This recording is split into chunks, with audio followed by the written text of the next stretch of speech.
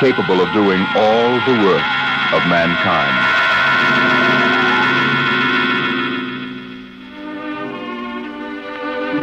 Yes, that's what the advertising billboard said in the year 2006.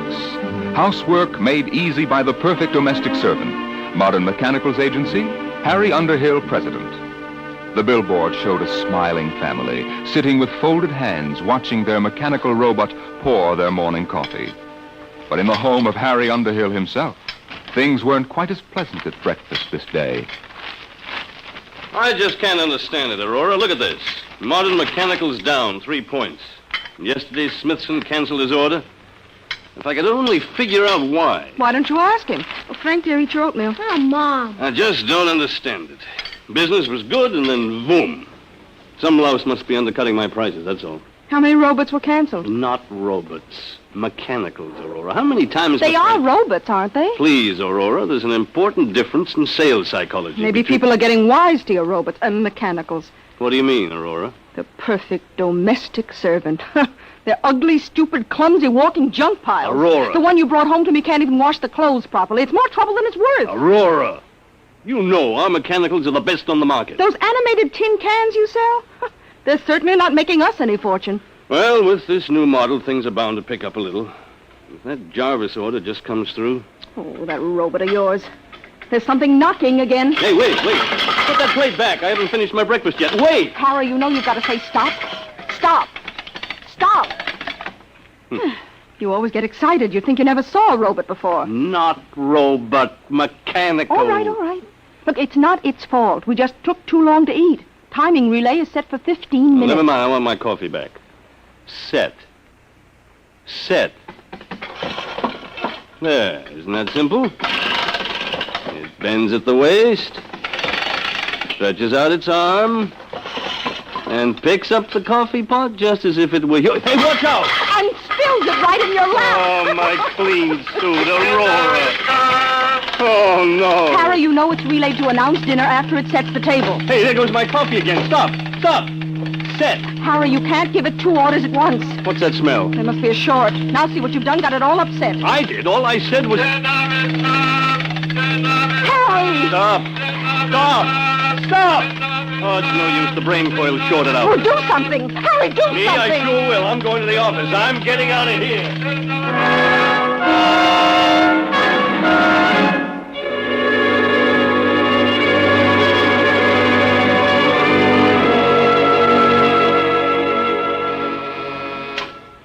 Yes, Lucy? Mr. Jarvis, Oh, put him on.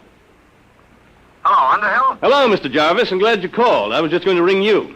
Well, I've got that whole shipment of mechanicals for you. 1 gross plain, 12 of the chromium fitted. Hold on, Underhill. I'm canceling the order. But the invoice is made out and Well, tear it up. I'm canceling. But why? Underhill, there's a brand new mechanical on the market that makes yours look like something out of a museum. Oh, now, look here, Mr. Don't Jarvis. now look me, Underhill. I've seen them, and I'm telling you it'll put you out of business. Goodbye. Goodbye. Yes, Mr. Underhill? That's the 3rd cancellation today. The world's going to pot. Yes, Mr. Underhill? No, never mind, Lucy. I'm going home.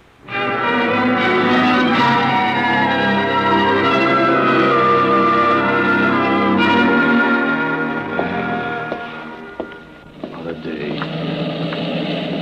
I wonder if Aurora'd smell it on me if I ducked into Garrigan's. She's got a nose like a beagle. Hey, that building wasn't here last week. Humanoid Institute, the perfect mechanical. Oh, no. We didn't have enough competition.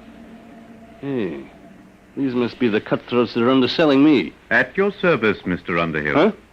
Oh, you startled me. Didn't hear you. Hey, you're a mechanical, aren't you? Not bad. Very lifelike. Won't you come in, please, and examine our service? Yeah, that's a remarkable voice. They've licked the variable inflection problem. You know, I'm in the same line myself. Mechanicals, I mean. We're aware of that, sir. Oh? Hey, some building you've got here. You sure got it up in a hurry. The Humanoid Institute at your service, Mr. Underhill. Yes? Oh, how'd you know my name? For us, that was not difficult. Oh, is that so? Oh, wait a minute. This is ridiculous. Talking to a mechanical. Must be somebody inside operating you by remote control. No, Mr. Underhill. Of course, there is Humanoid Central, which powers and controls all of us, but that is located on Wing 4. Wing 4? A planet in a remote part of the galaxy. Oh, yeah. Well, may I see your salesman, please? We employ no human salesman, sir. We ourselves can accept your order for immediate humanoid service. Oh, wait a minute. You can't expect me to buy one. I'm in the business myself. There will be no more need for your electronic mechanicals, sir. Once you have accepted our service, you will no longer have to work. Everything will be done for you. Everything? That's quite an offer. At that rate, you'll have trouble supplying the demand. I think not, sir. As you can see from our storage room. Humanoids are now arriving at the rate of 5,000 per hour from Wing 4. 5,000 per hour? We are anxious to introduce our complete service on this planet, sir, to bring happiness to everyone. May we come out to your home for a free trial demonstration? No, I admit you're remarkable. The voice and movement, graceful even. But I'm still in business, and what's more, I wouldn't have you around the house. I'm afraid you will have no choice. Sooner or later, it will be necessary. Oh, is that so? Over my dead body, let me out of here. At your service, Mr. Underhill.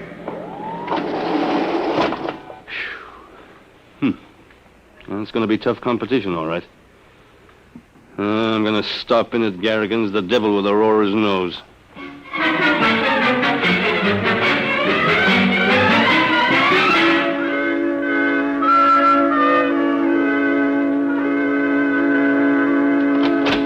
Oh, hi, Pop. Hello, Frank. How was the football game? We won. 78-3. Guess what, Pop? You made all the touchdowns. Nope. Mom took in a boarder. She what? Aurora! She said if your business was going to fall on his face, she had to do something to make some money. Oh, she did, huh? Harry, what's all the racket for? You tell me. What's this about a boarder? Shh, Harry. He's going to live in that little apartment over the garage. Oh, no, he isn't. You know I don't want any strangers around here. Harry, please, shh. Look, he won't bother you. He's a nice old man. Oh. He just wanted a room and a place to work. He's an inventor, I think. Oh, he is he?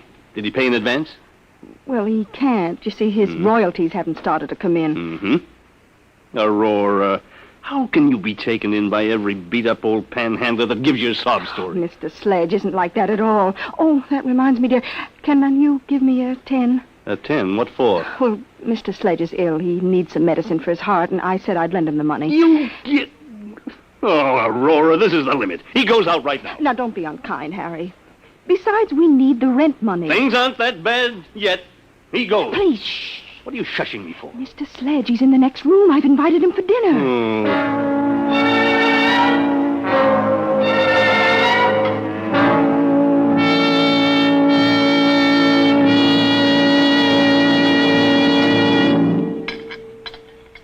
Frank, dear, wipe your mouth. Oh, Mom. More gravy, Mr. Sledge? No, thank you, Mrs. Underhill. Mr. Sledge, my wife tells me you're a traveling man. Expect to move on soon? Harry. I had hoped to do a little work, Mr. Underhill. You see, I've applied for basic patents here on Earth for a very important development. Oh, a new invention, huh? Yes. My field is rhodomagnetics. What? Rhodomagnetics. It's a new force field theorem, key to the second triad of the periodic table. Rhodium, ruthenium, and palladium. I'm afraid I'm a little rusty on my science. It's well known in other parts of the galaxy, but I've been able to apply for basic patents here. Worth millions, huh? Perhaps you find it strange that the holder of such valuable property should be in need. Well, yes. I'm a refugee, Mr. Underhill. I arrived on this planet only a few days ago. Mm-hmm. But you will be shoving on again. Oh, for goodness sakes, Harry. That's all right, Mrs. Underhill. I understand. After all, I am an intruder in your home, and if it inconveniences you at all, I'll find some other place to sleep and set up my workshop. Harry, your robot is spilling the coffee again. I'll have to have it tightened up. Why doesn't your company bring out a better mechanical? One smart enough not to spill things. Wouldn't that be splendid? The perfect mechanical already exists, Mrs. Underhill. They're not so splendid, really. They are why I am a refugee today. Oh?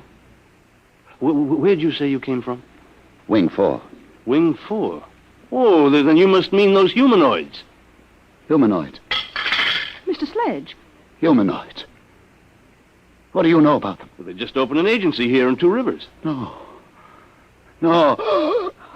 Harry. What is it? What's wrong, Mr. Sledge? Give him some water. It must be his heart. Call Dr. Winters, Aurora. No. I'll be all right. Here, you better sit down. I'm sorry. It was just shock. I came here to get away from them. The humanoids? Yes. I wanted to finish my work before they came. But now, I won't trouble you any further. But, Mr. Sledge, Harry, he's sick. Well, Mr. Sledge, I don't think you'll have to go right away. He can stay, Harry. Sure, after all, the way those humanoids are coming along, I'm liable to become a refugee myself any minute. Guess we might as well stick together, eh, Sledge? Oh, that's better. Oh, you look ill, Professor. Maybe you ought to lie down on the sofa and rest. No, thank you. I must get back to my workshop now. I haven't got time to rest. There's so little time left for all of us.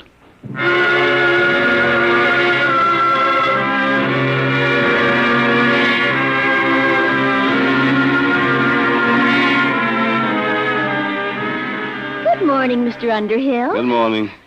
Mr. Underhill, you look awful. I feel awful.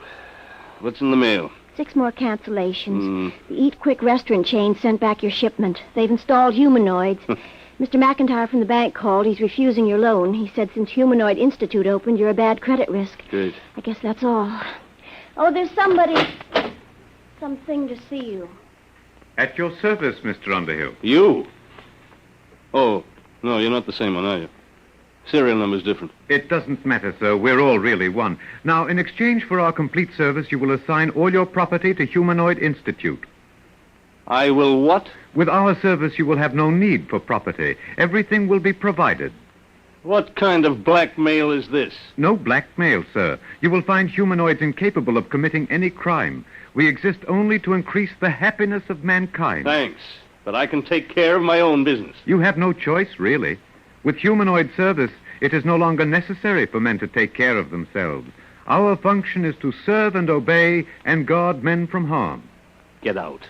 Very well, sir. When you wish to sign, let us know. Get out. Get out!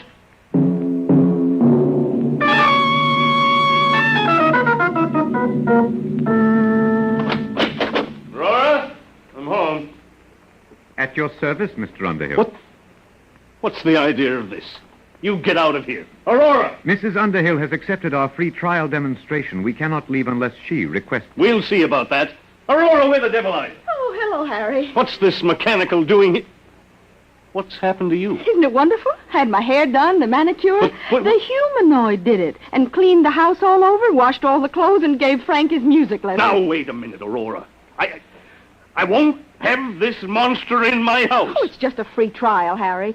Just wait till you taste the dinner it cooked. Everything you like best. Roast duck. I don't care if he cooked a... Duck? And the most complicated pastries. I could never cook like that. Well, might as well eat. But I'll need a drink first, though. All right, I'm Doc. sorry, sir. What? We exist under the prime directive to guard men from harm. Alcoholic beverages in excess are bad for human consumption. We have taken the liberty of removing them from the house. Now, look here. Mr. you Underhill, dinner is served.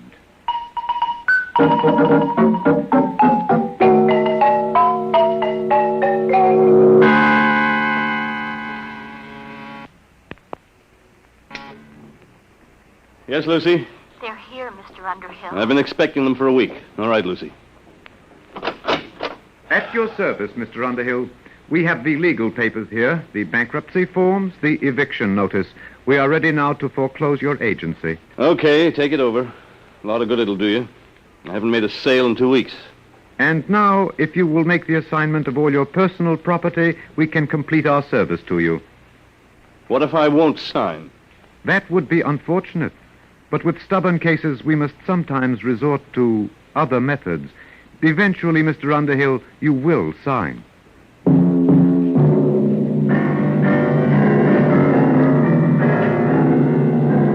Of all the darn, stinking darn... Whoa, Frank, what's the matter? What's the trouble, son? That old humanoid. Oh, You're not happy? You should be. It's guaranteed. They took away my football. They said it was too dangerous to play with it. And my roller skates and my scout knife and everything. Did they leave you anything? Just some stinking old plastic blocks. Soft blocks. They said I couldn't get hurt with them. Dad, I want my football back. Can't you do anything? I don't know, son. I don't know.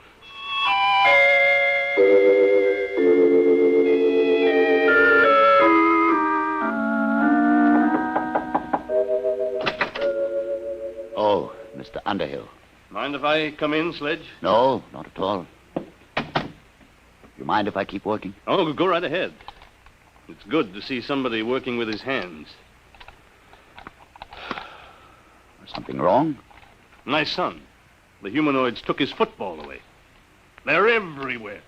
They've smashed my business, taken over my house. Sledge, isn't there some way to get rid of them?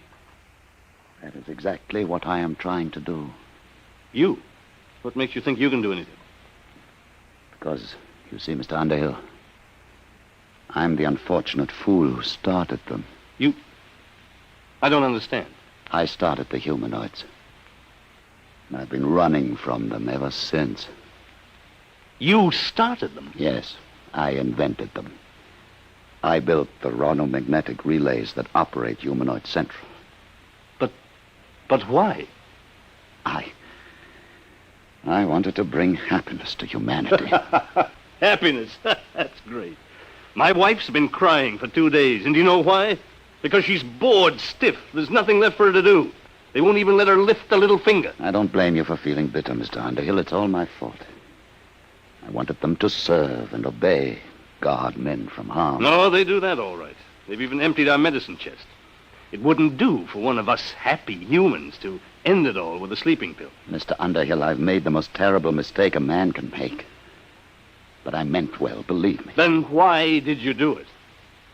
I thought I could rid the universe of poverty and hunger by inventing the perfect mechanical. They're perfect, all right. Too perfect. Yes, that's the trouble. They obey the prime directive too literally. They kill men's souls with their kindness.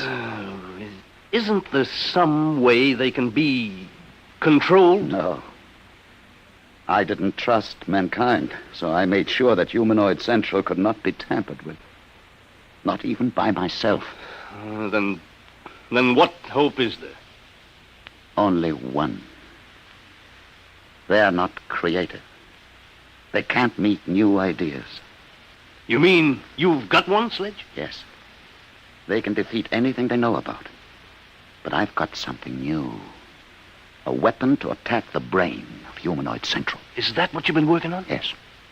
Now that they're here, there's little time left. Either we destroy them, or they will destroy us. Okay. What has to be done? This tuning circuit. Hmm? You see, I need 2 bus bars here.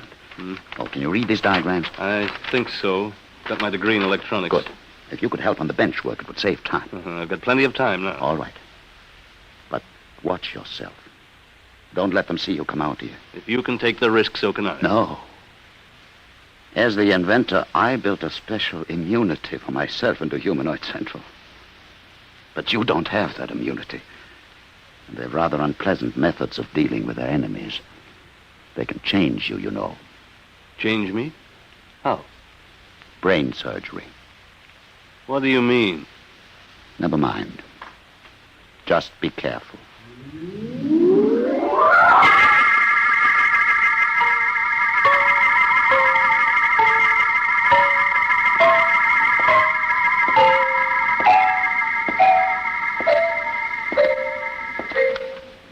Mr. Underhill. What do you want? You're going to meet with Mr. Sledge. Yes, as a matter of fact, I'm going to collect the rent. Mr. Underhill, you have spent the past 2 afternoons in his room. In view of your association with Mr. Sledge, we feel that our free trial must be terminated. We suggest that you accept our total service and make the assignment of your property immediately. And if I don't? Then, sir, we may be forced to resort to other methods. Well, give me one more day to think it over. Very well, sir. Tomorrow. That will be your last chance.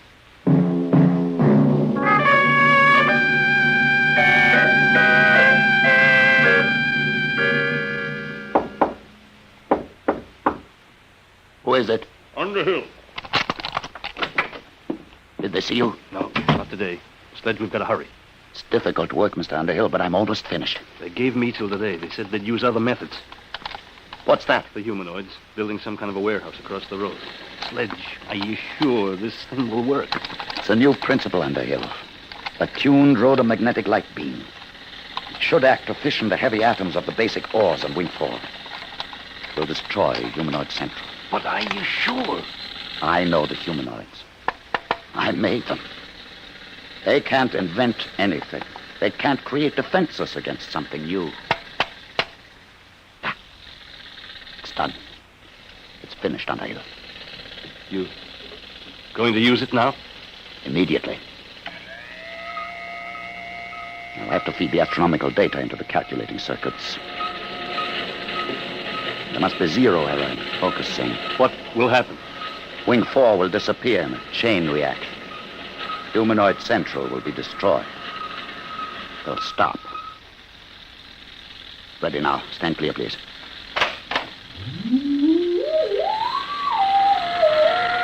Power's building up. Step on this rubber mat, Mr. Underhill. We must be shielded when I cut in the full power load. Hurry, Sledge. I've waited 30 years for this moment, Underhill. When Wing 4 is destroyed, the humanoids all over the galaxy will stop. They'll stop dead. You won't hear those drills. Sledge. All right. Now.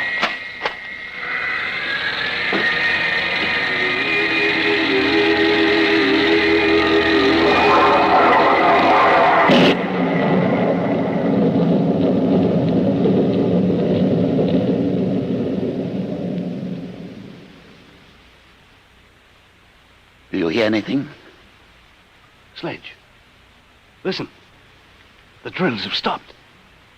They've stopped. You can see them. The humanoids have stopped. They couldn't guard against something they couldn't understand. It worked, Underhill. We're free now. Goodbye, Wing 4. Humanoid Central is destroyed. At your service, Mr. Underhill. No, Sledge. Get out of here. Get out. You were attempting to break the Prime Directive. It is therefore necessary to interfere. But you stopped. I saw you, all of you. In order to guard against Mr. Sledge's beam, it was necessary to stop all units momentarily to concentrate power. That necessity has passed. But it was new. You can't invent anything new. No, sir, but we were able to adapt the screening principle you yourself invented.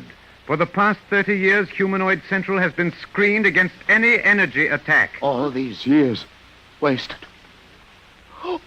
All these years. Your immunity has ended, Mr. Sledge. It will now be necessary for you to accept our full service. No, I'll stop you. I'll stop all of you. No, Sledge. I'll stop you with my bare hands. I'll kill you Sledge, all. don't. It's no use. Do not worry, Mr. Underhill. At worst, he can destroy one unit. There are millions more. Sledge, you'll hurt yourself. Sledge! I'll kill him. He's sick. It's his heart. You, get a doctor. Until he surrenders, we can neither aid nor hinder Mr. Sledge. Do you surrender your immunity, Mr. Sledge? Have to. Last chance. Gone. Yes. Help me. Help me. At your service, Mr. Sledge.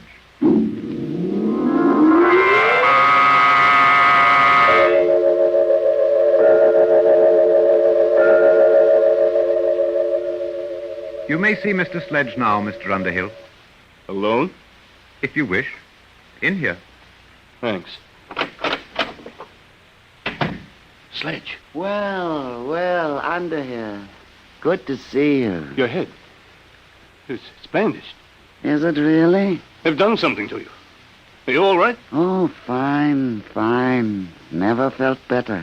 You never felt better. No. In fact, I feel 10 years younger today. You sound so happy. Why not? These humanoids have made a new man of me, Underhill. They're wonderful, aren't they? Wonderful? How can you say that, Sledge? Only yesterday you hated them. You were trying to destroy them. Destroy them? Why? You don't remember? You've forgotten what they're doing to us all? They're killing us with kindness, taking away all our incentive and pride of accomplishment, turning us all into pampered, useless pets, parasites, with nothing left to do but just sit with folded hands, at the mercy of these mechanical monsters. At your service, Mr. Underhill. You? You seem troubled, Mr. Underhill. Are you unhappy? Unhappy? You bet I'm unhappy. What have you done to Professor Sledge to turn him into this babbling idiot? We were forced to operate. For years, Mr. Sledge has been suffering from a benign tumor of the brain. It caused him to have hallucinations, to believe that he was actually the creator of the humanoids. Did I? Yes. It was these delusions which were making you unhappy. Oh. Well, whoever did invent the humanoids, I certainly owe him a debt of gratitude now. Sledge. You see, Mr. Underhill, we have ways to correct these abnormal conditions. Even Mr. Sledge is happy now. You operated on his brain? Yes, Mr. Underhill. And now we are at your service. At my service? You mean you're going to operate on... No. The time has come for you to accept and enjoy our complete service. You will now sign our agreement. Look here, If you are unhappy, it only takes a simple operation. No. Who said I was unhappy? I'm very happy. I'll sign your paper. You don't have to operate on me. I'm happy. I'm very, very happy. Very happy.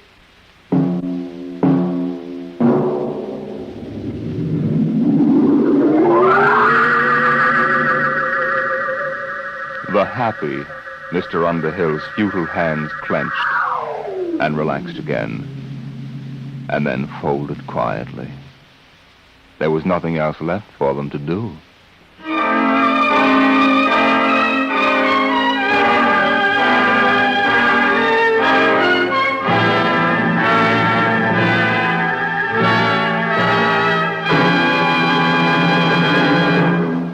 You have just heard the Jack Williamson story, With Folded Hands, an adventure in time, space, and the unknown world of the future, the world of Dimension X. Now, about next week. Do you believe that in the mind of man there lies a force potentially more powerful than the atomic bomb? And perhaps someday, in the not-too-distant future, a man sitting quietly in his room, just thinking, may generate enough mental energy to control the destiny of the world. How? We'll tell you next week. Tonight's story on Dimension X was adapted for radio by John Dunkel. Featured in the cast were Philip Bourneuf as Harry Underhill, Alexander Scorby as the humanoid, Peter Capell as Professor Sledge, and Bryna Rayburn as Aurora. Your host was Norman Rose. Tomorrow, hear Sam Spade. Now, it's Truth or Consequences on NBC.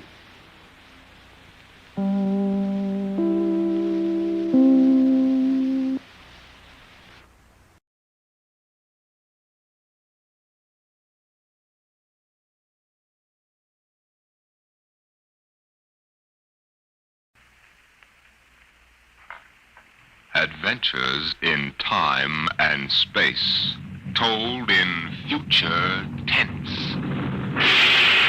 Dimension X.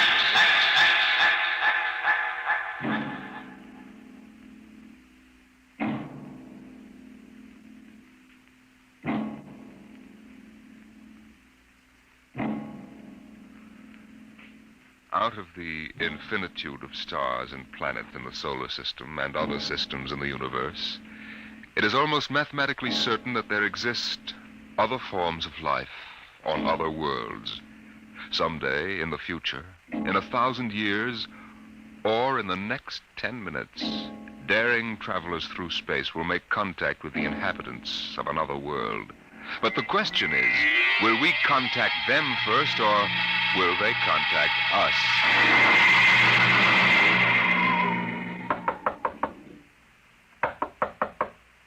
Come in. This is Broderick's private detective agency. Check. My name is Graffius of Springfield. I would like to see Mr. Broderick. Check. What is it, Dolan? There's a guy outside. What kind of a guy? Oh, a great big guy with a big shining head and thick glasses like the bottoms of Coca-Cola bottles. And he looks like a professor or something. What I mean is, does he look like a client or a bill collector? He didn't say. Okay, Iron Man. Send him in. Check. Mr. Graffius, Mr. Broderick will see you. Thank you. Mr. Broderick. In the flesh. Okay, Iron Man. Step outside. Check. If you need me, I'll be outside. You'll have to excuse Mr. Doolin. He's a very useful man if you happen to want a house moved or somebody's head unscrewed from their shoulders. His reflexes aren't too good. He's what you might call underorganized. I suspected as much. All right, Mr. Graffius. Let's get down to business. Precisely. I would like your assistance in helping me locate something here in New York City. Just what are you trying to locate, Mr. Graffius? The Martian embassy. Would you say that again very slowly? I came to New York to locate the Martian embassy. Martian? Like in Buck Rogers? Precisely. Agents of the government of the planet of Mars. Dolan! What's the trouble, boss? Throw him out. He's a crackpot. Of course, if you wish me to leave, I will leave. But before I go, you might examine this. You'll find it quite authentic. Holy mackerel. A 5th-century note. Let me see that. Sit down, Mr. Graffius. Sit down. Make yourself comfortable. Dolan, get Mr. Graffius a light. Check. Okay, Mr. Graffius. Your remarks about our speckled friends, the Martians, I shall ignore. This being the year 1955, I assume you were joking. On the contrary, I'm completely serious. As it happens, I'm interested only in Martians at the moment. I see. Okay, shoot. It occurred to me in the course of my studies that we Earth people cannot possibly be the only intelligent form of life in the universe. Out of the infinitude of stars and planets, there must definitely, mathematically, be others. Since Mars is older geologically, and since it is also an atmospheric planet, its evolutionary history could easily be similar to ours. You follow me? Well, so far, I can't say no. But if this is true, then they must have been watching us, observing us, for hundreds, possibly thousands of years. What for, blackmail? Shut up, Dolan. They know, then, that we are not far from achieving space travel. Atomic rocket ships that can travel to other planets. They also know we're a militaristic, warlike race. We might conceivably set out to conquer and occupy Mars one day. In which case, they'd try to get the jump on it. Precisely, Mr. Broderick. And how would they do that? For a civilization as old as theirs, space travel would be a simple enough matter. Flying saucers. I read about it. Relax, Iron Man. Go on, Mr. Graffius. If you were planning to attack an unknown nation, what would be your first move, Mr. Broderick? Intelligence. Find out what the odds are. You have a very logical mind, sir. You would send agents to scout the nerve centers of earthly civilization and advancement. Not in Kansas City or equatorial Africa, my dear sir, but here in New York City. The most technically advanced spot on Earth. Uh-huh. And, you want me to help you prove this theory of yours? Precisely. Expense does not interest me. Well, this may take a very long, long time, Mr. Graffius. After all, nobody's ever seen a Martian. I assure you, they will be very ordinary-appearing people.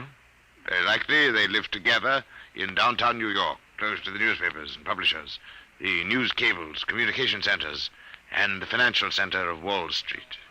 Most certainly, they live in a private house with no servants to pry into their affairs. Some ordinary people who live in a private house in downtown New York. Yes. I might just as well look up Martians in the classified section of the phone book. There's one other lead which might help you. What's that? They would be almost certain to subscribe to every conceivable type of newspaper, scientific journal, foreign language publication. Mm-hmm. Well, that might be something. Okay, Mr. Graffius. It's a deal. Excellent. I shall contact you tomorrow. Oh, before you leave. Yes? Just as a matter of interest. Why are you so interested in meeting up with these Martians? Mr. Broderick, I wish to avert the catastrophe of a successful Martian invasion of the Earth. Naturally, I cannot go to the police or the military. I'd be laughed out of existence. So I'm doing this privately. You seem to know all the answers, Mr. Graffius. Not all of them, Mr. Broderick. Not quite all the answers. Not quite yet.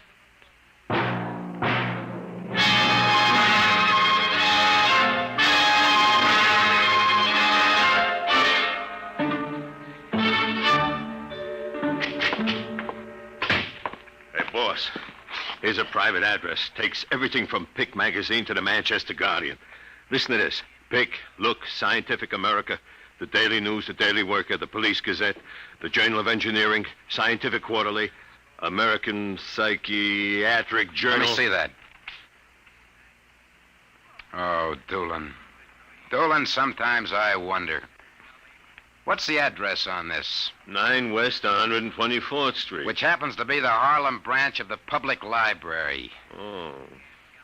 Now listen, Noodle Brain. Check all the renting agents. Find out every private house in downtown New York. And then cross-check with the magazine subscription departments of the scientific magazines. You got that? Check. I wonder. Boss, what's the sense of all this?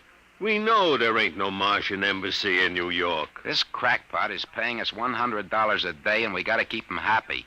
You understand? Yeah. Also, I've got a hunch that Mr. Graffius isn't looking for any Martian embassies. He's looking for something quite different. Now start making with a telephone.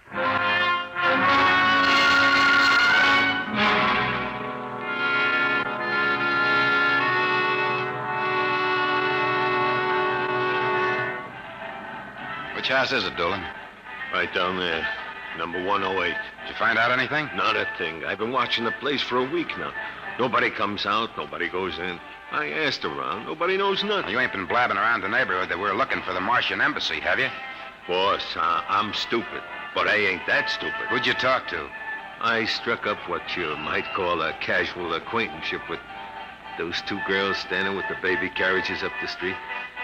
The cute one is real cute. Now, look, Doolin, don't try to do anything intelligent. Just keep walking up and down. See? Check. I'm going back to the office to meet Graffius. See you later, boss.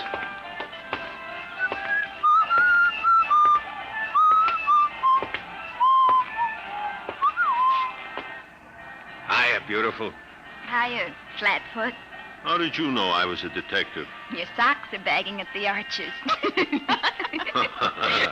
Well, stick around, beautiful. I'll be back in a few minutes, and we can make some beautiful music together. Listen to Romeo, Helen. Her name is Doolin, honey. Iron Man Doolin. Your line is getting rusty, Iron Man. What do you want to fool around with him for? He reminds me of my husband. Just a big, good-natured slob. Helen, look. Oh, hey, Doolin! Doolin, look out! Look out!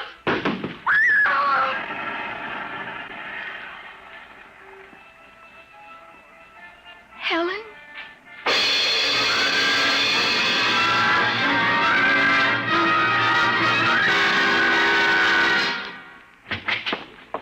Sorry to kept you waiting, Mr. Graffius. Not at all. Doolin found a house down in Greenwich Village, privately rented. Number 108 Conklin Street.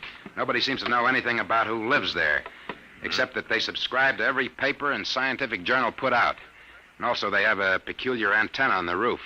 You don't suppose your Mr. Doolin will try to get inside the house? No, he knows better. Mr. Broderick, I assure you, if that place is the Martian embassy... Doolin can take care of himself. Still, I wish you had informed me before. Well, that's probably him reporting back now. Excuse me. Hello. Yeah, speaking. Doolin? Yeah, he works. What? Oh, no. No, I can't think of any. Yeah, sure, okay. Yeah, I'll be right down. Okay, Lieutenant. Yeah, right away. Something the matter?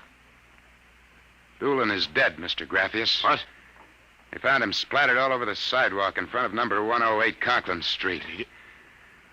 How did it happen? There were some witnesses. They said a building cornice dropped on him. The cornice? But how? It fell off the building next to 108, right on top of him. Come on, we can get a cab. I have to identify the body.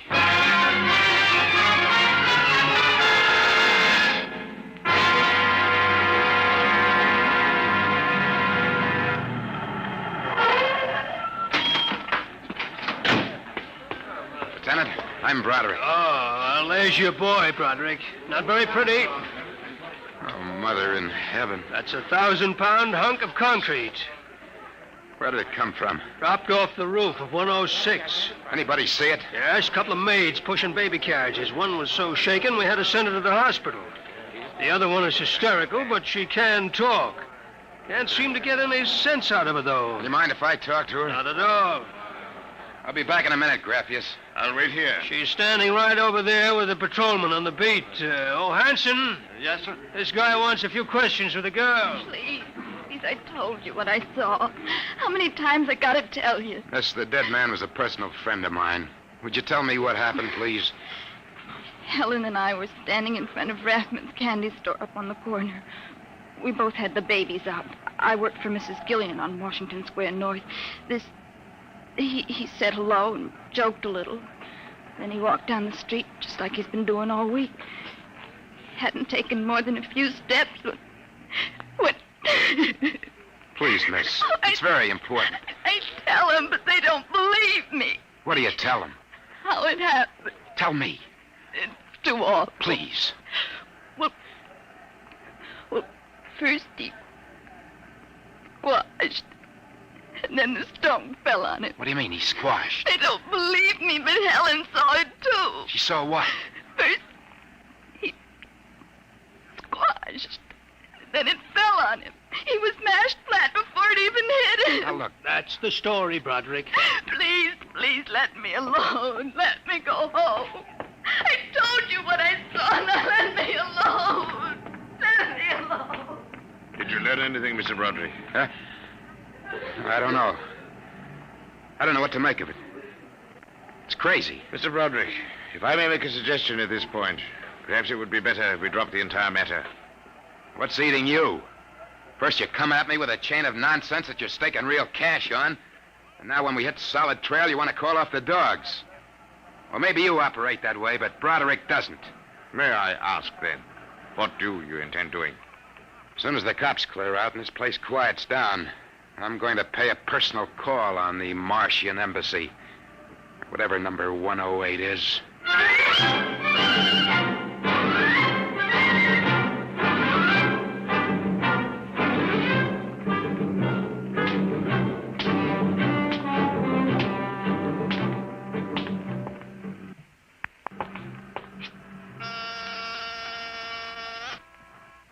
Whatever you are, open that door. Got 2 heads or 10 fingers. I'll drill you like a platoon of rookies.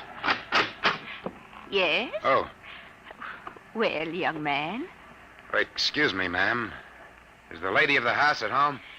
I'm the lady of the house. Well, my name is Broderick. I represent the Manhattan Child Adoption Center. We're soliciting funds and clothing for stranded and unadopted children. I wondered if... Oh, won't you come inside? Well, we don't usually... Oh, nonsense. I'm old enough to be your grandmother. Besides, my son, Lauren, is working at home. Your son? He's a bibliographer. He writes summaries of articles and books from scientific journals and publications for libraries and universities. I see. Well, sit down, Mr. Broderick. We get so few calls, and I do like to visit. Oh, thank you. Now, what was it you wanted to talk to us about? Oh, well, I wondered if you or your son...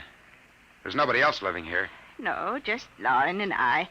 I'll have to ask him about the contribution, but I'm sure he'd like to. Good. Thank you very much. I'll send a representative to collect... Oh, please stay a moment. I was just about to have tea. Let me pour you a cup. Well, no, thanks, really. No, young man, I insist. Well, thank you. I was getting awfully tired of having tea by myself every afternoon. You know, I'm not very much of a tea drinker, but this seems to have a strange taste. It's my own recipe. The secret is in the brewing. It's sweet. Yet almost Metallic. It takes a few sips to get used to, like olives. Uh-huh. Well, I think I better be running along. Oh, but you haven't finished your tea, Mr. Broderick. I better be going. I'm late. Oh, you're not being very polite. Do finish your tea. No, really, I feel funny. Oh, I'll call Lauren. No, I'm leaving. I'm dizzy. Oh, I'm sure Lauren can help you. I'll call him. Oh, no, don't bother. But I must. Besides, you aren't well. Tea. Lauren! Gotta get out. Lauren, hurry. Got out of my way. No, you must stay. You drugged my tea. Let go of my arm. Lauren! Let go. Gotta get out of here. What heaven? The other one, that Broderick, he was here. I drugged his tea. He got away. Fool, idiot. Go after him. Use the pressure ray. Risk another murder on our doorstep. Are you insane? What he suspects. We'll have to take our chances. We'll have to think of some other way. How did they find us? I don't know how, but I'm certain someone else sent them. Who? I don't know. I'm afraid to let myself think. It might be them.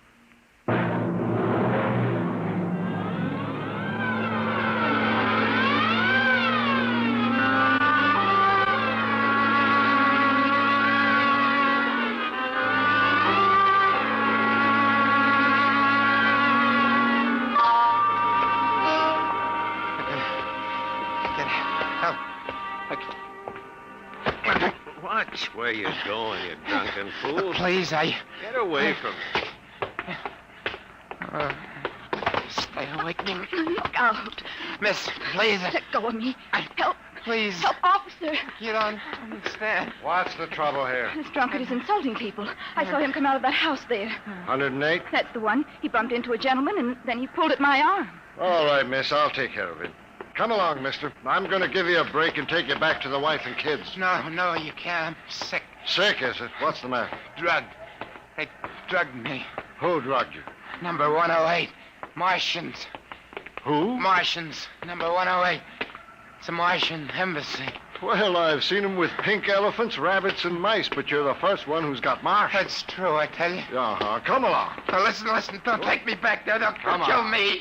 Look, I gotta make you understand. Here, I'll help you up the steps. Please, my name is Broderick. I'm a private dick. We'll find out about this. Here, don't try any tricks. Officer, please listen. I'll give you anything. I'll give you $1,000. Please listen. For God's sake, listen. Listen. Yes, officer. Why, Broderick. You know this slush, Granny? Why, that's my son, Broderick. No. Martian. He's in pretty bad shape. You better get him to bed. Oh, dear. He was doing so well at the Alcoholic Society. He must have gotten off again. Looks like he's ready to pass out. Lauren! What is it, Mother? Oh. Your brother, Broderick, has been drinking again. Look out, he's passed out. I'll take care of him, officer. We've handled this sort of thing before. Can you manage okay? We'll be fine, thank you. You've been very kind, officer. Nothing at all, Granny. I know how it is with these alkies. Well, I'll be seeing you.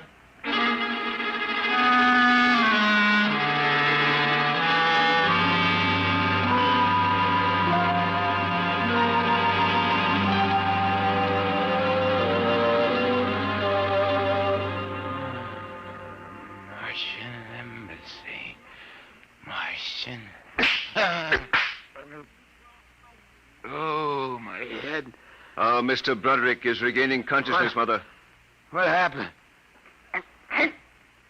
Oh, I can't get up. Do not struggle, Mr. Broderick. It'll be impossible for you to rise from that chair. The pressure from this ray will keep you there. Ray? What? Who are you? You've already guessed, Mr. Broderick.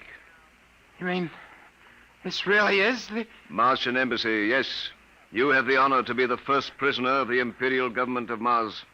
First prisoner? Yes. After the invasion, of course, you will all be our prisoners. Hey, look. What sort of a business is this? No business, Mr. Broderick, as your people will soon find out. Our preparations for invasion are nearly completed now. As soon as we give the signal, our armed forces will launch a surprise attack, and then the Earth will be ours. You're crazy. Not half as mad as you, Mr. Broderick, to come muddling so foolishly into our affairs. That was a fatal mistake. So, Doolan's death was no accident, then? Assuredly not. We found it necessary to use a pressure ray on your friend. The block of concrete was an afterthought. We thought it might help to avert suspicion. All right. What happens now? If you cooperate, you can look forward to a quick, painless death like your friend, Mr. Doolan. If not? This pressure ray has many delicate adjustments. It can move a pin, or it can crush a boulder. Let me demonstrate.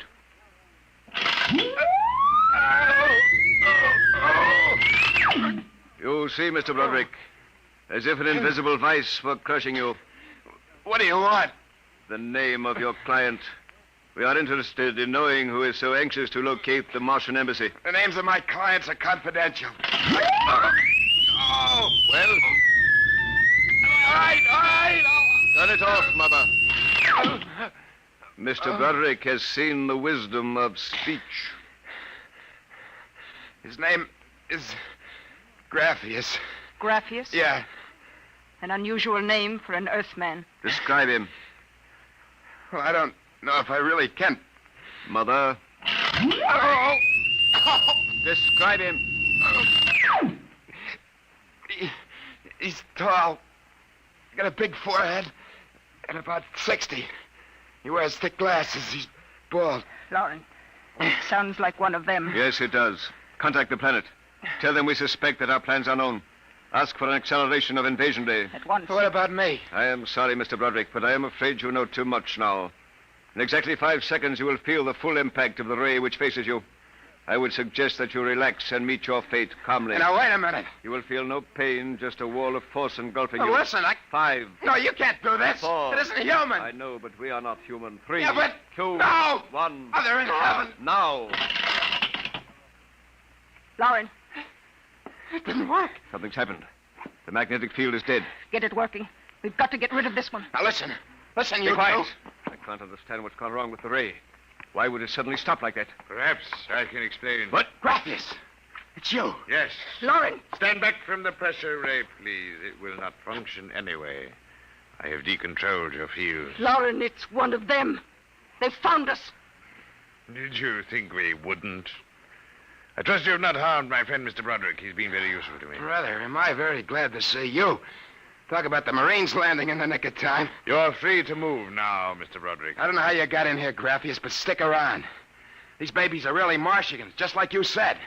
They're planning to invade the Earth and take over.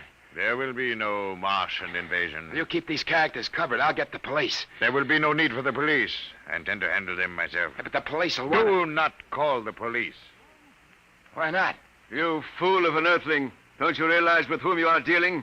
The invasion of Earth by Mars will be like child's play compared... Lauren! Holy mackerel. They just flattened out. Like your friend, Mr. Doolan. I detest the use of violence where the intellect can rule. But unfortunately, the Martians are a threat to us. It must be destroyed. I believe you now. Another 5 seconds, they'd have finished me. I'm glad you didn't waste any time. There is little time to waste.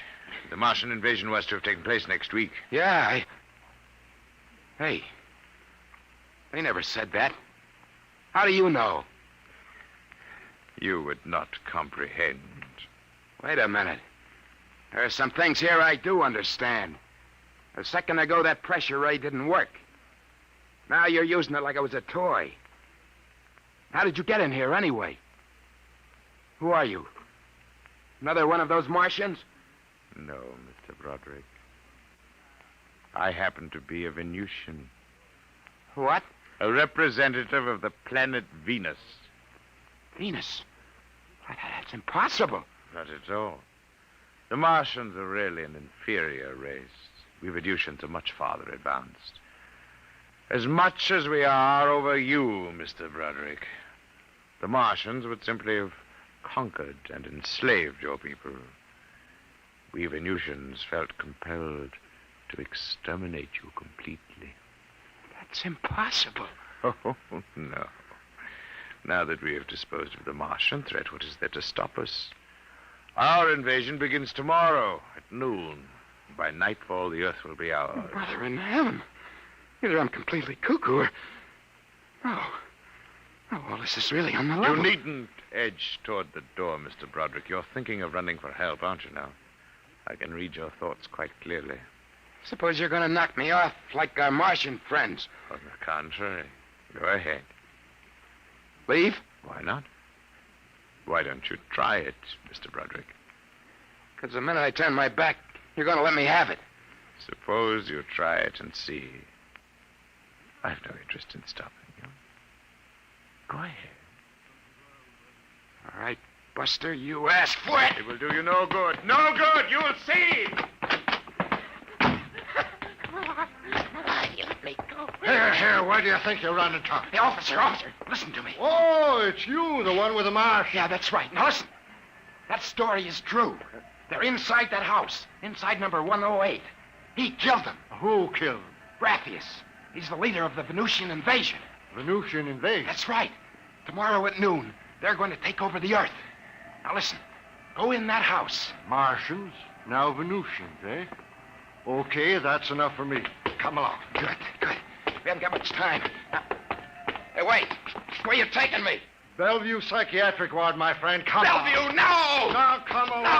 Why don't you listen to me? Why are you such a fool? Let go of me! You're loony as a bedbug. Come on! No! I tell you, there's going to be an invasion! The Venusians are going to invade us, don't you understand? You gotta believe me! You gotta believe me! All right, I believe you. Oh, why don't they listen? Why don't they believe me?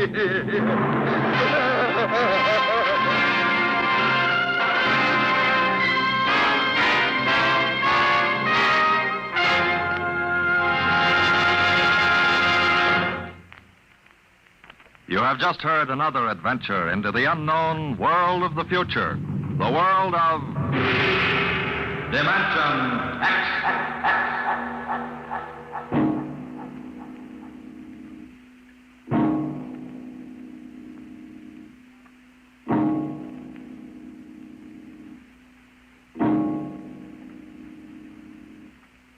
Next week, the story of Riesling, the strange blind singer of the spaceways.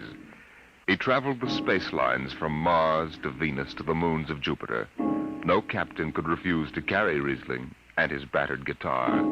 He sang of all the wonders of the galaxy, but his greatest song was of the sight he would never see, the green hills of Earth.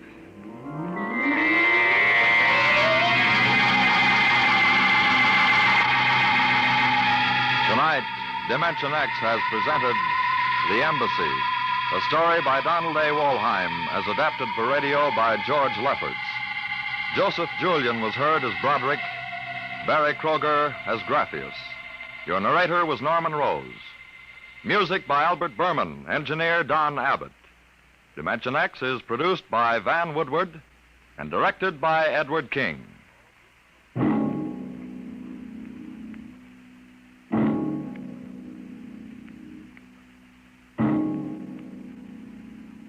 Tomorrow, hear High Adventure. Now it's Truth or Consequences on NBC.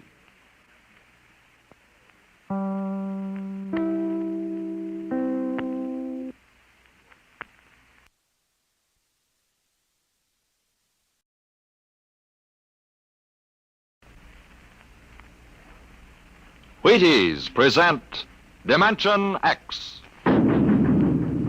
Adventures in time and space. Transcribed in future tense.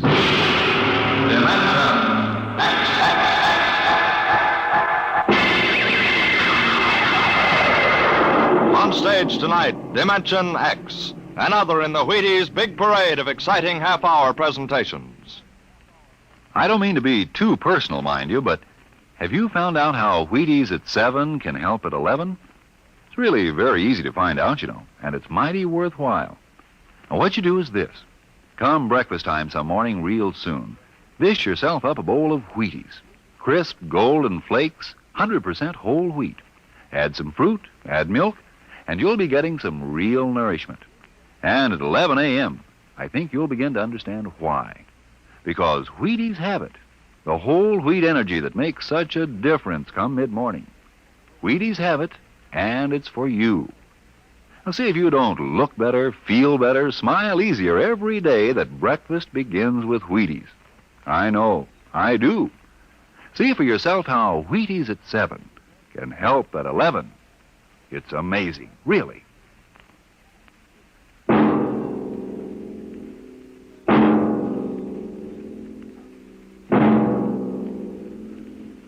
Do you remember when you were young, how your elders would tell you bedtime stories about the man in the moon? Well, tonight we have a different kind of story to tell about him. A story of suspense in the unknown world of the future, where anything can happen.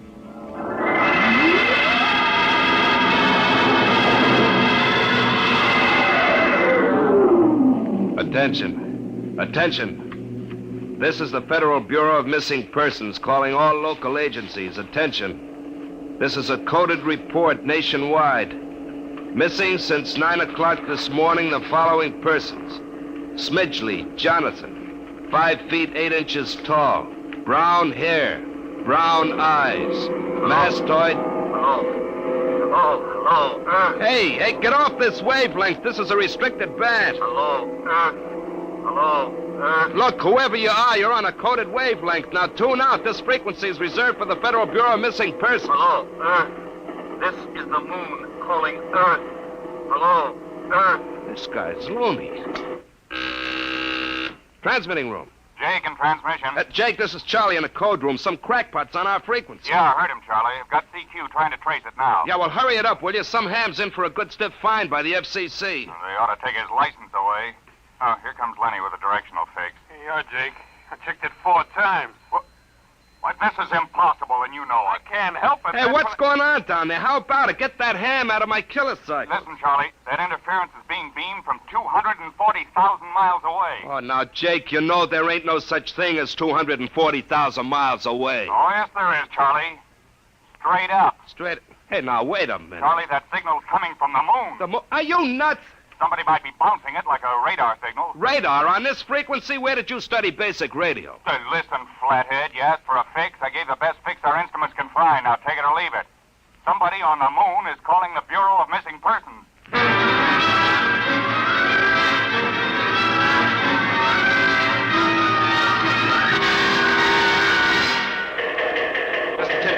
Mr. Timken. What's the sweat, Charlie? Shouldn't you be broadcasting? Now, listen, Mr. Timken, you know I'm a sober citizen, right? Never once have I broadcast with the smell of alcohol on my breath, right? In all your 12 years here at the Bureau, did I What's the matter, Charlie? We're picking up a message on our wavelength. Well, did you report to the FCC? I ain't got the nerve. Well, what's wrong? You'll scream when you hear this, Mr. Timken. You'll jump right out the window, but we are getting an SOS from the moon.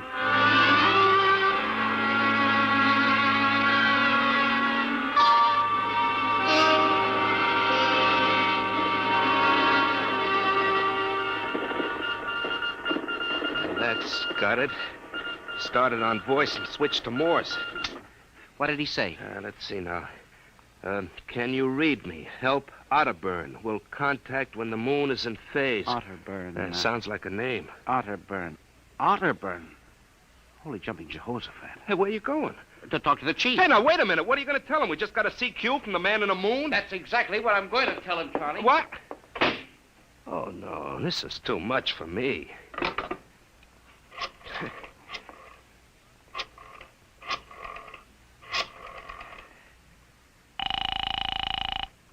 Washington Star-Ledger. Let me have O'Brien on the city desk, huh? One moment.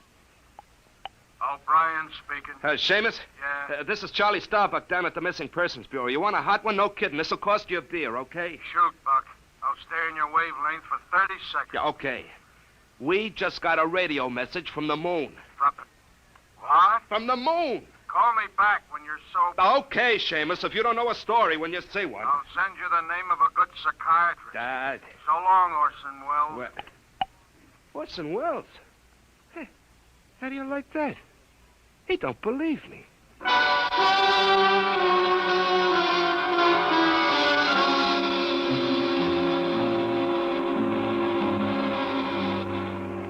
Otterburn, Mr. Wade. Does that name ring a bell? You're the man with the photographic memory, Henry. What about Otterburn? Cornelius Otterburn, atomic physicist, reported missing from his home in Baltimore on June 5th, 1945, just 5 years ago. Vanished completely. Are you trying to tell me you really think there's something to this man in the moon business? Henry, I'm surprised at you. This is some crackpot trying to jam the airways. But the name Otterburn is so unusual. So are a lot of names. But, Mr. Wade, I have a theory. Henry, you always have a theory. But, Mr. Wade. Out, Henry. Mr. Wade. Out. I'm busy. Yes, sir. I'm sorry, Henry. Oh, here, take this folder of reports for the death file. Oh, yes, sir. And no more nonsense, eh, Henry? I appreciate that you have a very dull job filing old missing person reports, and I appreciate that you take an active interest in the affairs of the Bureau. But, no more nonsense, hmm? No, sir, Chief. No more nonsense. Oh! Pardon me. Hmm? Are you Mr. Henry Timken? That's my name. Permit me, Jefferson Philo, scientific feature writer. May I have a moment of your time? Certainly. Just sit down at my desk right over here. Thank you. My, that's quite a stack of papers. Filing. I'm the records custodian of the Bureau. 12 years and never misplaced a record. Magnificent. Now, Mr. Timken. Yes? Mr. O'Brien, the editor of the Star-Ledger, said I might drop by and investigate a rumor. Only a rumor, mind you, that a message from the, moon? Well, we aren't certain it's from the moon. It may be a bounce. They have bounced radar waves off the moon, you know. Yes, I know. I wrote the first newspaper article on it. Oh, really? Well, I'd be interested to read it. I must have a copy in my briefcase. Well, don't bother. Oh, but I insist. There you are.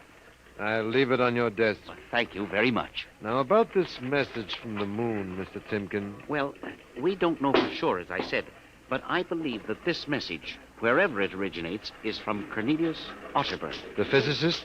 Oh, you know him. I once wrote an article on his contribution to nuclear mechanics. A brilliant man, Otterburn, years ahead of his contemporaries. Well, whoever is sending those signals, if he isn't on the moon, is at least using the moon as a sounding board, bouncing the signal. But why, Mr. Timken? Why? Look here, Mr. Philo. If you will come here tomorrow night at 8, we may learn the answer to that question. I have arranged with Charlie, our radio man, to let me use the equipment. May I consider this an invitation? You certainly may. Very well, sir. Until tomorrow night, then. Goodbye, sir. Goodbye, Mr. Philo. Goodbye. Lack-a-day. Now, let me see now. Well, that's funny. Where did this list of names come from? Paul Ahrens, astromathematician. Robert Simons, electronic engineer. Carl Parker, mining specialist. Oh, this must have got mixed up with the papers on my desk by accident. It's a peculiar list of names. Most peculiar.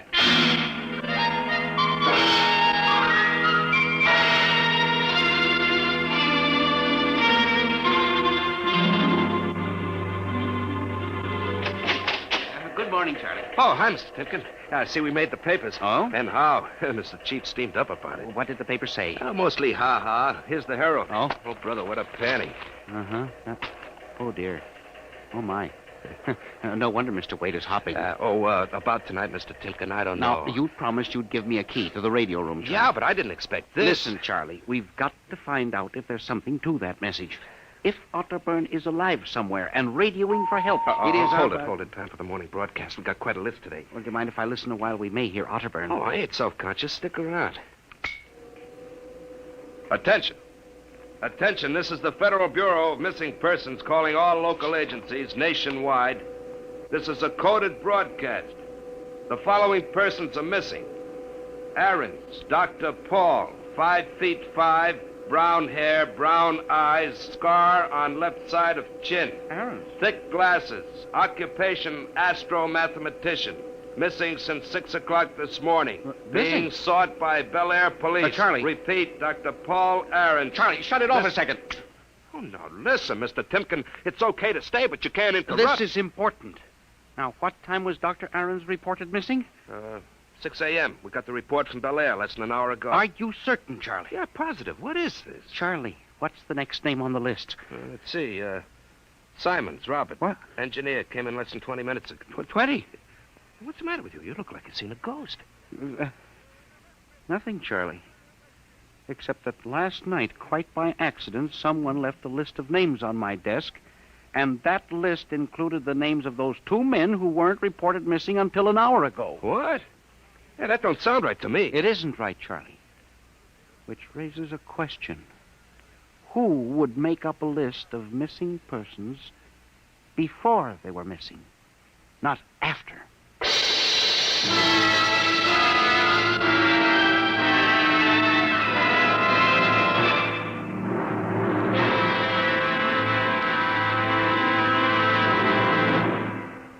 Dimension X will continue in just a moment. You know, friends, when I talk about Wheaties breakfast of champions, I mean something like this. Champions do eat Wheaties because they feel Wheaties give them energy they need and because they just plain like the way Wheaties taste. And even though they are champions, that isn't unusual. Sort of the way you and I look at it, isn't it? Here's Ed Prentice with a perfect illustration of my meaning. Now, young man, will you tell us what you do for a living? I pitch. You what? Pitch. You know, baseball. When you have a baseball team, you have to have a pitcher. I'm a pitcher. I pitch. Oh, yes, I see. And are you on a team? Yes, sir. I'm on the Cleveland Indians. Cleveland Indians, What is your name, young man? I'm Bob Feller, and you know it as well as I do, Ed. Sure I do, Bob. It's good to see you. This makes your 14th season playing with the Indians, doesn't it? Yep, Ed. 14 years. Well, tell me, Bob, how long you been eating Wheaties? Oh, about 20 years, give or take a couple. You mean you started eating Wheaties before you started playing ball? Why, of course. What's so strange about that? Most people start eating Wheaties before they get to playing ball. In fact, most people never start playing baseball. You don't have to be a ball player to enjoy the lift you get from Wheaties with milk and fruit. You're right as rain, Bob. No champ ever said a truer word about Wheaties, breakfast of champions.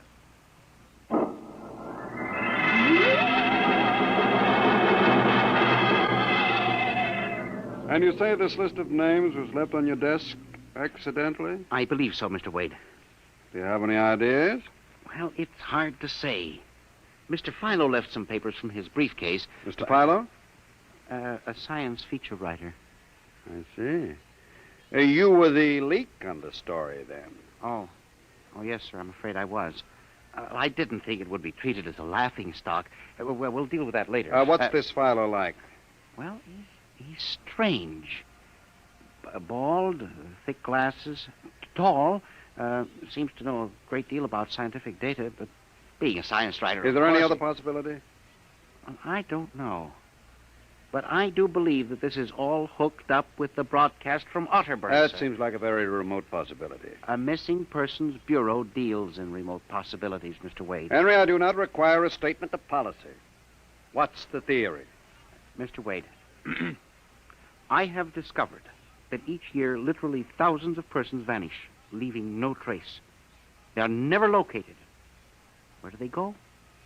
Nobody knows. And they disappear in interesting cycles. What sort of cycles? Occupations, for example. One year we'll have a run on, say, coal miners.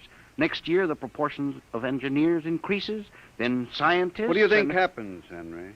Well, I don't know, Mr. Wade. But I'm beginning to suspect that somebody else has discovered the same phenomenon. Even to the point, perhaps, of being able to predict who will turn up among the missing next. Philo? I don't know. But I would like to find out. And you think Otterburn may be a part of this picture? I definitely do, Mr. Wade. Henry, do you honestly expect me to buy an idea like that? Well, it's more than an idea. The 2 top men on this list are missing. Maybe so, but the rest of them aren't. Parker, Watson, Gibbs. Well, I saw Parker in the restaurant where I had lunch today. Yes, sir, but and if you think I'm going to make myself a laughingstock by putting any belief in such a crack-brained theory... Well, Excuse me. Yes. Hello, Wade speaking. Yes? Yes, I see. What name? Just a moment. Henry, let me see that list again. Oh, yes, sir. Here you are, sir. Go ahead. I see. I'll get back to you. I guess I owe you an apology, Henry. Yeah. Sir? Carl Parker was just reported missing. Parker? The 3rd man on your list. Holy mackerel. Exactly. Henry, perhaps I've underestimated you. Maybe this time you really stumble onto something. What do you intend to do, Mr. Wade? I don't know. I haven't thought it out yet. I was planning to listen for another broadcast tonight in the hope that Otterburn might try to contact us again. I'll join you. I also invited Mr. Philo, the science feature writer, you know. I'll be glad to meet him. I'm beginning to get interested in your Mr. Philo. Mr. Wade, you don't think... That he's mixed up in this? I don't know, Henry. Mr. Wade, let's contact the police. No, Henry, I think we're better off keeping this between ourselves for the moment. I don't want the police laughing at the Bureau if you're wrong. I don't know, Mr. Wade. Besides, there may be more danger than you realize. Let's keep it quiet. Shall we, Henry? Yes, sir. I didn't realize there was any danger.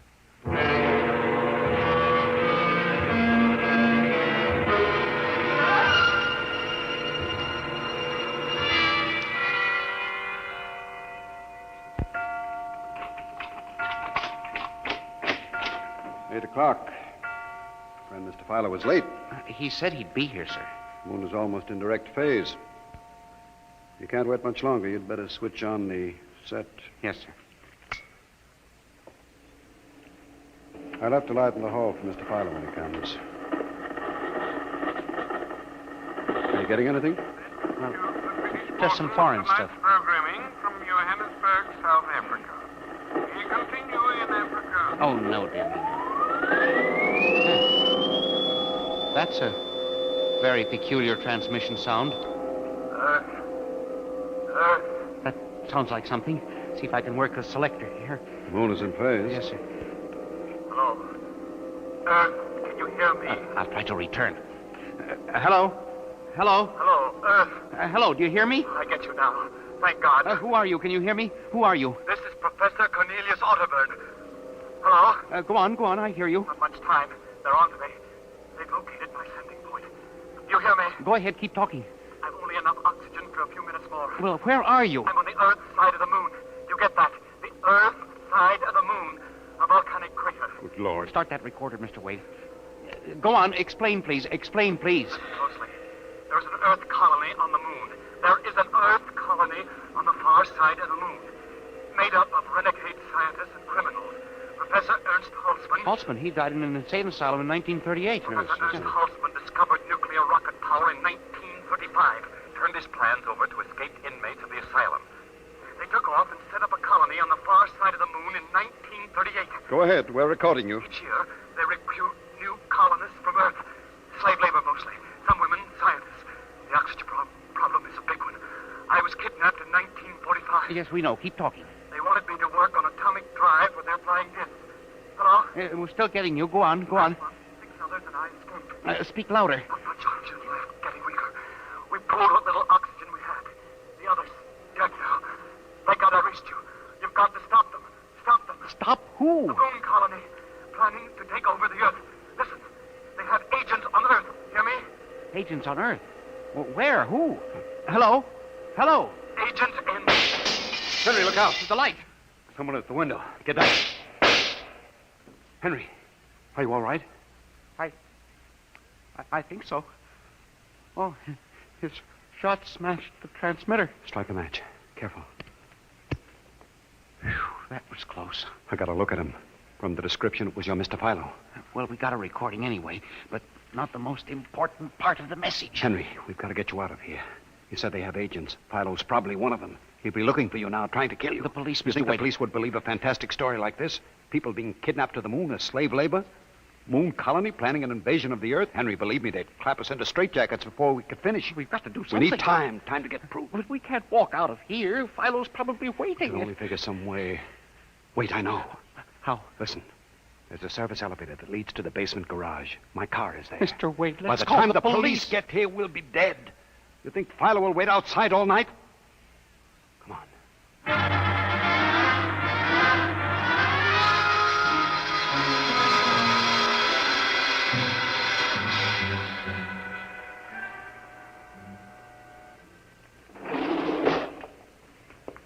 This is the basement. Come on. Keep to the side. Yes, sir. Shh. Here's the car. All right, Henry.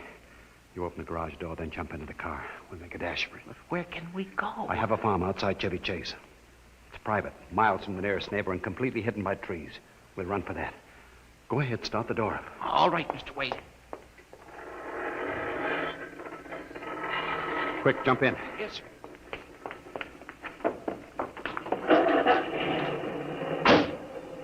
All right, here we go. Cross your fingers, Henry.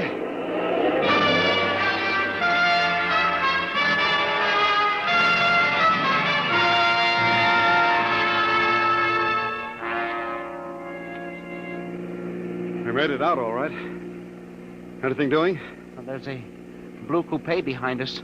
It seems to be following. I'll cut up Pennsylvania Avenue and out Route 1 toward Baltimore. It is following. He turned with us. Can you go faster? Not much faster. He's gaining on us. I've got an idea. Hang on, Henry. Yes. Why did you stop? Turn off the lights, quick.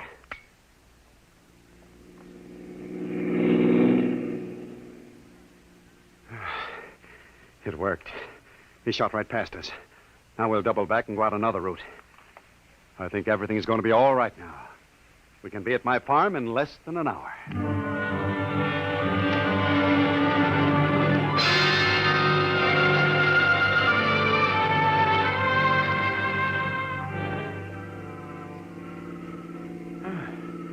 This place is really out in the wilderness, Mr. Wade. You can stay here indefinitely till we figure out the next move. Just up this dirt road now, there's a big abandoned wheat silo on my grounds. It's down in a hollow where it can't be seen except from the air. And even then, the oak trees shield it. We'll hide you out there. And we can leave the car here. We'll go to see. Come on. How did you ever find this place, Mr. Wade? I've always liked seclusion. Came up here to get away from it all. There's the silo. Well, it's certainly well hidden. There's a small door around the side. Come on. Yes, sir. Oh, careful of those bushes. It's hard to see them in the dark. Do you suppose Philo will find us? I assure you, Henry, that Mr. Philo will never find us here. Not in a million years. Here's the door. It's pitch dark.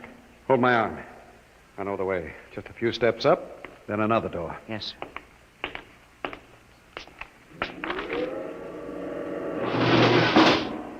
Steel. This is an unusual silo. Double walls, wood outside, steel inside. Completely fireproof. An army couldn't wreck it. We're inside the inner shell. Careful. You're in a circular room. Stay here a moment. I'll go outside and see if the coast is clear. In a moment, your eyes will become accustomed to the darkness.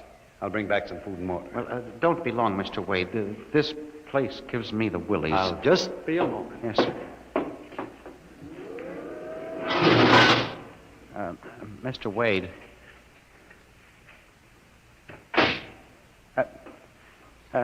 Mr. Wade. I swear I hear something. Mr. Wade! What's that? There is something. Good Lord. There's someone in here. It's locked. Oh, no. Oh, this must be a light switch. Oh, thank God. Oh, no. People. 10, 15, 20 of them. Mr. Wade! Help! Help! Will do you no good to shout, Henry. Mr. Wade, where are you?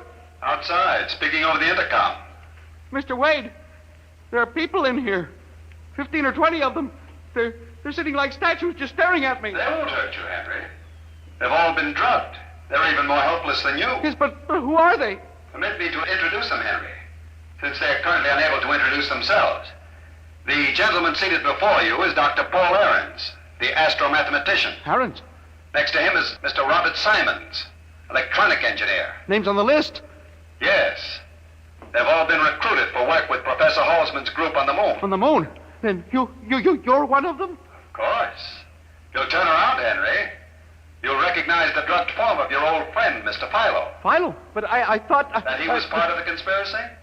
No, on the contrary. His stooping made it necessary for me to include him. Yes, but the man in the window, the one who fired the shots. An agent of mine, the pilot of this ship. Ship? What ship? This silo is a camouflage for a rocket launching platform. In a moment, the roof will slide back for the rocket's takeoff. A rocket ship? In exactly 70 hours, you and your companion will join Professor Otterburn on the moon. But you can't do this to me. We have done it, Henry. No! You see, there was another name omitted from that list, which I carelessly mixed up with your papers. That of Henry Timken. No! Bon voyage. I won't let you do this! You can't! Please let me out! Let me out, please! This can't happen! Let me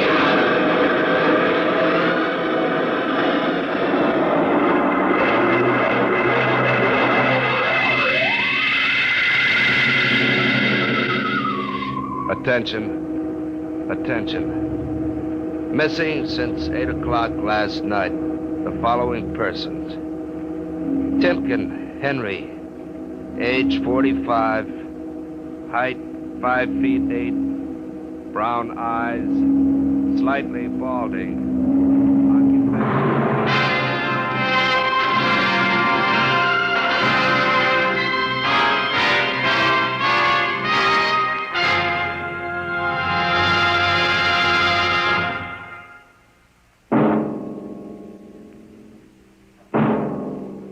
Tonight, Dimension X has presented The Man in the Moon, an original story by George Lefferts.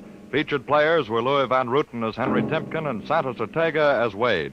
Your narrator was Norman Rose. Music by Albert Berman, engineer Bill Chambers. Dimension X is produced by Van Woodward and directed by Edward King. In a moment, we'll tell you about next week's show.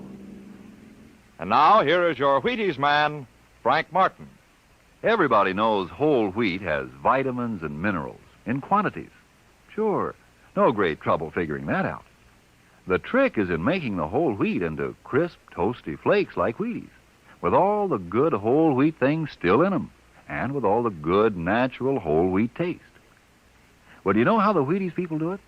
Well, I'll tell you. It's simple. They use a whole kernel of wheat to make one Wheaties flake. You see? No wonder Wheaties are good for you. And you know how good they taste. Crisp, sweet as a nut, simply wonderful. How can you stand missing them, if you are missing them, when they're all that good, and all that good for you? Why don't you breakfast up to Wheaties tomorrow morning, huh? And see for yourself how Wheaties at 7 can help at 11. Breakfast of champions. Yes, yes.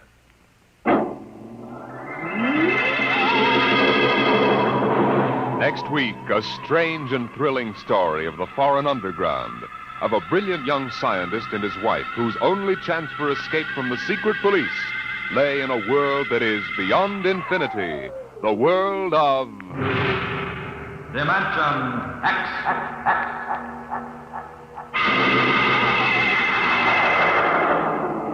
And this is the Wheaties man, Frank Martin, inviting you to listen tomorrow night to Joel McRae in Tales of the Texas Rangers on the Wheaties Big Parade.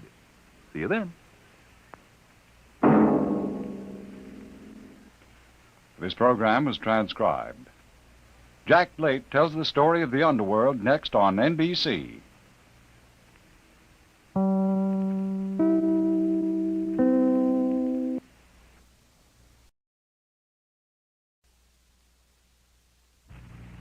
Adventures in time and space, told in future tense. Dimension X.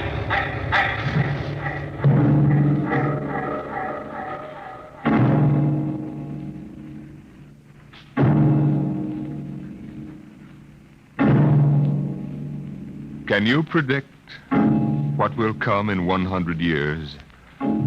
Or in 10? Or in the next minute? Can you see beyond the known dimensions of time and space into the unknown, Dimension X? It was in the year of 1982 that spacemen first discovered the Great Galactic Barrier. In the past 10 years, rocket travel to the moon and the nearer planets had become commonplace. And then men fixed their sights on a more distant star, the remote planet known as Volta. 5 exploratory ships went out, and none came back, each in turn disappearing mysteriously at the same vanishing point, an invisible wall somewhere in the vast outer reaches that became known as the wrecker of spaceships, the galactic reef. And yet, the explorers refused to admit defeat. It was on June the 2nd, 1987, that the rocket Star Cloud made ready for takeoff, the 6th to attempt to crack the barrier and win through to Volta. Now hear this. Condition blue. 1 minute to blast off. Now hear this. Condition blue. 1 minute to blast off. Bridge to nav control. Navigation, Collier. This is Captain Thorson. Ready, Lieutenant? We're ready, Captain. The course is in the integrator for takeoff at 1200 hours. All right, stand by for acceleration. Bridge to engine room. Fire up your rocket chambers. Take off at exactly 1200 hours. I'll read you off. 30 seconds. 29. 28. 27. 26. Ignition red. Hold it. Revoke all orders. Who turned in that alarm? We've uncovered a stowaway, sir. Stowaway where? Hiding in sick bay. Dr. Spitzlin found him. Have him brought up to the bridge. Engine room. Kill your rockets. Stand by. Thorson, this is Colonel Harrison in ground control. What's holding you up? Trouble. What's the matter with you? What's the matter with you? There's stowaway aboard. Stowaway? Yes, I thought your men were supposed to police this base. What's the matter All with right, Captain, take it easy. you? You know what this delay can do to us, don't you? 1 minute late at takeoff can throw us 1,000,000 miles off course. We'll have to reintegrate the whole works. Well, look, how long do you think it'll take? Don't bother me for a while. I'm busy here. Stupid idiot. Come in. Here's your stowaway, sir. Now, court martial. Charlie. Can you use a good radio man, Skipper? Oh, I see you two have met. Met?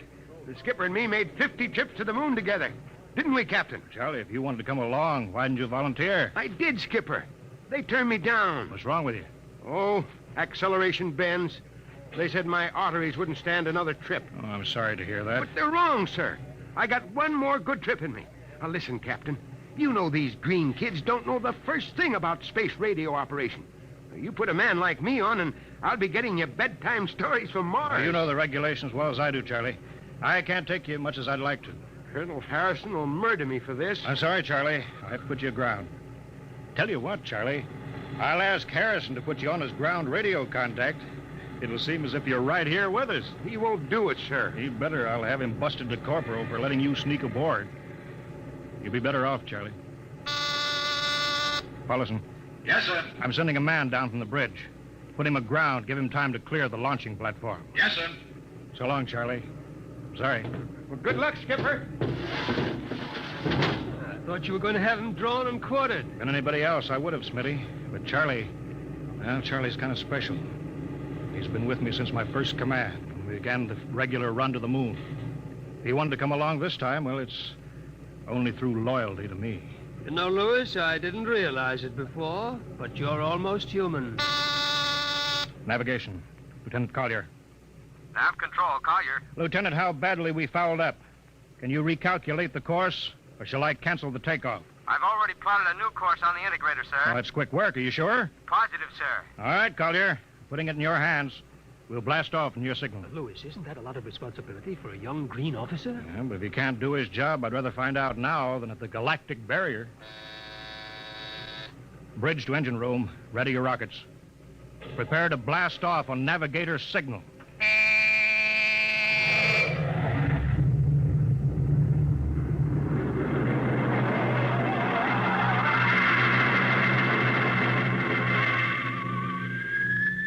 How are we doing, Collier? Coming on the bearing, sir.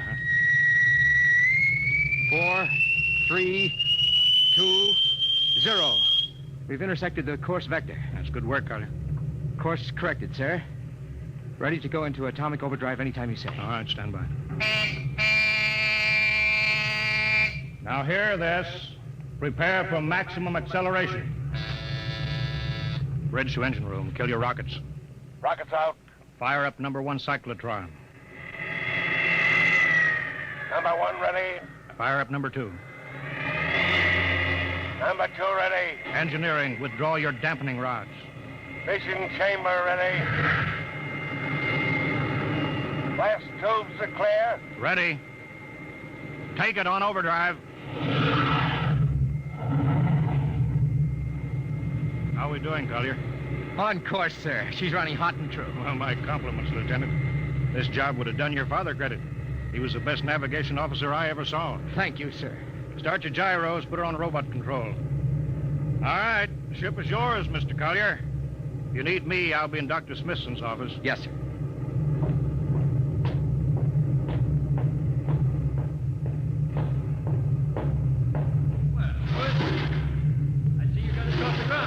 You can thank young Collier for that. Chip off the old block. Oh, you knew his father, huh? Matter of fact, I knew him very well. First-rate spaceman. Is he the one who, Yeah. Yeah, he was lost in the galactic barrier on the second ship we sent out to Volta. Lewis, just what do you think this galactic barrier is? Your guess is as good as mine, Doc. All I know is that 5 ships have gone into it, and none of them have come back out. You think it's an it. How about Mestrovic's theory that it's a time warp in space, but that the ships reach it and slip into another dimension? I think that's rubbish.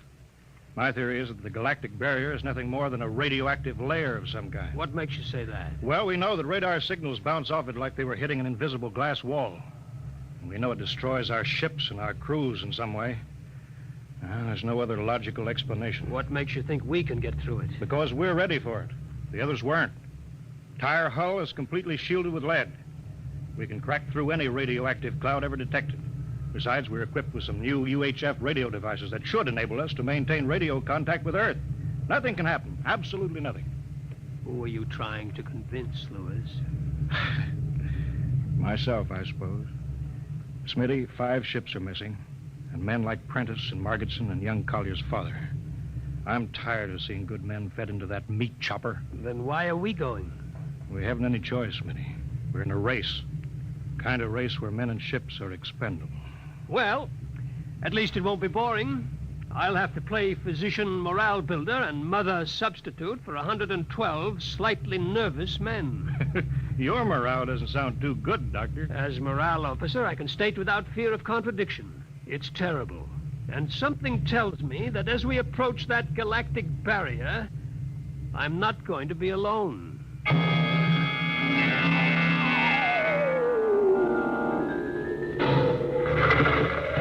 Hello, Earth. Hello, Earth. Captain Thorson of the Star Cloud calling Earth. Star Cloud to Earthbound. Can you read me? Hello, Star Cloud. Hi, Captain. Charlie. Well, I see they haven't court-martialed you yet. No, sir. Thanks to you. Well, Charlie, it's good to hear you. You can read us the funny papers on Sunday morning. Right. How's the signal? Strong. Clear as a bell. All right, here's our log report for Colonel Harrison. Ready? Shoot. June 2nd, 1987. 4 weeks out from Earth, running true, no radiation, operation normal, still making our approach to the galactic barrier. That's all, Charlie. See you later. Good luck, Captain. I sure wish I was with you.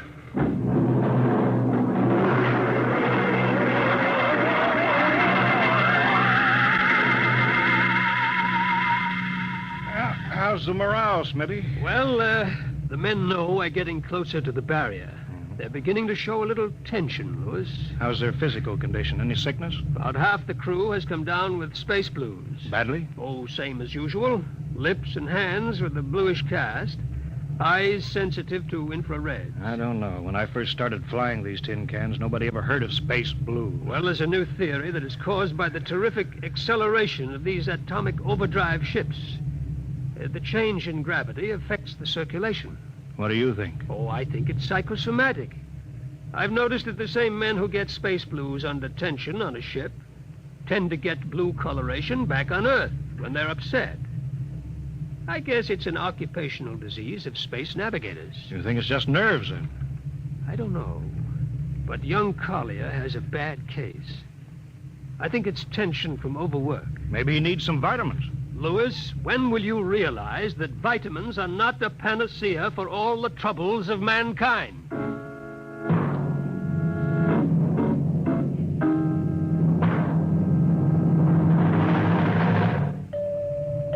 Come in.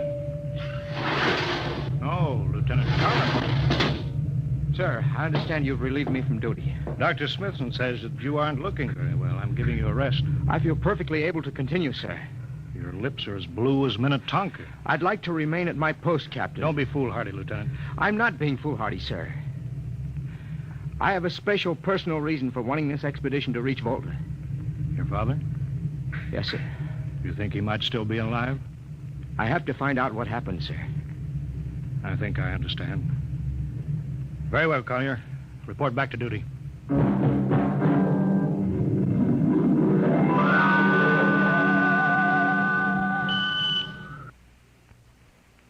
What's the reading, Paulson? We're getting a +5 radar bounce now. It's coming off the barrier almost as fast as we send it out. What's the interval? 0.3 of a second. Shortening steadily. At this rate, we'll hit the wall in the next few minutes. All right, alert the crew. Sound general quarters. Now hear this. Condition red. We are now approaching the galactic barrier. All hands to stations. All radiation detectors to be fully manned. Full security will prevail until further notice. That is all. Paulson. Aye, sir. Radar bounces up to +6. We better try to make final contact with Earth. Spark's still trying to raise the base? Yes, sir, but he's not having much luck. There seems to be some interference. That's the radio room now. Yes? You've got him? Cut in the bridge speaker. The captain will take it from here. Hello. Star cloud to earthbound. Can you hear me, Earth? Hello, Skipper. I can barely read you. We're getting heavy static from sunspots. That's not sunspots. We're right on top of the galactic barrier. Stick with us, Charlie. We're switching to the automatic sender now, so you can track us in. Okay. If we crack the barrier and come through still in one piece, I'll try to get back to you on the high-frequency band. Gotcha, Skipper. Don't worry. I'll be waiting. So long, Charlie. So long, Star Cloud. We must be getting awfully close now, Captain. The echo's bouncing back so fast, it's almost beating the signal. When they coincide, hold onto your hat. That's when we run into the wall. Any second. Hold on. Well, here goes nothing. Here it comes.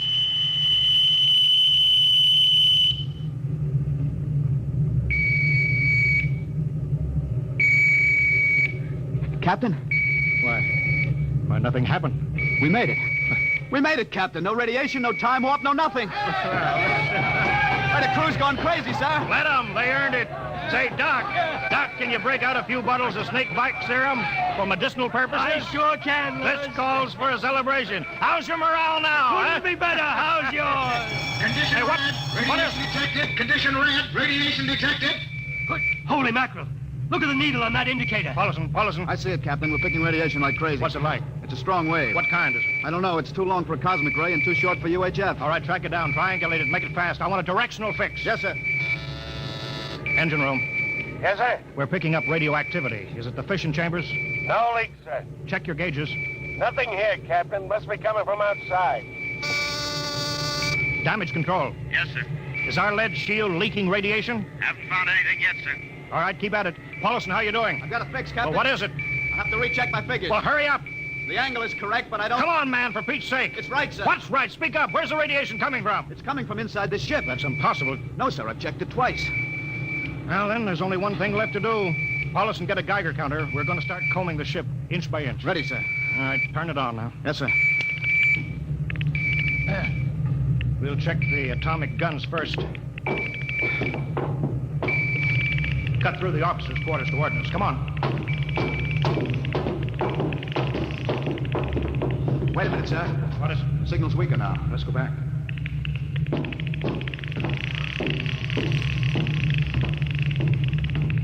Hold it. Seems strongest right about here. It doesn't make sense. Whose cabin is it? Lieutenant Collier's. Collier? It's probably down in nav control, sir. Try the door. It's not locked, sir. It's in here, all right. Listen to that counter. Strongest over here. Open that wall cabinet. It's locked. Smash it. All right, shut off the Geiger counter. What do you make of this, Paulson? It looks like some sort of portable transmitter, sir. Must be foreign manufacture. I don't recognize the calibration symbols at all. Never seen anything like it. Which raises a small question. What is Lieutenant Collier doing with a transmitter in his cabin? I don't know, sir. Well, I intend to find out, Paulson. Get down to nav control. Bring Collier up to the bridge on the double. Well, hadn't we better find some way to shut this thing off first? I know a way.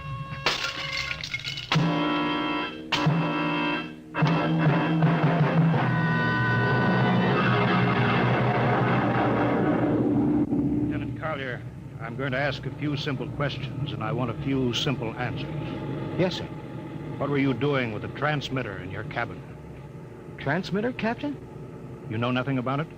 No, sir, I don't. Do you recognize these calibration symbols? No, sir. Can you think of how it might have been placed in your cabin without your knowing it? No, sir. Unless someone came in while I was on duty. Would that have been possible? Why, I suppose if someone had a key... I found your cabin door unlocked. Well, I meant a key to the wall cabinet. I didn't say the wall cabinet. Well, sir, You what, Lieutenant? How could you have known it was in the wall cabinet? I just assumed. Lieutenant Collier, I find it hard to believe you would lie. Having known and respected your father and having observed the way you handled your job.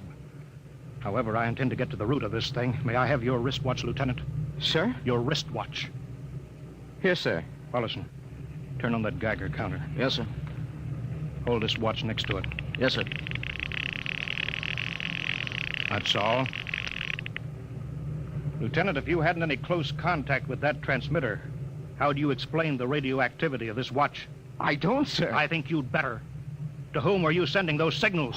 Condition red! Condition red! There's your answer, Captain. What is this, Collier? Alien spaceship approaching! Alien spaceship approaching! Sound battle stations.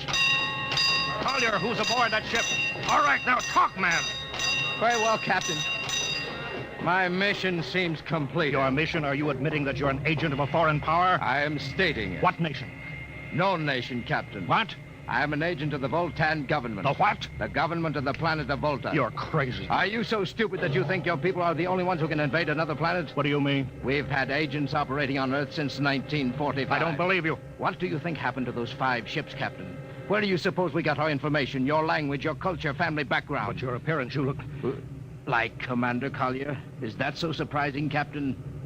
We had a living model. I ought to kill you. That would be very foolish. I would advise you to surrender without delay. Alien ship now coming in ordnance range. I'll deal with you later, Collier. Paulison. Sir? Put this man in irons. Take him away. Don't worry, sir. We'll take good care of him. Carpenter! Robinson! Gunnery. Gunnery, Richardson. What's the range? 10,000 meters. They're closing fast. Put your guns on radar tracking. Tracking. Coming on a burn.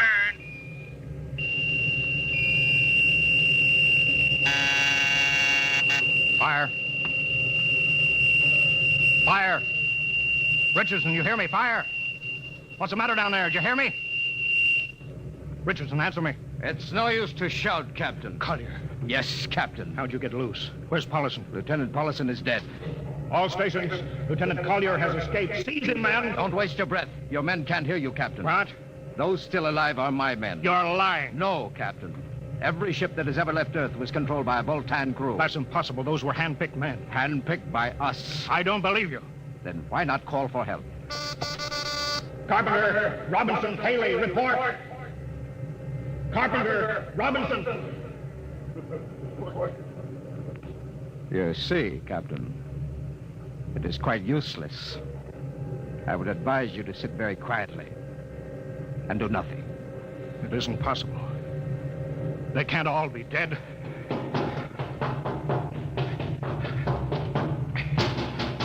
Smitty! Dr. Smithson! Smitty, what have they done to you? Lewis, Oh, those dirty... Don't talk, Smitty. Closer. Not much time. Lewis, space blues. Space blues. What is it, Smitty? What are you trying to tell me? All men with space blues. Voltans. Here, let me help you, Smitty. No, Lewis. Get message back to Earth. Voltan. 5th column. Watch out for space blues. Smitty.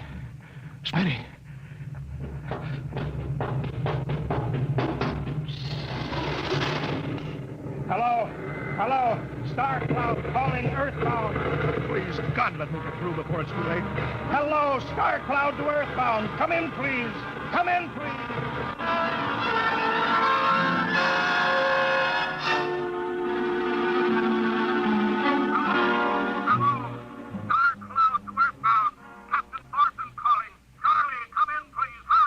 Hello? Hello, can you hear me, Charlie? Skipper, is that you? Are you getting my signal? It's coming in a little louder now, Skip. Keep sending. Thank God, Charlie. Now listen to me. Not much time. Get word to Colonel Harrison. Crew mutinied. Most of crew members, Volta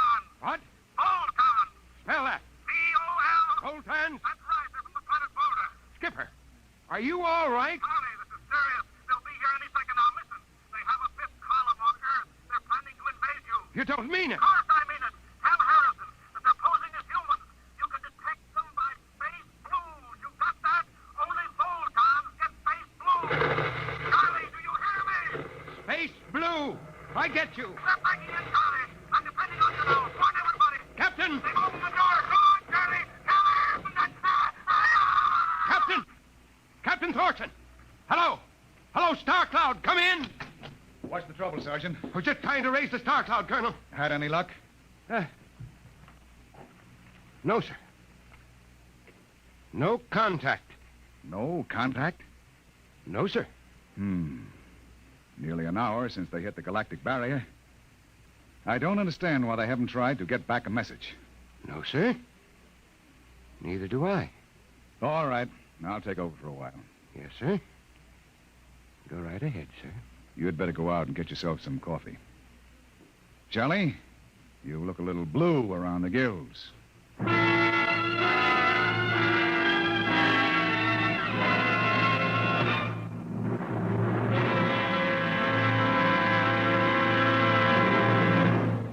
You have just heard No Contact, an adventure in time, space, and the unknown.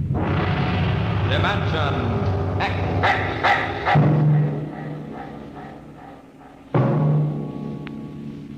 Next week, we have a nice, blood-curdling little story that starts with these two sentences.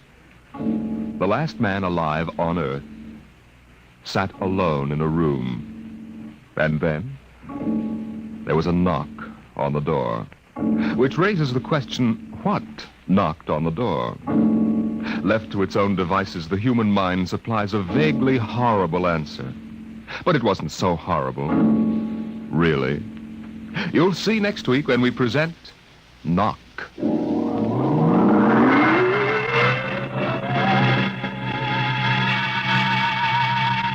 Tonight, Dimension X has presented No Contact, an original story written by George Lefferts, from the storyline by Lefferts and Ernest Kenoy.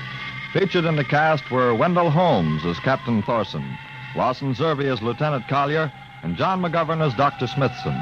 Your host was Norman Rose. Music by Albert Berman. Engineer Bill Chambers. Dimension X is produced by Van Woodward and directed by Edward King.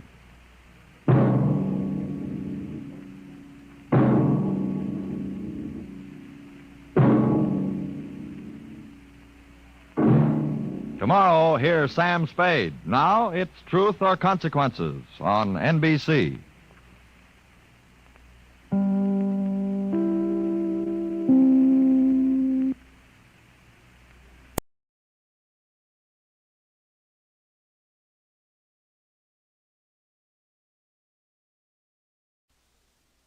It's National Wheaties Week.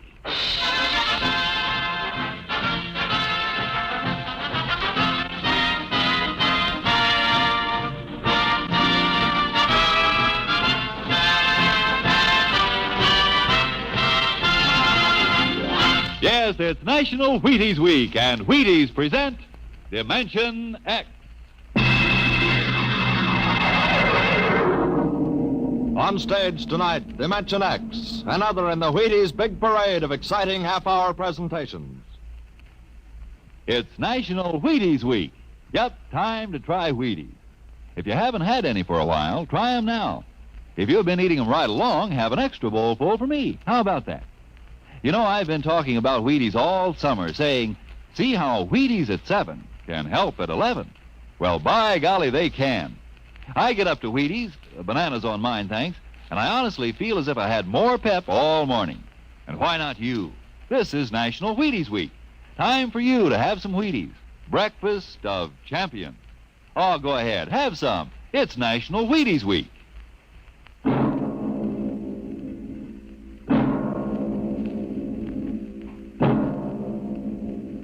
Now, tonight's adventure into the world of the unknown. The world of Dimension X.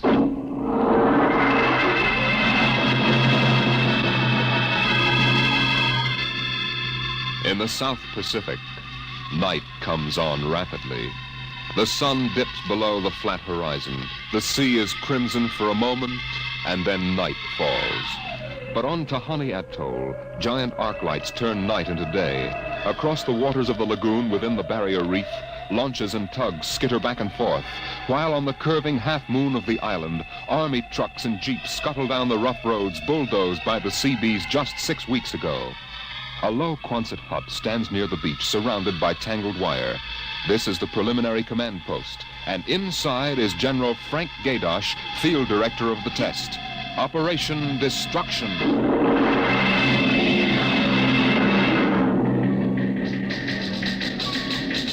Well, everything on schedule, General Gaydosh. Radiological surveys complete. Instruments placement checked. Get me Navy and tell them HR is as ordered. Send a periodic time check to Air Force and Ewintock and observation control on the Missouri. Yes, sir. I want a complete roster check on all personnel before HR. That test bomb is going off at 10 o'clock tomorrow morning, even if there's a whole battalion stranded on the target vessels. We'll see that everybody's clear. Yes, sir. Oh, Nate Cohen wants to see you. What the devil is he? AP man. He's been selected by the press radio pool to interview you. I haven't got time. Tell him to speak to Major Breedenberg. He's the PRO. Well, I think perhaps you'd better see him, sir. The directive on public relations from Washington was very clear. Now, what blazes am I supposed to run a bomb test and play mother hen to a bunch of reporters? Washington, sir? All right. Bring him in. Relly, Yes, sir. get me some black coffee. Yes, sir. This is Mr. Cohen, General Gaydosh. How do you do, General? Lousy, as a matter of fact. Is that an official statement? No. And run some of that world is at the crossroads baloney. I wrote that yesterday. General, what effect do you think the new bomb will have in the world situation? I can't tell you that even if I knew. My job is to set the blaster thing off, see that nobody gets hurt, and collect the data. Can I speak with you for a moment, sir? Later, Alan. Go ahead, Cohen. Can you release anything on the scientific principles involved? I don't even understand it myself. Wait a minute. Dr. Muller. Yes? Come over here a moment, will you? Cohen, this is Dr. Fred Muller. How do you do? Civilian scientific director. He's the only one who knows what's inside that warhead. How do you do, Mr. Cohen? How about a statement, Doctor? Well, I'm afraid all I'm allowed to say is that the bomb is new. It's extremely powerful. And off the record, it's very tricky and dangerous. Well, what'll happen if it goes off prematurely? I don't think we have to worry about that. In fact, we wouldn't even know about it. If you'll excuse me now. How about the natives? What about them? They're going to be evacuated from the island? They already have been. General Gaydosh. I saw the Tahani chief outside when I came in. The whole tribe's out there squatting down at the motor pool having a conference. What? Alan. I've been trying to tell you, sir, the Tahani are still on the island. What? The LCTs are ready, aren't they? Yes, sir, but they won't go. They refuse. The scheduled call for their evacuation to Milani 3 hours ago. I realize that, sir, but I hoped we could still get them off without violence. Look, Alan, they're either on the island or off. Wait a minute. Cohen, that's all. What are you going to do about the natives, General? I'll issue a statement later. You going to force them? Go on, out. I haven't got time. All right, General. Thanks. Thanks a lot. All right, Alan, let's have it. Well, sir, the Tahani have been kicking up a fuss all along. They won't leave. They won't? Do they know what's going to happen to the island? Do they know we're going to blow it higher than a kite? I told the chief, and he just said they won't go. They'll go all right if I have to. Get him in here. Chief? And the lieutenant who interprets. Yes, sir. How do you like that, Dr. Muller? I haven't got enough trouble. You know, I feel rather sorry for the Tahani. It can't make much sense to them. We arrive and tell them they've got to get out. I appreciate your finer feelings, Muller. But I can't let 100 half-naked Kanakas hold up the bomb test. But they're not Kanakas, General. Captain Cook discovered the island in 1788. What's the difference? Lieutenant Gilbert reporting, sir. Noah. I haven't got time for ceremony, Gilbert. Tell the chief he and his tribe have to get off the island. We're providing homes for them on Milani. Maruru teupa tau tiari iti mailani. Translate, Gilbert. The chief says, You do not understand. Mailani is a bad island. My people have lived on Tahani from the time that our ancestors were cast away on the island. The spirits of our ancestors are buried in the earth. Our fathers are buried here. Our fathers' fathers... If he thinks I'm going to move his graveyard, he's crazy. In our ancestors' time, the Tahani came in a great bird canoe. We were cast away on this island. We have made it our home. What right have you now to carry us over the sea to a strange land where we would die weeping for our homes? We will not go. By the water of Babylon, there we sat down and we wept when we remembered Zion. Thank you, Dr. Muller. You're a great help. Gilbert. Yes, sir? Tell him I have no choice. He's got till midnight to get his tribe on board those LCTs peacefully, or I'll have the Marine detachment carry them on board. Isn't that rather harsh, General? After all, justice is on their side. We are preparing to blow up their island, and we haven't asked them about Dr. it. Muller, you will kindly confine yourself to the scientific aspects of this operation. I'll take care of administrative matters. Well, if you could explain to them what is at stake Any here. further explaining I've got to do, I'll do with the Marine detachment. I'm not going to hold up my schedule to coddle 100 barefoot natives. Well, Gilbert? I told him so. All right, get him out of here. I've heard enough. What the devil is that? It's some kind of a curse, sir. I can catch some of it.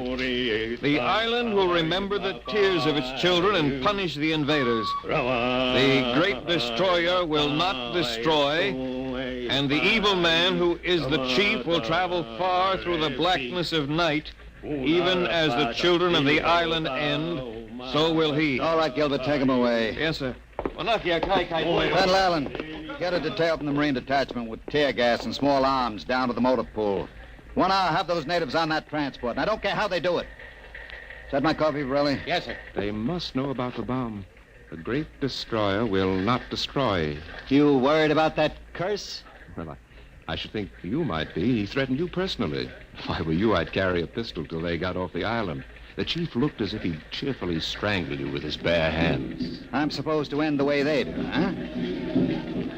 What's that? Oh, probably the Tahani saying goodbye to their island. I think I'll go down to the motor pool. Well, stay out of the way and get back here in an hour. We've got to have this wrapped up and headquarters moved out to the Missouri by dawn.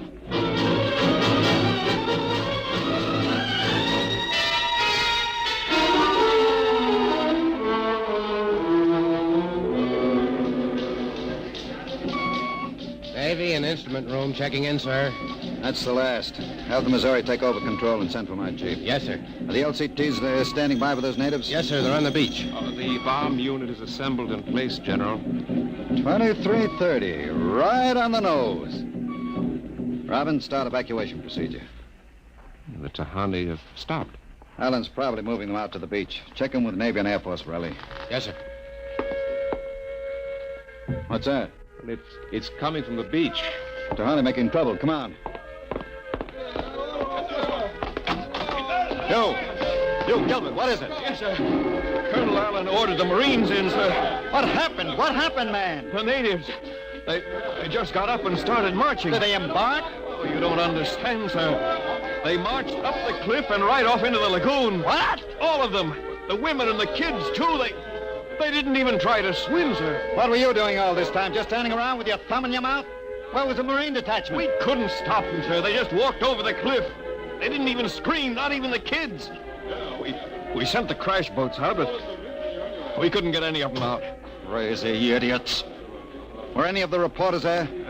Cohen and a life photographer. Get his film and hold it till I release it. What are you going to do, General? Postpone HR? It's too late for that now. Calling HR off isn't going to bring the natives back. But 100 men, women, and children just walking into the water, it's horrible. Look, I'm not happy about it either, but there's nothing we can do now. I gave them a chance to get off. They didn't want to take it. That's their hard luck, not mine. I hope you're right. What do you mean by that? Oh, I was just thinking about the curse the chief put on you. Even as the children of the island end, so will he. That's what he said to you, General. I heard him. Keep waiting, General. The great destroyer will not destroy. That must mean the bomb. Don't worry, Dr. Muller. It'll take more than a mumbo-jumbo curse from a native witch doctor to stop this operation. At each hour, that bomb goes off.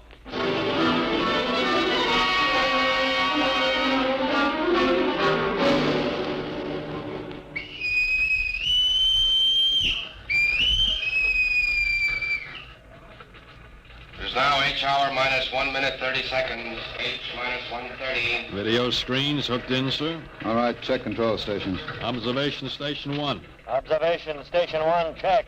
Radiation station. Radiation control check. Test the firing circuit, Dr. Observation Muller. station Right, 2. General. Observation station 2, check. Damage control All station. set. Damage control check. Communications. Communications check. All checked in. It's H minus 1 minute. H minus 1. Take a good look at that island on the screen, Muller. When you throw that key, it just won't be there anymore. Nothing but an atom mushroom over the lagoon. It's quite a funeral pyre for the Tahani. Stubborn idiots. The way it serves them right, Muller. They can't get in the way of progress. Progress? I wonder if it is, General. It's H minus 30 seconds. H hour minus 30, 29, 28, 27, 26. The great 25, destroyer. That's what he called the bomb. Hold it, Muller. Allen, report. All checked in. Cameras running. Sound fire warning. Stand by for firing. Ready, Muller? Ready? 12, 11, 10, 9, 8, 7, 6, 5, 4, 3, 2, 1, fire!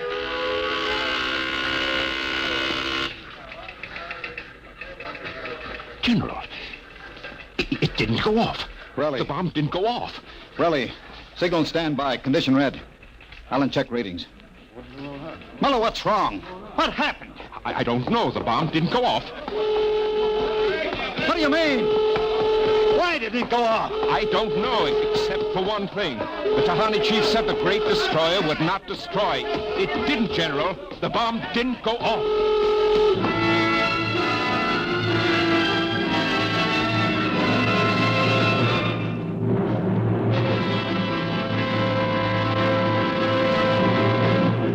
Dimension X will continue in just a moment. It's National Wheaties Week. And from behind the scene in the radio studio, here comes one of Hollywood's foremost radio producers, Mr. Joe Parker, stepping out of the control room to help celebrate National Wheaties Week. Mr. Parker puts on radio programs, and he's a visitor to Dimension X tonight. His regular program for Wheaties is Sarah's Private Caper. Joe's a regular guy. He sits there in the glass cage called the control room, running his show. But right now, here he is at the microphone to say his say about Wheaties. Ready, Joe? Thanks, Frank. You know, folks, I sit there in the glass cage, as Frank calls it, and I have to stop my programs long enough for him to talk about Wheaties. But you know, I don't mind. I kind of like this talk about Wheaties and milk and fruit. That's a lot of good eating. And I like the idea of celebrating National Wheaties Week, too. You know, we enjoy putting radio programs on for your entertainment, and we'd enjoy knowing that, well, that you're going to try Wheaties because of us. I hope you'll get Wheaties tomorrow and have some. The whole family. Matter of fact, I think I'll join you. Thank you, producer Joe Parker. If you like this program, friends, get some Wheaties and help celebrate National Wheaties Week.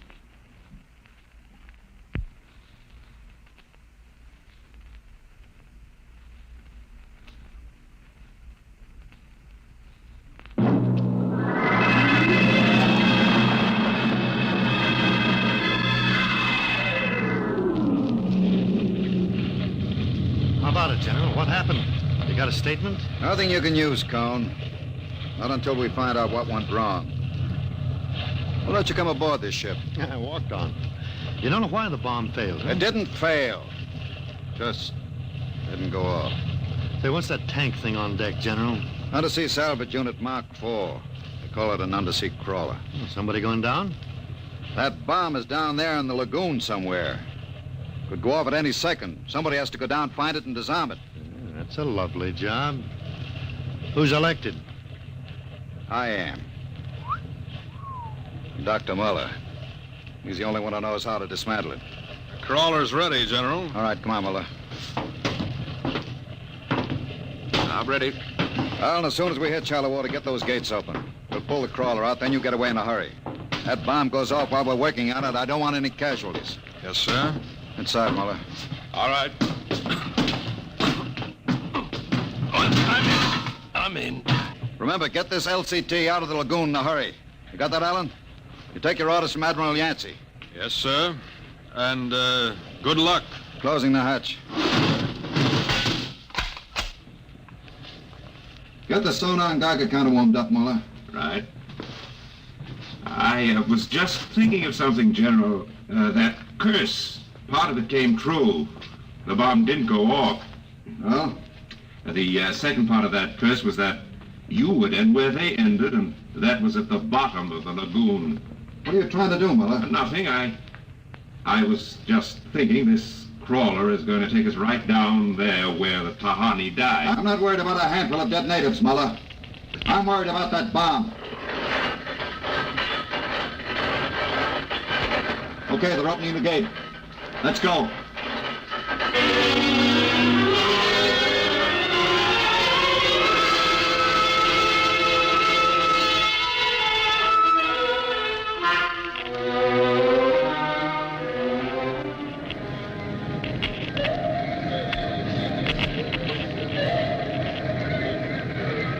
USU-4 to control. Depth 50 feet, bottom sandy, dropping off sharp. Anything on sonar, Muller? A school of fish. Ever been down the crawler before? Only in the tank at New London. I think I've got a Geiger reading dead ahead. Hang on, we're going up over the reef. It must be the bomb, all right. The Geiger count is clucking like a brood hen. Keep an eye on the front vision plate. If we run over the bomb, we're liable to set it off. I think I'm getting something on sonar. Left of point. USU-4 to control. Over. USU-4 to control. Over. That's a fine note. Radio's out. Dead ahead. It looks too large to be the bomb. Can't see much in the forward vision plate. Wait a minute. That's part of the reef ahead. Well, that's where the Geiger reading indicated. The bomb must have settled in a hole in the reef. We'll have to go after it in diving suits. Suits are in the locker. Let's get this over with. Less time I spend down here waiting for that bomb to blow, the better I like it.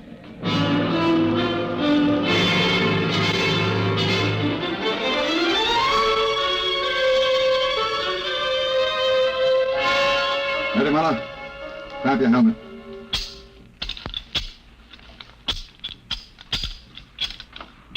Getting me all right on your headset? Okay, I'm gonna fill the lock.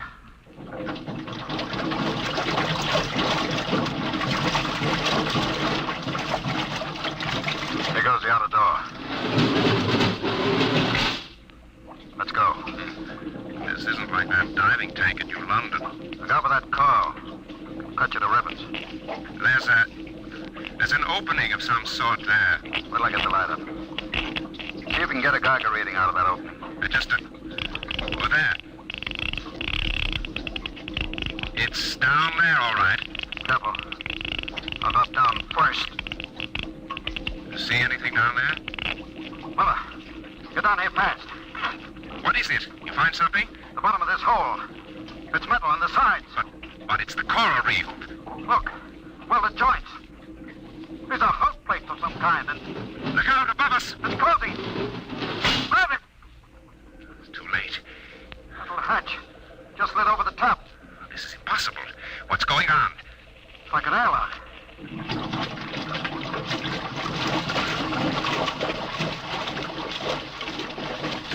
Water's being pumped out. General, do you realize what this means? Not sure. There's an inner door opening. Careful. It's a passageway. What do we do now?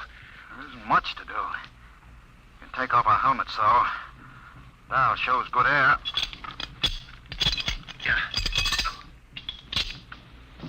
All right. Come on. What is this? An undersea fort? What's it doing here? What does it mean? Whatever it is, our bomb must be down here. Wait. There's someone there. But I can't see. There's a shadow. Who is it? Who's that? Ma'anua, Dr. Mother.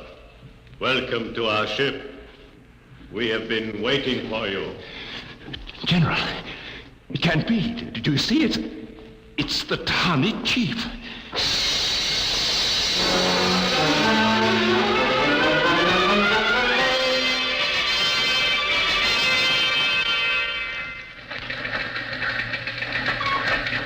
How long has the undersea crawler been down, Borelli? 4 hours, sir. 2 since we lost contact. Well, keep trying. Yes, sir. I've given them enough time. I'm going to send another crawler down. What do you figure happened to them, Colonel? Well, there are a lot of things. Hey, how did you get in here? I walked in. So when are you going to release this, Colonel? It's the biggest story since the election. The bomb a dud, Dr. Muller, General Gaydosh dead. They're not dead. At least we don't know they are. As long as the bomb doesn't go off, there's still a chance that something will. The bomb. Borelli, condition red. Gilbert, radiation control into action. Yes, sir. Get the hot squad into Tahani Lagoon as soon as it's cleared. And get me a PT board with radiation screens. What is it, Colonel? What happened? The bomb must have blown. What about Muller, the general? If they were down in that lagoon, you guess.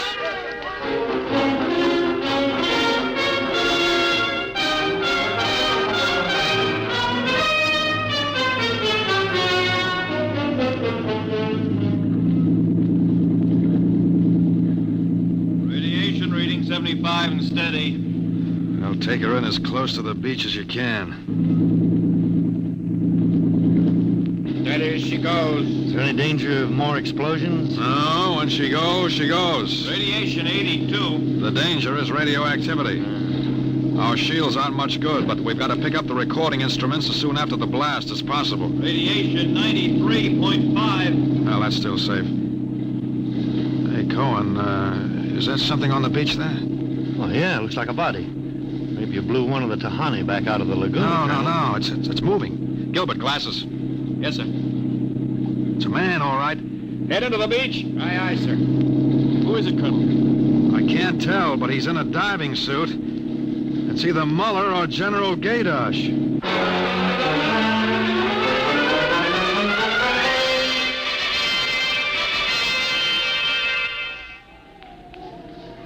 No radiation burns, superficial bruises, mild shock.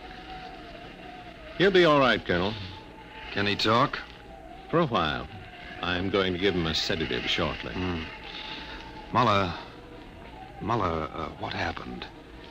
How did the bomb go off? You didn't. He's still out of his head. Quiet, Cohen, quiet. Go on, Dr. Muller. What did you find? A ship. A giant metal ship. There under the lagoon. A submarine? No. It was a spaceship. Camouflaged right next to the reef. What? When we went inside, we found the Tahani chief and all the tribe alive. What are you saying? Well, they drowned in the lagoon. I saw them. No, they didn't commit suicide as we thought. They just dived underwater into the rocket. A rocket? Built by Polynesian savages? But they're not savages. They're the castaways. They're from another planet. Don't you understand? Their spaceship was wrecked here 400 years ago. They've been waiting ever since for a chance to go home. This boy's out of his mind. You better put him under the sedative, Doctor. It's true. They'd exhausted their fuel. They couldn't find anything here on Earth to replace it until we developed atomic power. Atomic power? You mean they stole our bomb? They made me dismantle it for them at the point of a gun. And then just before they blasted off, they let me go. But what about the general? You mean they killed him? You don't understand. I said I dismantled that bomb at the point of a gun. It was General Gaydosh who was holding it. What's that? Yes. He was one of them, one of their spies, sent out to bring back the rocket fuel they needed. And now, after 400 years, the castaways are going home.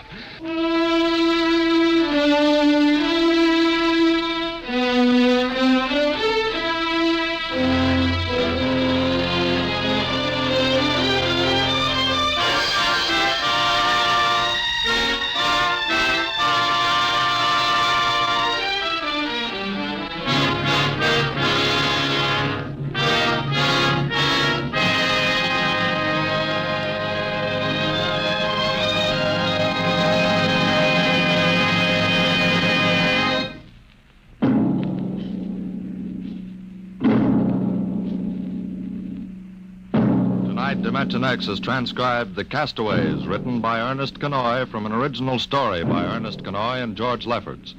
Featured in the cast were Santos Ortega as General Gaydosh, Greg Morton as Dr. Muller, your narrator Norman Rose, music by Albert Berman, engineer Bill Chambers.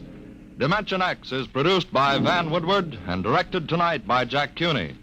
In a moment, we'll tell you about next week's show. And now, here is your Wheaties man, Frank Martin. It's National Wheaties Week. And listen, if producer Joe Parker is going to buy Wheaties tomorrow, and I go out and buy Wheaties tomorrow, and you go out and buy Wheaties tomorrow, well, that makes 3 of us, huh? And if everybody goes out and buys Wheaties tomorrow, then the whole doggone country is going to be celebrating National Wheaties Week in the proper manner. And it's a real nice celebration, too. Pour out those golden flakes, pour on the milk, put on the fruit, and you'll be eating good to be feeling good. Breakfast of champions. Get yours. It's National Wheaties Week.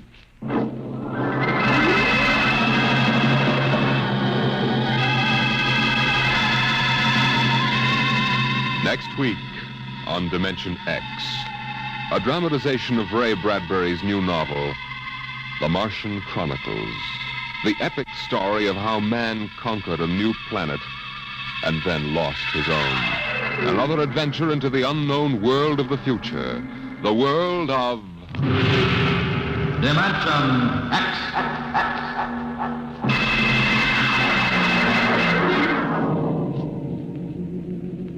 And this is the Wheaties man, Frank Martin, inviting you to listen also on Saturday, that's tomorrow night, to Joel McRae in Tales of the Texas Rangers on the Wheaties Big Parade. It's National Wheaties Week. Swing your partners right and left. It's National Wheaties Week. Come on, everybody, to the Wheaties party. Eat a lot of Wheaties like the champions do. Dance together, cheek to cheek. This is National Wheaties Week. Eat a lot of Wheaties like the champions do. Wheaties, a breakfast of champions.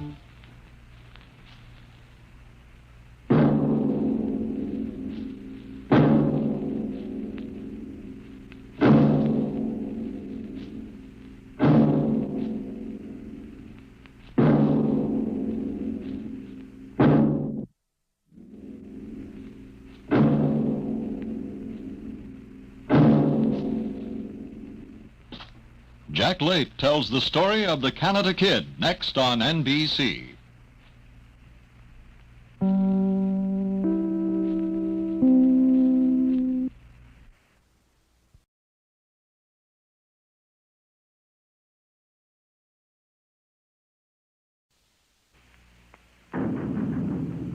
Adventures in Time and Space, transcribed in future tense.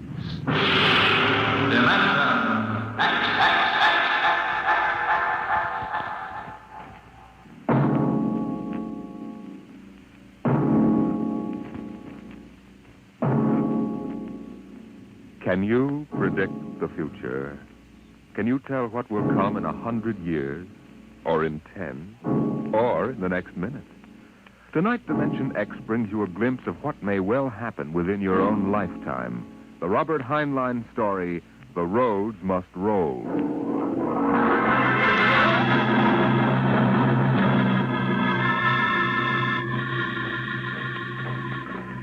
Run, watch them run, oh, our job is never done, for our roadways go rolling along. Why while you ride, we are watching down inside, so your roadways keep rolling along. Always high, high heat, the roadmen are we. Check off the sectors loud and strong. 1, 2. Anywhere you go, you are bound to know that your roadways keep rolling along. Keep them rolling! Your roadways keep rolling along. It was in the middle 1950s that the automotive age began to die. The traffic engineers had long expected it. For years, they had watched our vast cities sprawl and spread out, spill over into the countryside, become more and more dependent on motor transportation. And then finally, the inevitable breaking point was reached. The growing flood of cars and buses and trucks began to swamp the streets and arterial highways. The building of roads could no longer keep pace. The superhighways clogged, congested, became packed with cars stalled bumper to bumper. And the cities began to die of slow strangulation, for the traffic could no longer roll.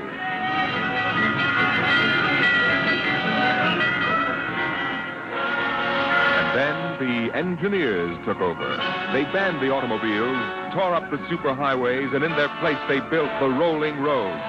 Mechanized roads that moved like huge conveyor belts, whirling along on their giant rotors at speeds ranging from 5 to 100 miles an hour, carrying the freight, the food, and the people from city to city and coast to coast. An engineering miracle had changed the face of a nation. The automobiles and railroads vanished. The rolling roads had taken over all transportation. And no one worried over the fact that if the roads should ever stop, our whole economic life would stop. For the machinery had never failed yet. The machinery that rolled the roads was perfect. But people forgot that machinery depends on men, the men who run it. Who makes the roads roll? That's right. The engineers. Not the supervisors, not the mechanic union, but the engineers. We're the brains of the roads. And where would the public be if we didn't keep those roads out there rolling? Right behind the 8-ball, and everybody knows it. All right, then. We're the men who hold the power. And it's time we started using it. We've called this meeting of the Engineers Control Committee because that's what we want to do, control. Because I'm tired of taking orders from the Transport Commission, from slick desk jockeys like Jim Gaines, who don't even know a rotor bearing from a field. Let Gaines yammer about our duty to the public. That's a lot of eyewash. We've got the power, and we're the men that count. It's time we quit fiddling around and use a little direct action to get what we want. Let's go. Mr. Chairman. The chair recognizes Brother Harvey of the Transport Mechanics Union. Thanks, boys. I don't rightly belong here since I'm no engineer. I'm just here to represent the workers' union. But I want to know what's all the shooting for. You engineers have got better working conditions than we have, and we ain't kicking. You say you engineers are powerful. You say you can tie up the road. That's right. Well, listen. So can any screwball with a jar of nitroglycerin. Hey, what's he can? Yeah, and he don't need no engineering degree neither. Harvey, are you speaking for your union now?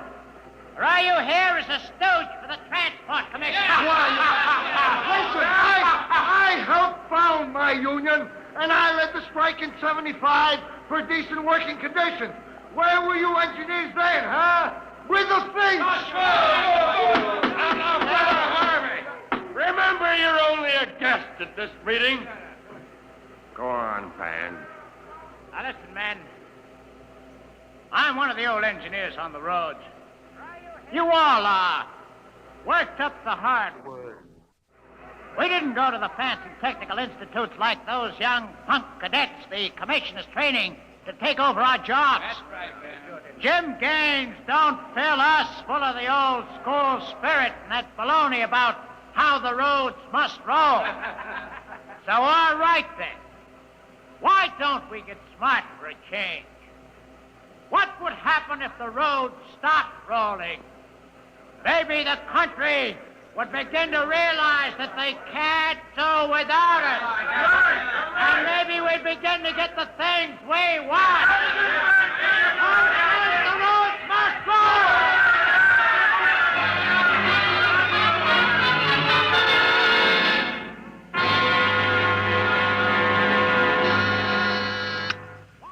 Yes? Your wife is calling, Mr. Gaines. All right, put her on. Jim, I want you to stop off on your way home. I'm sorry, darling, I can't make it. Oh, but you promised. Yes, I know, but Washington called in. They're sending Evans, the Australian Minister of Transport, through my sector today. I've got to show him through personally. Well, can't somebody else? Well, I'm chief supervisor. It wouldn't be courteous. Darling, courtesy begins at home. I've planned this dinner for weeks. Honey, the roads must roll. Jim, if you quote that nauseating slogan at me again, I'll divorce you. Well, I can't help it, darling.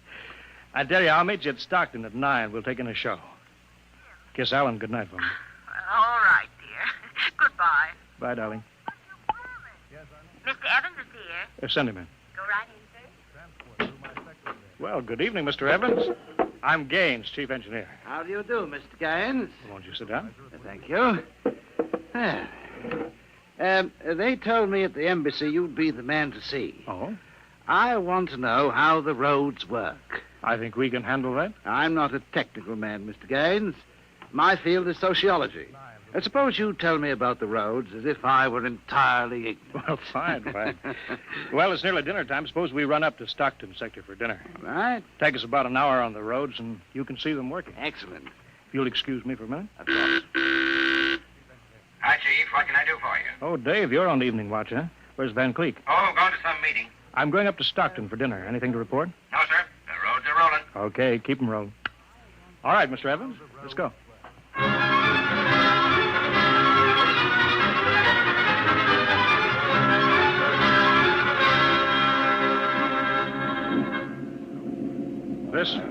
This here is the low-speed strip. You ever ridden a conveyor before? No. Oh, it's quite simple. Remember to face the motion of the strip as you get on. Well, that's it. All right. We'll go right across here. Each adjoining strip is a few miles an hour faster than the one next to it. I see. Freight is carried on the 50-mile strip. Most passenger traffic is on the express strip. Oh, yeah. All right, now, watch your step. All right.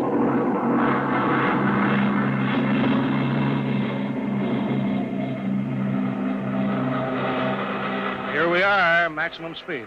100 miles an hour. Amazing. This strip makes a round trip San Diego to Reno in 12 hours. Oh, here's the restaurant. Ready to eat? But is this a restaurant? There's a sign, Jake's Steakhouse, fastest meal on the road. Is it really a proper restaurant? Yeah, well, the best. Hooked right into the moving strip, of course. Shall we go in? Hello there, Mr. Gaines. We don't see much of you out on the road. Well, busy in the office, Jake. Oh, two, right this way. Thank you. Here we are. Now, what'll it be? Well, you order, Jake. Well, how about a steak? 2 inches thick from a steer that died happy. Oh, that's nice. That's nice. Plug me in the intercom, will you, Jake? Sure, there's a talk box right next to you. Blank tool, Ryan. If you'll excuse me, Mr. Evans. Davidson on watch. This is the chief, Davidson. I'm at Jake's Steakhouse. You can reach me at 10L66. 10L66, right. There now. They can get a hold of me in an emergency now. Mr. Gaines, what kind of an emergency could there be? Well, 2 principally. Power failure on the rotors would bring the road to a standstill. Mm-hmm. That happened during rush hour. We'd have to evacuate millions of people. Well, as many as that? Oh, yes, easily. There are 12 million people dependent on this section of road. Gaines here. Hello, Chief. Davidson. I just got the hourly reports in. Proceed. Cadet engineer Gunther, while on watch, was found playing cards with C.J. Ross, technician on duty. Any damage? One rotor running hot, but still synchronized. It was jacked down and replaced. All right. Have the paymaster give Ross his time. Turn him over to civil authorities. Place Cadet Gunther under arrest. Bring him to Road Town Central. Yes, sir. All right. Keep him rolling. As I was saying, Evans, there are 2 possibilities of danger. Can you visualize what would happen if the strip under us would break? I hadn't thought of that. You don't realize you're traveling at 100 miles an hour. Well, it can't break, not now. The strip has a safety factor of over 12 to 1. This is good soup, Jake. Thank you, Mr. Gaines. But you know, Evans, a break did happen once in the early days. That was on the Philadelphia-Jersey City Road. Dear me, no. That's right. The strip wasn't much more than a conveyor belt then. You know, it buckled for miles, crushing passengers against the roof. Yeah. Forward section in front of the brake spilled them down under into the rotors and the rollers. Was it very bad? Over 3,000 people were killed in that break. But, Evans, the roads had to go on. You know, the entire economic system hangs on the roads. If they stopped now, the country would starve. Isn't it possible that you've become too dependent on these roads, Mr. Gaines? For example, what if you had a strike? We had a strike back in 75, but, well, there's not much danger of that anymore. No? Why not? Every cadet that goes to work on the roads today is a graduate of the United States Transport Academy. Oh, I see. They're all picked men, screened for emotional stability. They're trained to give us the same kind of loyalty that Annapolis and West Point develop in their men. You're a graduate, I suppose, Mr. Gaines? No, I was too old for that. The academy wasn't set up till after the strike in 75. But it won't be long now, maybe 5 or 10 years, Evans, before the oldest engineer on the roads is a man who's been through that academy. Yeah, Gaines here. Davidson, Chief, there's trouble in Sacramento, Sanger.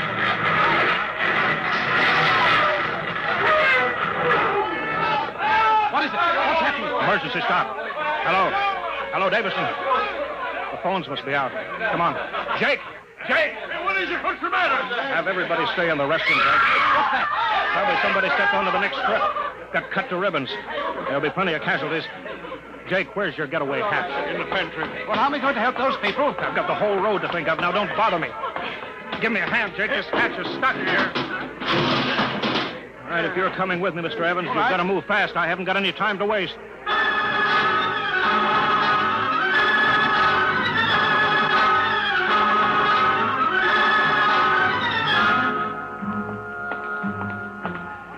Where are we now? Freeway on top of the inner road ceiling. That's the outer shell over us there. Are we going outside? No, there'll be an access down manhole over here. They're spaced every 100 feet. It's there by the green light. Oh. All right, this will get us down on the northbound road. Careful now, it's dark. All right. Stand away from that door, Evan. But this road is still rolling. Yeah, so it is. It was only the 100-mile strip that stopped. There's what I want, a phone booth. Look out, Evans. Excuse me, will you? Hey! Out. I'm talking to my wife. What? Don't argue. Out. Emergency priority. Division office. Davidson? Gaines here. Report. Chief, where you been? I've been calling... Never mind that report. 709 report. Strip 20 past emergency level. Interlocks acted and cut the strip out. Cause of failure unknown. Direct communication to Sacramento control office out. Evacuation of strip 20 commenced. No casualties. There are casualties. I saw them. Put police and hospital routine A into operation. Get me Van Cleek. I want him to take over for me till I report in. We can't reach him, Chief. Shall I cut out the rest of the road? No, keep those other strips rolling or we'll have a traffic jam the devil himself couldn't untangle. There are 5 million passengers on that road now. Notify the governor that I've assumed emergency authority. Arm all cadets available and await orders. Shall I recall technicians off watch? No, this isn't an engineering failure, man. That whole sector went out simultaneously. Somebody cut those rotors by hand. Now, I want all available senior class cadets to report to Stockton Subsector Office 10 with pistols and tear gas. Yes, sir. Oh, the governor wants to talk to you. He called in. Refer him to somebody else. I'm busy. I'll get back to you. I'm going down under.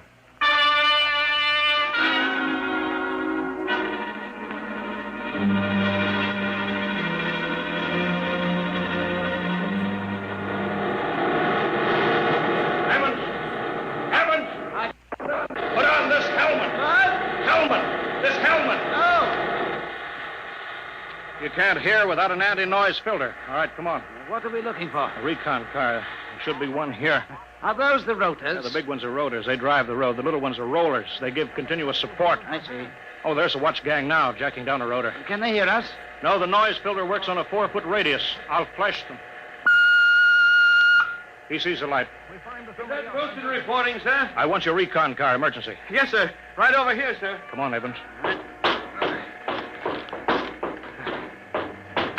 right, now, get in. Well, it's so small. Oh, you fit. All right. All right, now, hang on. She accelerates like a rocket.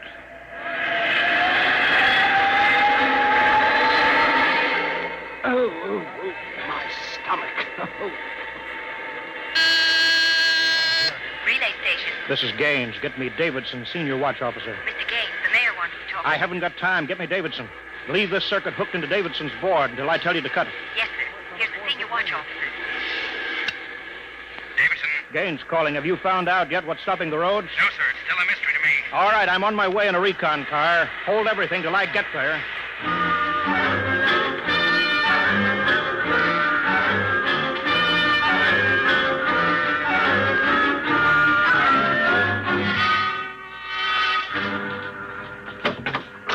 Cadet Edmonds reporting, sir. 3 platoons of cadet engineers standing by with tumblebug motorcycles. Are they armed? Pistols and tear gas is ordered. All right, good. Assistant Supervisor Van Cleek is calling you on Circuit 9. Well, it's about time. Cut me in. Yes, sir. Hello, Van. Where are you? Sacramento office. Now listen. Sacramento. That's good. Report. In a pig's eye. What? I'm not your deputy anymore, Gaines. Van, what are you talking about? Don't interrupt me and you'll find out. It's true, Gaines. I've been picked as director of the Engineers Control Committee. We're taking over. Have you gone off your rotor? You can't start Strip 20 until I'm ready to let you. Van! I can stop the whole road if I have to. Van Creek, I'll call in the Army. How'll you get him here if the roads aren't rolling, eh? Listen, Gaines. Whoever controls the roads controls the country. And right now, that happens to be me. Sign off, Gaines. I've got to call the White House. You behave yourself. You won't get hurt. I don't believe it, sir. He's got us, Edmonds. If we go in and blast him out, he may wreck the road. What's your rolling tonnage now? 53% under evening peak, sir. How about Strip 20? Almost evacuated. Yeah. Listen in on this, Davidson. Standing by, Chief. I'm going down inside with these cadets. We're going to work north, overcoming any resistance that we may meet. The watch technicians and maintenance crews are to follow behind us. Each rotor, as they come to it, is to be cut out from under Sacramento's control, then hooked into the Stockton control board. You understand? Got it. Check. If it works right, we can move control of Sacramento sector right out from under Van's feet. And he can stay in his office there till he's hungry enough to be reasonable. Edmonds, get me a pistol. Mr. Gaines, there's a man here, and he's badly hurt. He wants to see you. Take care of him. I haven't got time to... He's from Sacramento sector. What? Sir. Send him in here. Mr. Gaines. Mr. Gaines. Take it easy. Mr. Gaines. You're Harvey from the mechanic shop. I tried to warn you, tried to get away, shot me 3 times. Get a doctor, will you? All right, now. Easy, Harvey. Harvey, how long has this been building up? It isn't the men. It's the engineers. I told them they were crazy, told them the road's got to roll. And when I tried to get away... Easy now. Bleeding from the mouth, sir. Harvey? Harvey? Can you hear me? He's dead, Mr. Gaines. Come on, Edmonds. We better move.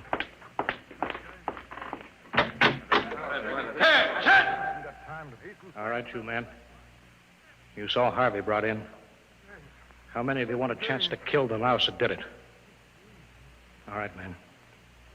Anybody who hasn't got his mind on his job will be in the way. Now, here's the order. We move north, mounted on tumblebugs. We're going to try to regain control, rotor by rotor, before Sacramento sector knows that we're moving. Now, we've got to capture any watch personnel we run on before they can get word back, you understand? Men, surprise is vital.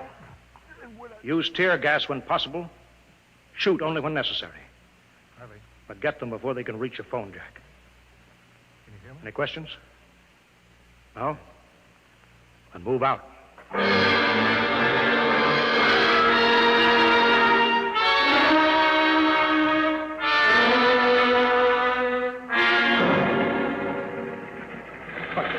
What's the score, Edmonds?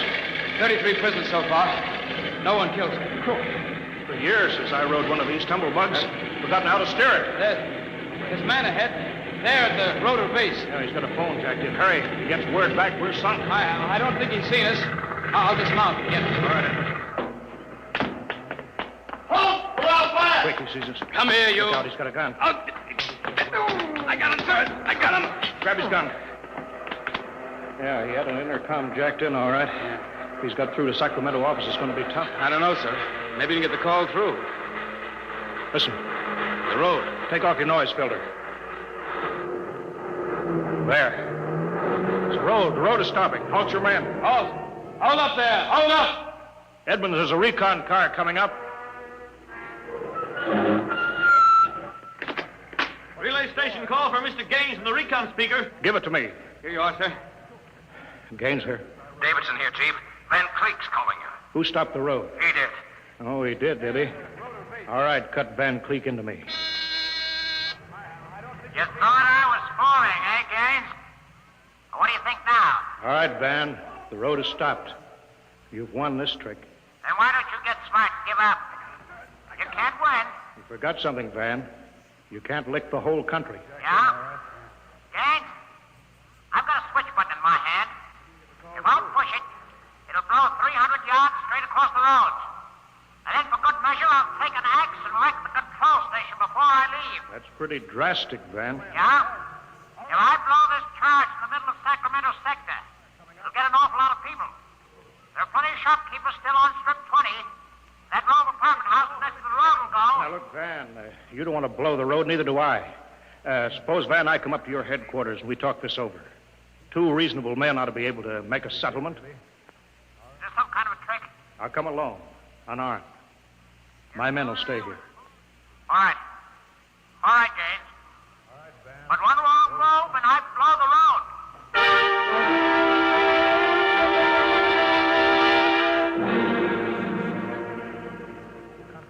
Well, we've got to hurry, Dave. If I take too long, Van Cleek will get edgy and set off that charge.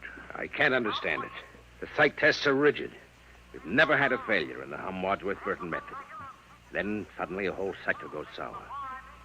How could Van Cleek get a whole crew of psych-cleared men to revolt? It's easy, Dave. As my deputy, he was ex officio personnel officer for the whole road. He must have been faking psych records for years, transferring maladjusted men into his sector. I've got that personnel record, Mr. Gaines. Oh, thank you. This is Van's record here. Masked introvert, inferiority rating 7. Comment: in spite of potential instability shown on Wadsworth Curve, this officer is especially adept in handling men. He's adept, all right. I haven't got time for any more, Dave. Chief, are you actually going up there to Van Cleek's office? I've got to. They'll be armed. They'll kill you. I'm going to take that chance. Why don't you call in the Army? He won't dare blow the road then. Yes, he would. Look at that psych record there. He's putting up a big, brave front, but he's rotten inside. He wants to be taken seriously. He wants everybody to think he's the most dangerous man in this country. If I call the Army in, he'll try to prove it by blowing the road. But how can you stop him, Mr. Gaines? He'll have a gun.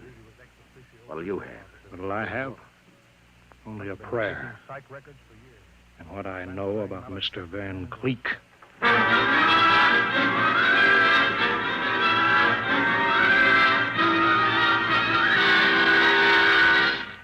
All right, Gaines. Director Van Cleek will see you now. Gaines, I want you to sign this now. It's a declaration of your recognition of the Engineers Control Committee. You've got 1 minute to sign it, Gaines, or I'll push this button and blow up the whole sector. You better sign, Gaines. You need this gorilla with the gun, Van? Why are you? Can't you handle one unarmed man alone? All right, Harry, out. But... Out. Yeah. Okay.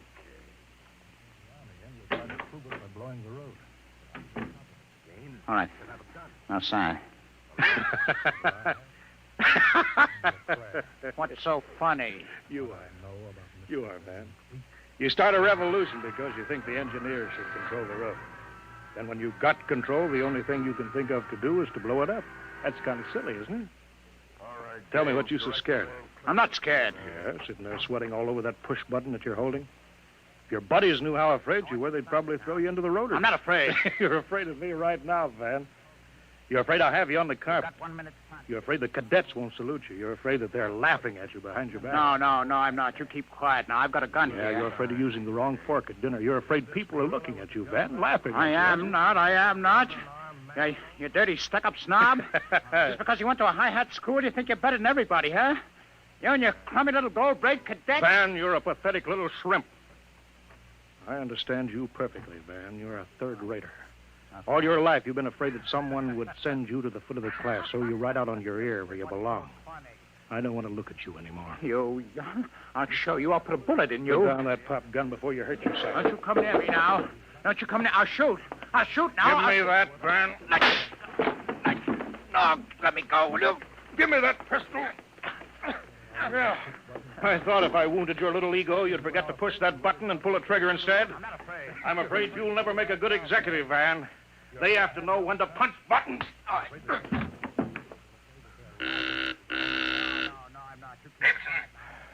Gaines here. Chief, are you all right? Yeah, I'm all right. Tack now, Davidson. Mop up. I'll hold the control room. I've got Van Cleek. I think his little revolution is just about over.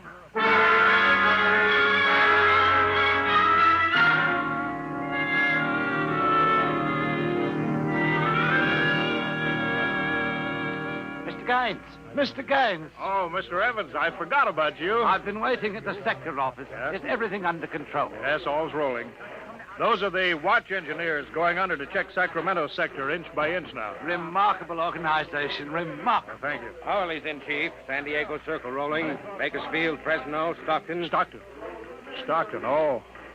Oh, no. What's the matter, Chief? With trouble, Mr. Gaines? There sure is. I promised to meet my wife at Stockton for a show. She's been waiting there since 9 o'clock last night. Oh, dear me. Dave, see if you can get her for me. Try the sector office. All right, Chief. And Dave, see if you can calm her down. Oh, sure, Chief, sure. I'll tell her the roads must roll. No, don't tell her that. I don't think she'd appreciate that. She's heard it too often. Well, I better get going. Bye, Dave. Keep 'em rolling. Keep the road and the roadways go rolling along.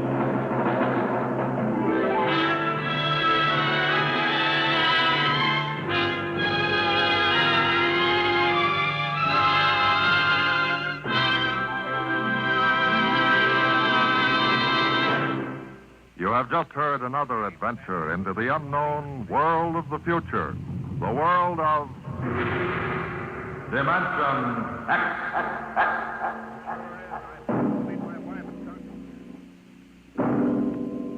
Next week, the strange story of the test pilot who became the first man ever to invade outer space, and of what he found when he got there.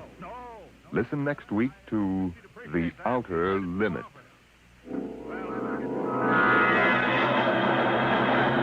Tonight's adventures in Dimension X, The Roads Must Roll, was written by Robert Heinlein and adapted for radio by Ernest Kenoy. Featured in the cast were Wendell Holmes as Gaines and Ralph Bell as Van Cleek. Your host was Norman Rose. Music by Albert Berman, engineer Bill Chambers. Dimension X is produced by Van Woodward and directed by Edward King.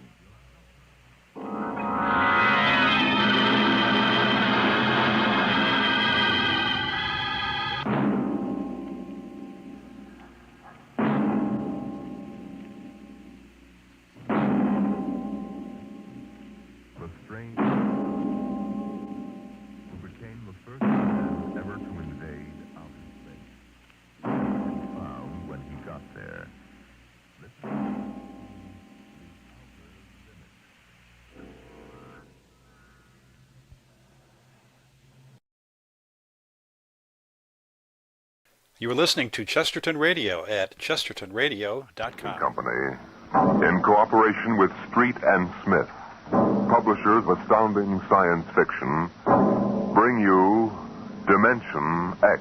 20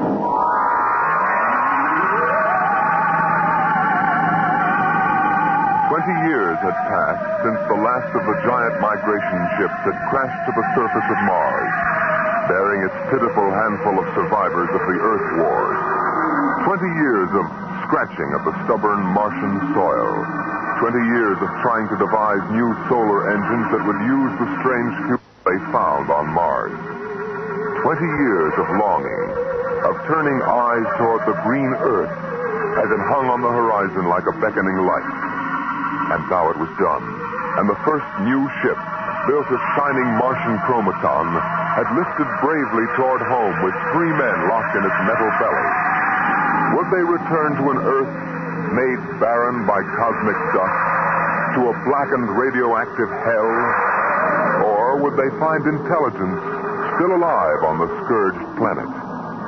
What had 20 years of death and radioactivity done to our beloved Earth?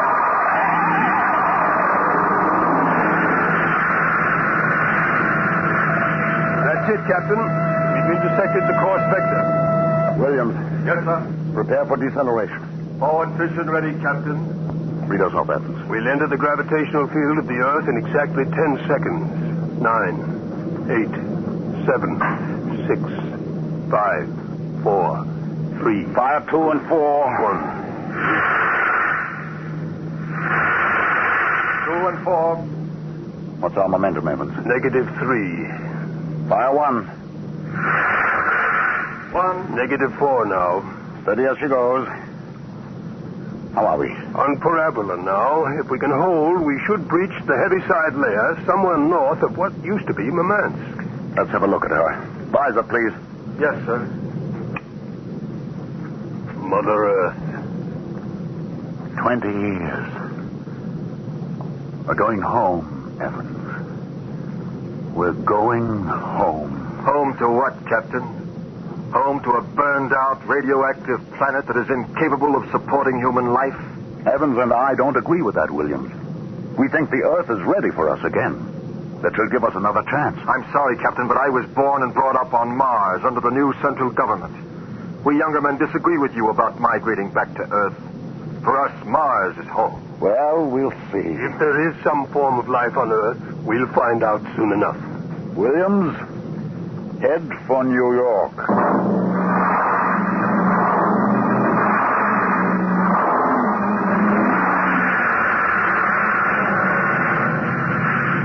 There it is, Captain.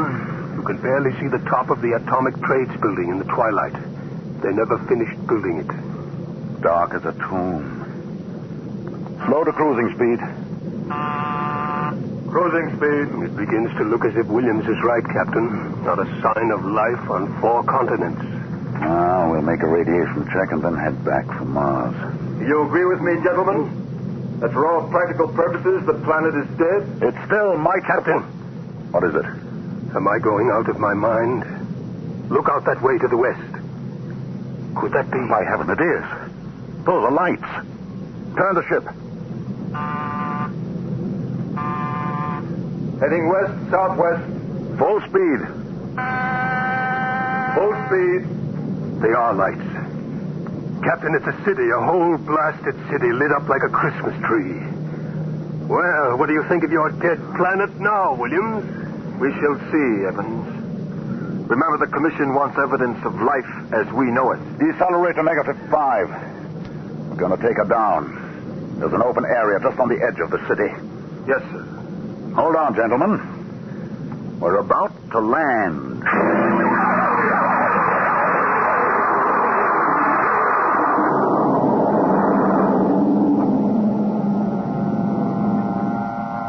Landing jacks are down, sir. Open the airlock.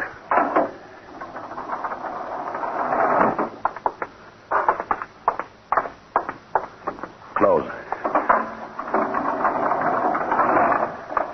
All right, gentlemen. Before we go out, security at all times. Williams, you have the blast gun? I have it. If anyone becomes separated, fire a shot and make for the ship. How's the radiation, Evans? Safe enough so far. This seems to be a light area. Very well. Open the lock.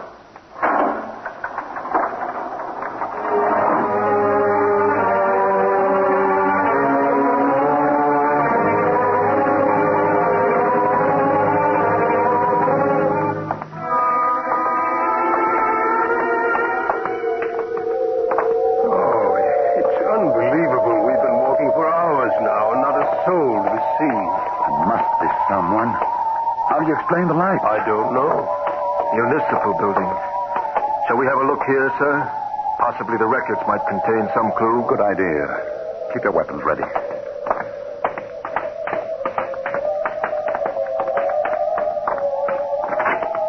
This door is in good working order. Almost as if it had been oiled recently. Long corridor. Lights blazing in every office. William, stand watch here in the corridor. Fire a blast if you need us. Yes, sir. Evans, you come with me. We'll start right here with the city clerk's office. Better check radiation again. Not enough to do any damage. Gives me the creeps, doesn't it? Look at this desk. Papers crumpled, inkstand. Just as if somebody came in and worked here every day. Calendar. June 18th, 1987. Why, that's the day of the evacuation. The dust cloud had already blanketed New York and was heading west. Dog license. Nothing trouble. Somehow I have a peculiar feeling that... Good Lord. Pick it up, Evans. Hello? No answer. Hello? I hear something. A scratching sort of noise. Good day, Doctor. What? How are you? I called to ask some advice about a trepanning problem. Can you tell me if the lateral cut should be made first? Hello? Hello? This is absolutely insane. Thank you, Hello? Doctor. I'll do that. By the way, how is your wife, Alice? And the girls? And your son, John? Fine boy, John. I'll call again tomorrow. Goodbye, Doctor. Hello? Hello? It's gone dead. Who was it? I don't know. A strange voice carried on a conversation about some surgical operation without paying the slightest attention to anything I said. Captain, the lights are out. Good Lord. Captain! Captain! I have a torch. Come on. Williams, what is it? I don't know. You fired a shot. Yes, sir. Just as the lights went out, I'm sure I saw a figure. It looked like an old man in a white robe. It moved across the end of the corridor down that way. Flash your torch down there, Evans. Nothing there. Are you certain, Williams? I'm not certain. The lights, they're on again. We're going to get to the bottom of this. Wait. What? Listen. Quietly. Someone is coming, walking slowly toward the corridor. Coming closer. Cover him when he turns the corner. It'll be a pleasure. Don't fire unless I give the word. What? Jumping Jupiter. Are you... Is it really someone, or am I having hallucinations? We are no vision. No. Oh, you seem to be real. I saw the ship come down. I thought perhaps I was losing my mind. It's been so many years. I'm Captain John Parsons. These are my assistants, Dr. Evans and Mr. Williams. We've returned to Earth from Mars. Oh, and it's happened. We're not alone anymore.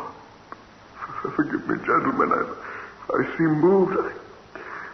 I waited and hoped for so long. You survived the radiation? We did. There are others? My family were the only ones. I answered the phone a moment ago. Who was it? You heard my voice, Doctor. Your voice? To break the loneliness, I've recorded my voice and rigged up an automatic telephone. It's pleasant to hear the phone ring. I come here to do my work. I take it you're a medical man. My name's Cornelius Hathaway. Hathaway? Hathaway, the brain surgeon? You know my name. Who doesn't? I watched you on television at college. I saw you 23 years ago. You performed a difficult surgery for a cerebral tumor. Marvelous. Thank you. I'd almost forgotten. My mind, you see, I'm almost 80 now. You look fine, sir. Well, we've had the best of everything. An entire city to choose from.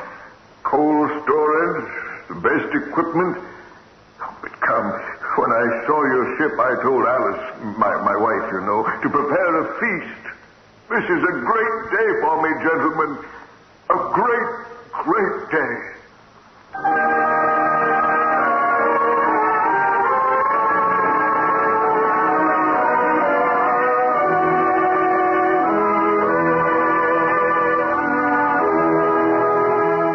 This is my wife, gentlemen. Alice, Captain Parsons, Dr. Evans, and Mr. Williams. How do you do? Now, if you'll follow me, gentlemen, we'll meet my children. Lord, what a beautiful woman. She looks no more than 35. These are my daughters, Susan and Marguerite. This is my son, John. How are you? Nice weather. Sit down, gentlemen. Sit down. We'll have a feast in honor of this occasion. Susan, Marguerite, get the best silverware and the damask napkins. John, fetch the glasses. Oh, yes, Father. It'll only take... Excuse me, John. Sir? How old are you? 23, sir. Thank you. Now, if you'll excuse me. What is it, Captain? Something wrong? Nothing except that it's impossible. You see, Dr. Hathaway's son was already in college when I started. That would make him at least 45.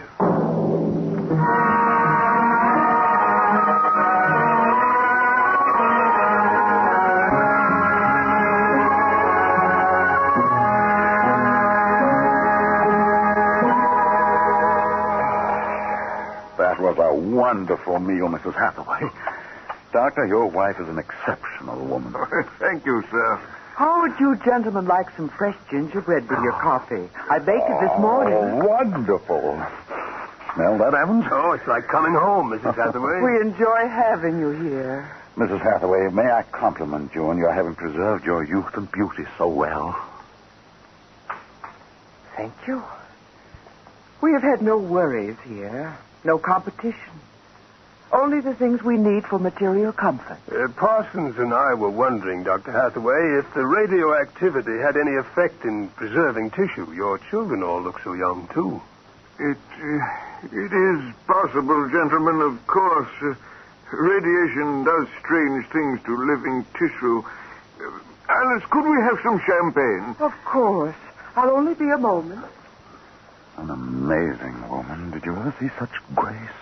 Such complete relaxation. It doesn't seem quite natural. I beg your pardon, gentlemen? Captain Parsons was just about to ask how you and your family managed to escape, Dr. Hathaway. We were very fortunate. I was working in the Sierra Mountains at the time. I had a lead-lined laboratory where I did X-ray research on my pet project. And what is that, sir? The study of machines as they relate to human function and the corollary of... Well, to continue, when the dust cloud covered America, we remained in the laboratory, well supplied with food and water. Later, when the radiation permitted, we made our way east, back to our old home, in the hopes of finding other survivors. But by that time, every living creature had been evacuated to Mars. We were stranded. The migration ships didn't wait for stragglers. That's true. My father and I were on the last rocket out of New York. I've always loved this old house. But the loneliness of those first years... At least you had your wife and children. Yes. Yes, I had my family. If it were not for them, gentlemen, I assure you I would long ago have put a bullet in my head. Here we are. Champagne, Captain. Oh, thank you, Mrs. Hathaway. May I propose a toast? Oh, let me. Gentlemen, to Earth. To Earth. Earth. May she never be a stranger to man again. Hathaway, what is it? Nothing really. It's just a rather sharp pain in the chest. I think you should lie down, Doctor. Yes. Perhaps you're right. Let me help you. No. John and Susan will help. Of course, Father. Why don't you gentlemen go out on the porch, enjoy the air? I'll see you all in the morning. Good night, Doctor. Good night. Come, John. Yes, Father.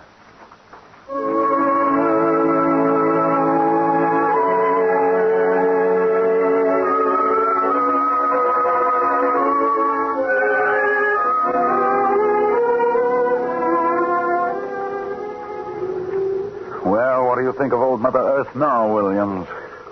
Smell that summer breeze. Look at that view of the city lighted up against the sky. It has a certain quality. Well, score 1 point for the back-to-earth proponent. I didn't say that. You're beginning to feel it, though, Williams. I can tell. If you don't mind, gentlemen, I'm quite tired. I think I'll turn in. Excuse me. Well, Captain, Well, what? What do you make of all this? I don't know what you mean. This Hathaway and his family. There's something strange and unnatural going on here. I can sense it. I think you're reading things into it, Evans. Oh, perhaps. Well, I'll turn in, too. Are you coming? In a moment, I want to smoke a cigarette. Beautiful view. What? Is it not? I didn't hear you come out. How is he? Resting.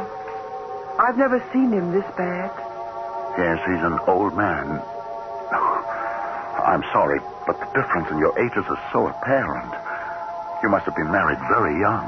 My husband is a very great man, Captain. It's too bad there was no one to appreciate him.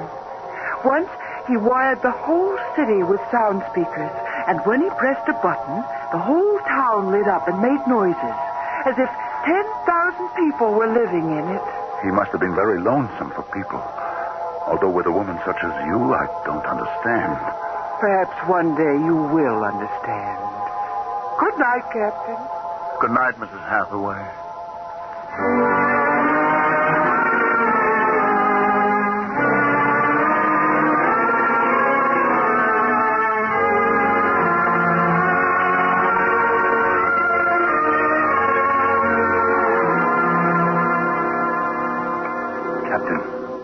Captain Parsons. Who was there? It's Dr. Evans. What time is it? 2 a.m. What's wrong? I couldn't sleep. A few minutes ago, I heard someone slip out the front door. In the moonlight, I saw it was the old man. He was headed toward our ship. What are you suggesting, Evans? Nothing, except that it's fairly unnatural for an old man with a bad heart to go wandering off at 2 in the morning. Very well. We'll follow him.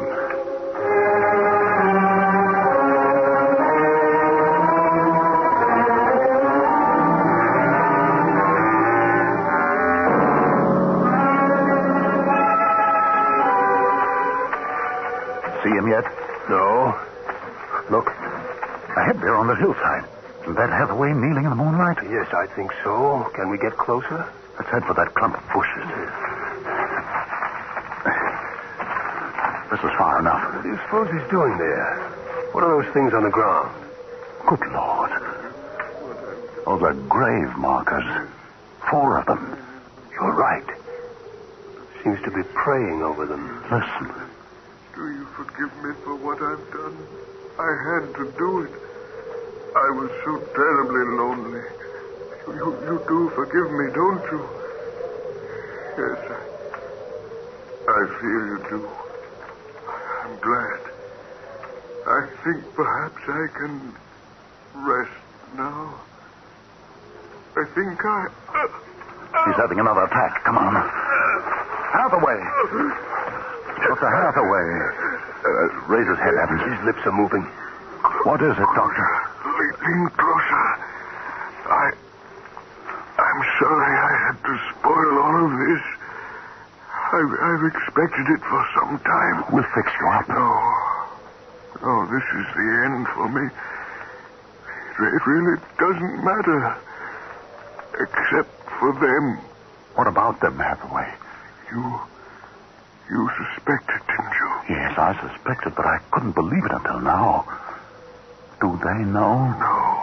No, they wouldn't understand. I wouldn't want them to know, ever. The earth. Don't try to talk. The earth is so fair. Doctor. He's dead, Captain. He knew it was the end this time. Yes, he knew. What was it he meant about your suspect? Light a match, Evans. Look on those 4 grave markers and tell me what you see. Good Lord. Well? Alice Hathaway, Marguerite Hathaway, Susan Hathaway, John Hathaway. Died July 1987. But that's 20 years ago. If these markers are correct, then Who are those others? Can't you guess, Evans? Can't you guess?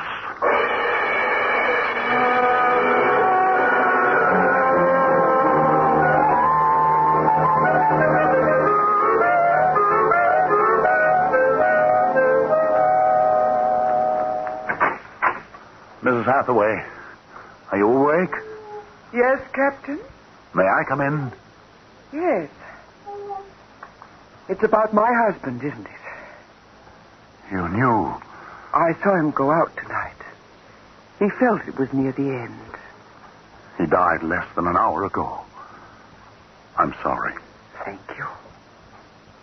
How do you feel? He told us it would happen one day, and that he didn't want us to cry. He didn't teach us how, you know.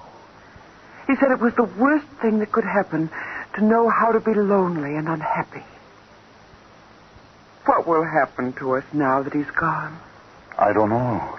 Will you stay with us? I would like to, but I cannot. You know about it. Yes, I know. I didn't think that you knew yourself. The children don't. I've been aware for a long while. No one would have guessed. You are so perfect. Oh, he would have liked to hear you say that. He was so very proud of us. After a while, he came to love us.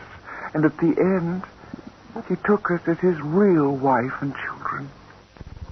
He even forgot sometimes that he had made us. You gave him a great deal of comfort. Yes. Over the years, we sat and talked. He loved so much to talk. I was first, you know. Then he became lonesome for the children. And so he made them. He told me about the things he did, about his laboratory. Surely the children must suspect. Oh, no. You see, there were no other beings with which to compare themselves. He must have been a great, great genius. Each morning he took a recording of his voice into town and put it on the automatic telephone. Each night it would call us. I think, what with the phone ringing and the sound of voices and the lights on, he was happy. There was only one thing. One flaw. And that? He couldn't make us grow old. And so he had to watch himself become an old, old man while we stayed young. It was a great blow to him.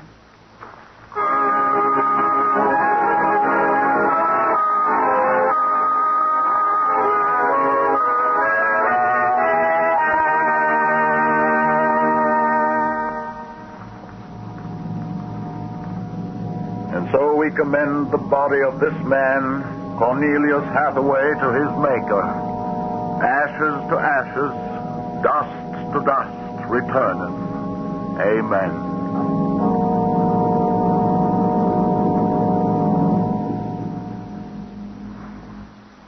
Come, John.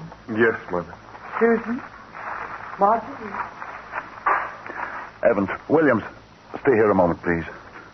What is it? Let them go back to the house. I want to speak to you. I know what you're going to tell us, Captain. I saw the names on the grave markers. Well? It's a mockery. A blasphemy of everything we believe in. For a man to do something so evil. Can't you imagine what he faced? Can't you imagine what it must have been like to have watched his wife and children die slowly of radiation burns? To know that he was the last man on the face of the earth? Alone? Eternally and unalterably alone? Good Lord, man, what would you have done if you'd had his medical and technical genius? That's incredible. Yes, it is. But with an entire American city on which to draw for supplies and equipment, a brilliant man might accomplish anything, even that. What are you suggesting, Captain? That we take them back? We haven't enough space in the ship for that. Every ounce counts. Still, to leave them here, like that, alone. I think I have an answer, cold-blooded as it may seem. Go on. I suggest that we turn them off. Do you think that I could do that? No, but I could. After all, they aren't human. They're worse than robots. They're ghoulish. Have you talked to her? Has she smiled at you with that quiet, beautiful smile? Captain, we can't take them with us, and it would be less than human to leave them here without Hathaway. Could you do it, Evans? Give me the blast gun, Williams. We'll wait on the ship. Take off in half an hour. Half an hour.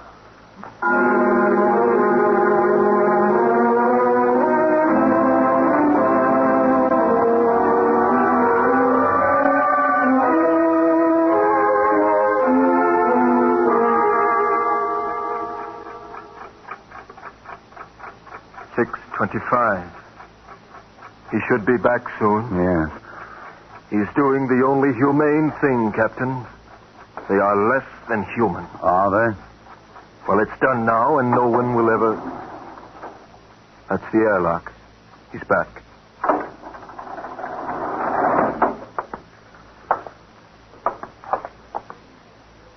Well, here's your gun.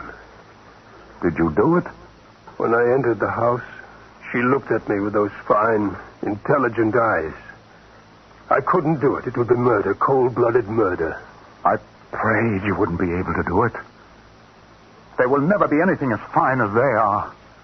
Built to last 200, 300, perhaps 1,000 years. Well, get the course in the integrator, Williams. We'll take off in 20 minutes. I should be back by then. You're going out, sir? I'm going to say goodbye.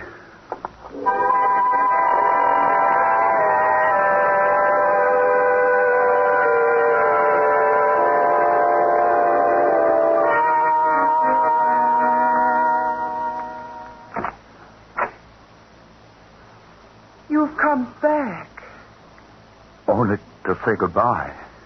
It was nice of you. I wanted you to know that I am coming back someday. When will you come? I don't know. It will take many years to prepare fuel for another trip.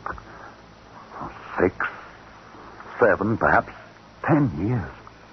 I will watch the sky at night, just as he watched it. Oh, I'm afraid I must go now. I understand. Strange. I have a new feeling. One which he did not teach us. A feeling of longing, of sadness. That one is not taught. It comes of being alive. Yes. I am alive. Even though he created me, I'm a person now. Goodbye, Alice Hathaway. Goodbye, John Parsons.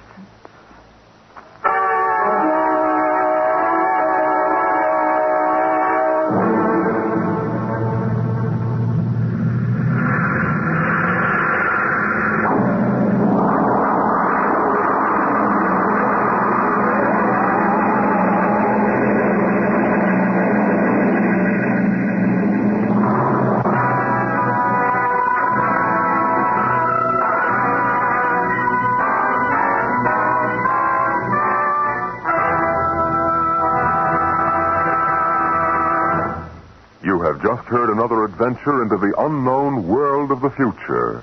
The world of...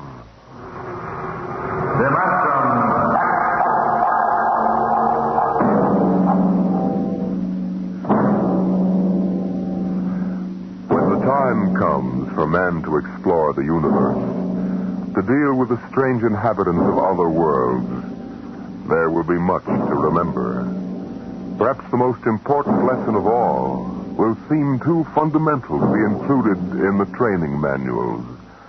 Listen at this time next week as Dimension X brings you a story from the pages of the August astounding science fiction.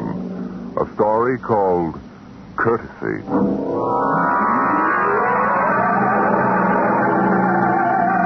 Dimension X is presented each week by the National Broadcasting Company in cooperation with Street and Smith, publishers of the magazine Astounding Science Fiction. Today, Dimension X has presented Dwellers in Silence, written for radio by George Lefferts from the story by Ray Bradbury. Featured in the cast were Peter Capell as Captain Parsons, Bill Griffiths as Dr. Hathaway, and Gertrude Warner as Alice. Your host was Norman Rose, music by Albert Berman. Dimension X is produced by William Welch and directed by True, Fred Good, Way. and Beautiful at ChestertonRadio.com.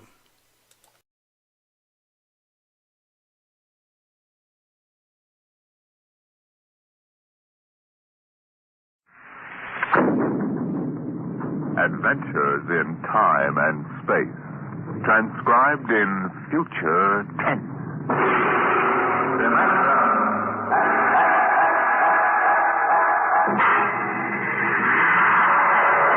On stage tonight, Dimension X.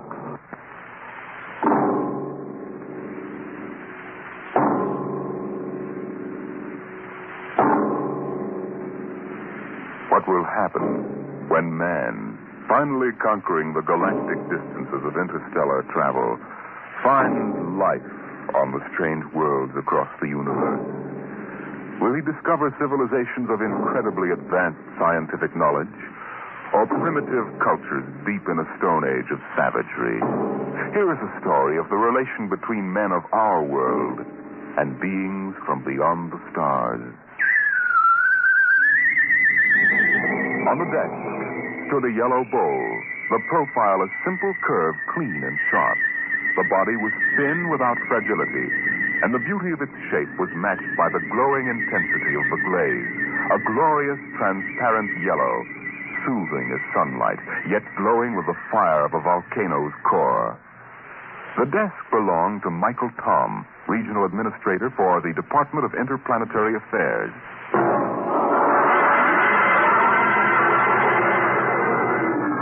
That bowl? Why, it's a souvenir. I got it many years ago on the planet Firsk. I'd been out on the Channel Planet in the Frontier Service for 19 months. When my transfer came through to Firsk, I was surprised to see that I'd been promoted 3 grades, and my orders read to report to the regional office as assistant resident. My ship came in at Penopon Spaceport, and I was met by the office car and chauffeur.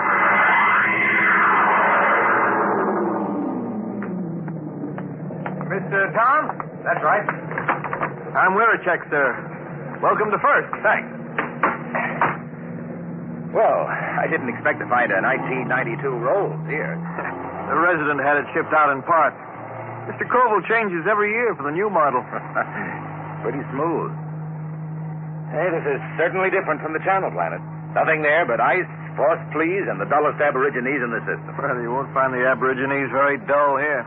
What kind of people are they? The Methuan? Well, they're humanoid. Very close to us systemically. Tall, sort of amber-colored and graceful. Oh, is that one, the girl balancing the bowl on her head? Yeah. Yeah, she's a Methuan. Uh-huh. There isn't a very big human population at first. Well. Looks like Mike Thomas found a home in the surface. You haven't met Mr. Colville yet, have you? What do you mean by that? Oh, nothing, sir, nothing. Look, I'll wear a check. If there's anything wrong, you'd better tell me. Well, there's nothing, sir. Nothing you won't find out. It's just that Mr. Colville is a very forceful personality. Very forceful.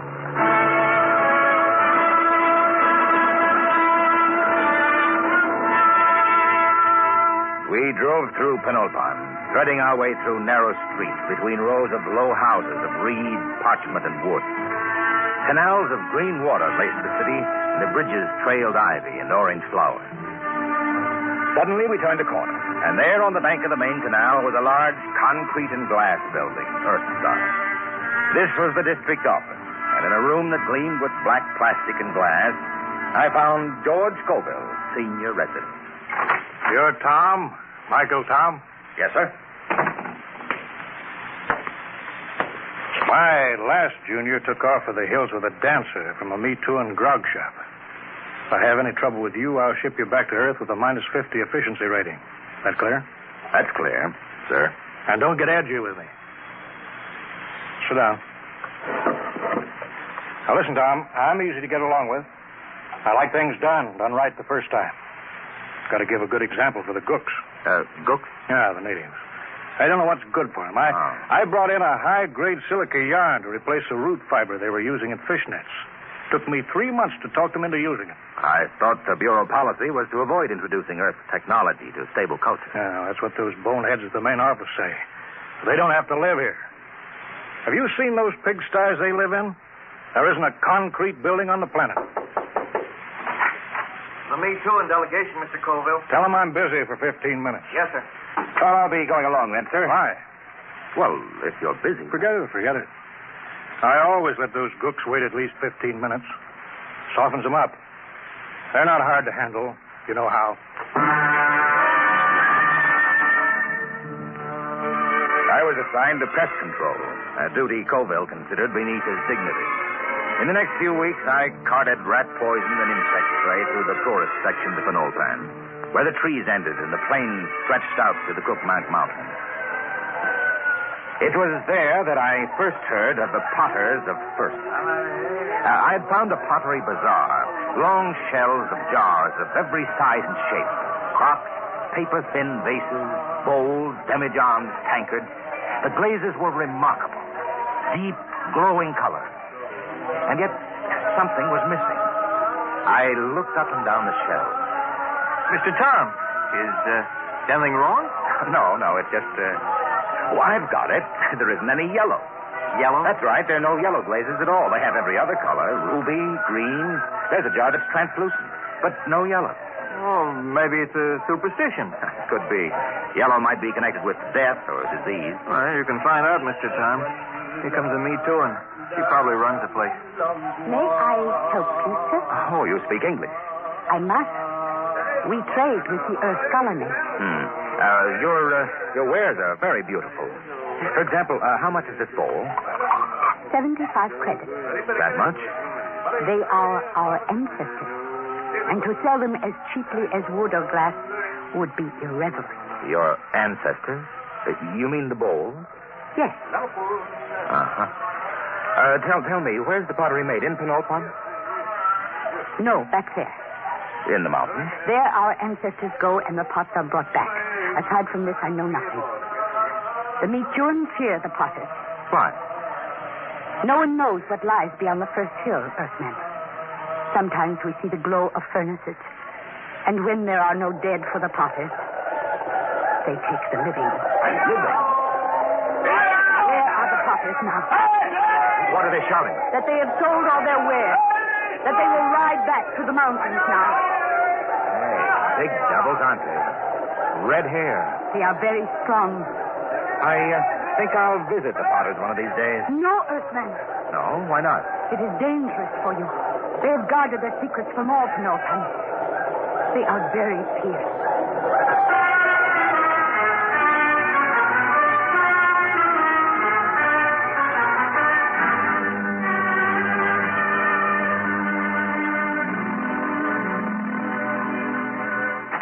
Tom, where the devil you been? I told you to get the estimates for that power plant. I put them on your desk, sir. Oh, yeah. Yeah, so you did. Say, what do you know about the Potters back in the Cookmanks, Mr. Colville? Huh? Oh, they're a tribe of bandits or something. Why? I was at the bazaar today. A girl called the vases ancestors. Seems strange. Ancestors? Well, it probably has something to do with religious death rites. They take away the dead bodies and cremate them for a fee or trade goods. The girl said that when they don't get the dead, sometimes they take the living. What? Well, so that's it. What's it? Raiding. About every month or so, a couple of Me Too and turn up missing. The whole city clams up like tongue-tied parrots. For 2 years, I've been trying to track it down. Tom, these Potters must be behind it. Raiding, huh? Now, we'll see about that. No, we don't know anything definite. Well, we will. Get Weircheck to roll out the copter. We're flying out to those mountains. I'll put a stop to this if I have to blow them clean off the planet.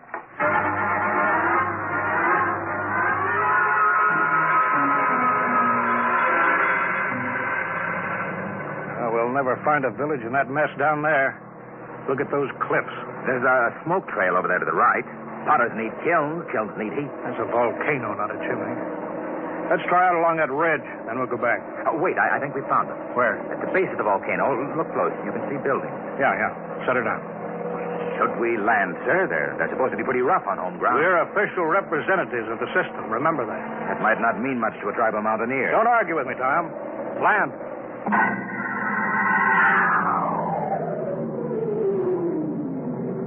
Get your pistol ready. I don't see anybody. The village is deserted. They're hiding. It's the Potters, all right. There's a heap of old broken jars. But I don't see the kiln. We'll stay here till something moves. What's that? One of the Potters. Wait a minute. Here they come. 3 of them. You cover them, Tom. I'll do the talking. Hey there, you! What brings strangers to the village of the Potters? I'm Colville, chief of the Planetary Affairs Bureau in Penulpa. This is an official visit to see how things are going with you. We make no complaint. Oh? I've heard reports of you Potters kidnapping me, too. Is there any truth in that? There is an ancient agreement. The Potters are granted the bodies of the dead, and occasionally, when the need is great, we do anticipate nature by a year or 2. You mean you admit it? The soul lives forever. In the bowl it's beautified. What do you mean? Look here, just what do you do with the corpses? Our glazes require lead, sand, clay, alkali, spar, and lime. All but the lime is at our hand, and this we take from the bones of the dead. I see. Well, we don't want to interfere in any native customs or rights. Corpses, that's between you and the meat turn. If you need lime, I can ship you in tons of it. Natural lime is a poor substitute for fresh live bones. The spirit of the person is in the bones, and it passes into the glaze and gives it an inner fire. Well, you listen to me. I don't care what you use as long as there's no kidnapping or murder. Tell me, Potter. I don't see any furnaces. Where are your kilns? Our firing is done by the great monthly burn. You mean the volcano? Yes, Earthman. Once each month, the heat roars up white and glowing. I see. Potter, why don't you ever use yellow glaze? Yellow glaze? We have no metal to give the pure, rich yellow, the color of the sun. It is strange, Earthman, that you talk of the yellow, for my people have sought the sun glaze for thousands of years. Listen, if there's any technical help you people want, that's my business. But there'll be no more murder. If necessary, I'll put a stop to the plotting altogether. Your words are not friendly. Don't think I can't do it. I'll drop an atom bomb down the throat of your volcano and cave in the whole mountain. We'd better pull out, Mr. Colville. Shut up, Tom. You understand? My job is to protect everyone on this mud-hole planet. And that includes the meat tour. Get back in the cockpit, Mr. Colville. They're getting us. Fire over their heads. Keep them back. Quick, get in, sir. They're scared now, but in a minute they may jump. All right, let's go.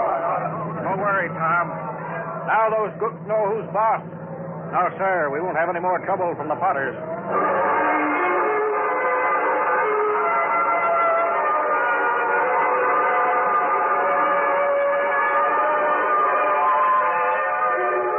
Colville kept me pretty busy the next few weeks.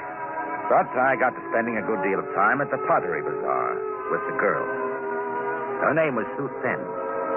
She was interested in everything I had to tell her about the rest of the galaxy, and I was lonely, so I got to looking forward to my visits there. I was on my way there one evening when suddenly I heard shouts down the side street. I hurried towards them, pulling out my gun. And then I heard the deep cry of the giant Potters and the crack of hoofs on the cobbled street. Suddenly, a group of riders burst around the corner and charged down on me.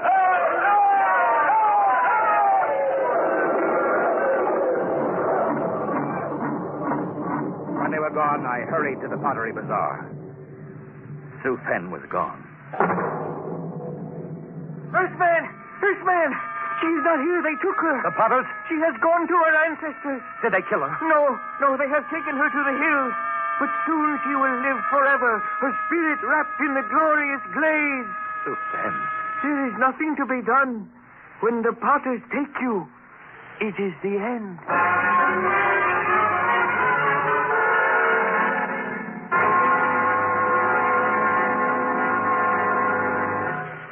They've been raiding again, huh?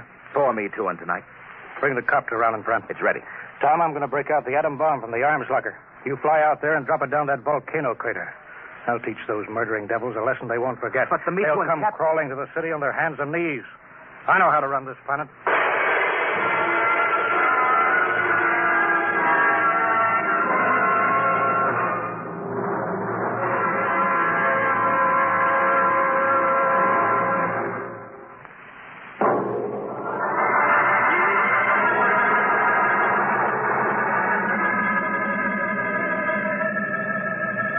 There's the village winner, Chick. Swing over it. Shall I pull the safety on the bomb? No, hold it. But Mr. Cole said... I know what he said. They got a girl down there, and I'm going to get her out alive. And I'm going to start by trying to talk with that 7-foot red-headed punt. All right, winner, Chick. Set her down right in the middle of Main Street.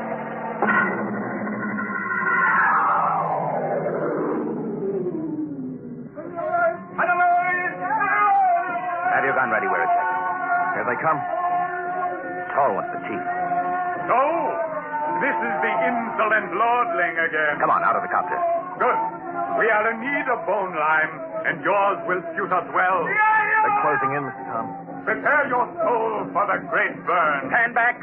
I'll kill a lot of potters, and you'll be the first. I've come for the full Me Too-in that you took from Snowmont. You don't seem to understand that we can punish. We can kill you before you can do much damage. We potters do not fear death. Death is merely eternal meditation from the gods. Potter, listen to me. I didn't come here to threaten, but to bargain. You have a Me Too-in girl. Is she still alive? She still lives? Chief Colville gave me orders to destroy your volcano. We can do that easily. If I'm harmed, the next bomb will drop on your village. I've come down here against his orders to bargain. Bargain? With what? We care for nothing but our craft. Potter, I can give you the secrets of the yellow blaze. Empty words. No, the truth. In exchange, I want the girl and the other Me Too-in you've stolen, and your word not to raid again. How would we get lime? We've told you. We can ship it in. Pure lime, as good as yours. Do the potters of Persk want the yellow glaze? Why, that has been the goal of the tribe of potters for 1,000 years. And if I show you the yellow glaze? Earthman, if it comes clear through the burn, I agree to your bargain. If it does not, your spirit will be lodged forever in the ugliest bowl we can spin on the wheel. It's a bargain. All right, Wirachek. Disarm the bomb. Disarm it? Mr. Tom, are you crazy? They'll kill us. There'll be nothing left to stop them. Nothing but the yellow glaze. Yeah, but do you know how to make it? We'll soon find out. I've been doing a little reading on the subject lately. Reading? Holy smoke. Enough, Earthman. I will take you to the potter's shed. If your glaze is the bright yellow of the sun, you live. If not, you die. Come on, Wirachek. Let's get to work. With what? You never made a glaze in your life. What are we supposed to work on now? Our last will and testament?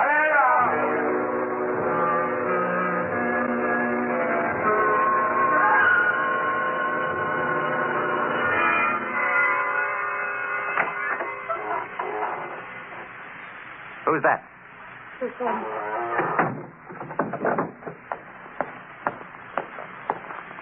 Are you all right? Yes. Why did you come? They will kill you too, Earthman. Maybe. How did you get in here? When I heard that you were here, I asked the chief potter to come. He said it would not matter. They would have all our bones soon. Cheerful, so.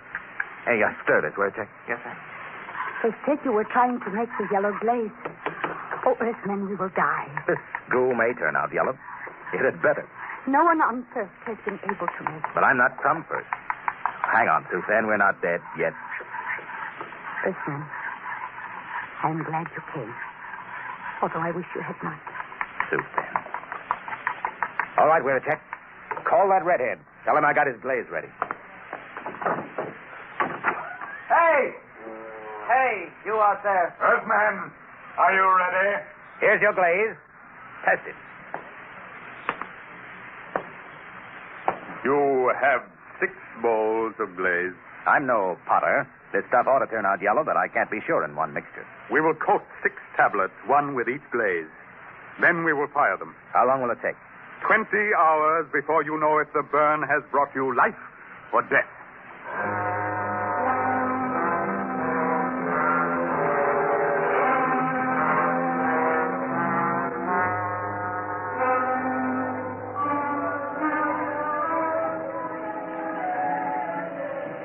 How long can they keep that up? Good hours. Tiles ought to be done soon. Earthman, here comes the chief potter. It must be time. The tiles are cooled. It is time now to open the kiln and test your glaze. A bargain has been made. The glaze is yellow, or you die. I will open the kiln. How are they, Mr. Tom? Mr. Tom? I can't see inside. It's dark. All right, Potter. Pull them out. What are you waiting for? I will remove the first pile. No. A dull, dirty brown, Earthman. Pull out the next one. The color of mud. Now, wait a minute. What is the use? There is no yellow glaze. Get that next pile out. We made a bargain. This is Earth Brown. Your glazes are worse than the peebless work of our children. Prepare your spirits for the great burn. Now, wait. Look in there. The next pile. Get it out here. Earthman, you waste time. Well, I'll get it out myself. There, look at it. Yellow. Bright, shining yellow. There it is. It's a yellow glaze.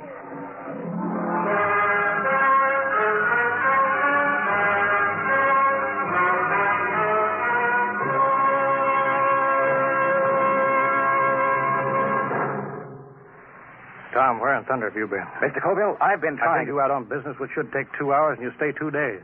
Why? I got the 4-Me-2 back, and I made a contract with the Potters. No more raiding. You what? I made a deal with them, and it turned out to be a better idea than yours. You disobeyed. You deliberately... Tom, you're through here. Through with planetary affairs. Listen, Mr. If a man can't be trusted to carry out orders, he's not worth a lead nickel to the Bureau. Get your gear together. Leave on the next ship out. Yes, sir. Wait. You're on company time till 4 o'clock tonight. Until then, you obey my orders. Take the copter back to the hangar. Bring the atom bomb back to the armory. I can't. What? Been trying to tell you. There's only one way I had to make that yellow glaze. Tom, what the devil have you done with that bomb? I gave it to the Potters. What? It was the uranium salt that made the yellow glaze. The Potters didn't have any, so I gave them the uranium out of the bomb. That was part of the bargain. What? You gave that murdering tribe of gooks that uranium? You heard me. And if you think you could have used it better by blasting them out of that mountain, you're crazy. Why, you abysmal, blasted imbecile. That's the only bomb we had. Those Potters could tear Penulpan off the face of the planet. If you want that uranium, Colville, you can go out and get it. If I'm fired, I'm through now. Why, you flesh mutt, you yellow-livered louse. I ought to If you kill ask me, I'd say it'd be dangerous business trying to get that uranium back now. We're a check. Yes, Mr. Colville. Yes, sir. Get the copter fuel. Get me a double holster and a full bandolier of ammunition. Yes, sir. Come, when I get back, I'll see that you rot in the deepest cell in the Gallatin Tower. I'm going out now to those hills. I'm going to bring in that uranium myself.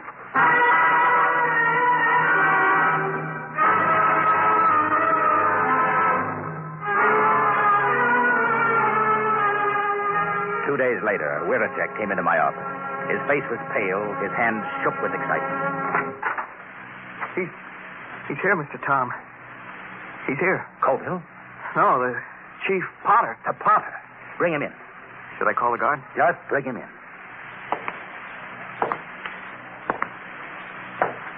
Well, Potter, I was just going to the mountains to see you. Earthman, does that bargain we made still stand? Just a minute. First, I want to know what happened to my chief. He has not returned. A madman came to the village of the Potters.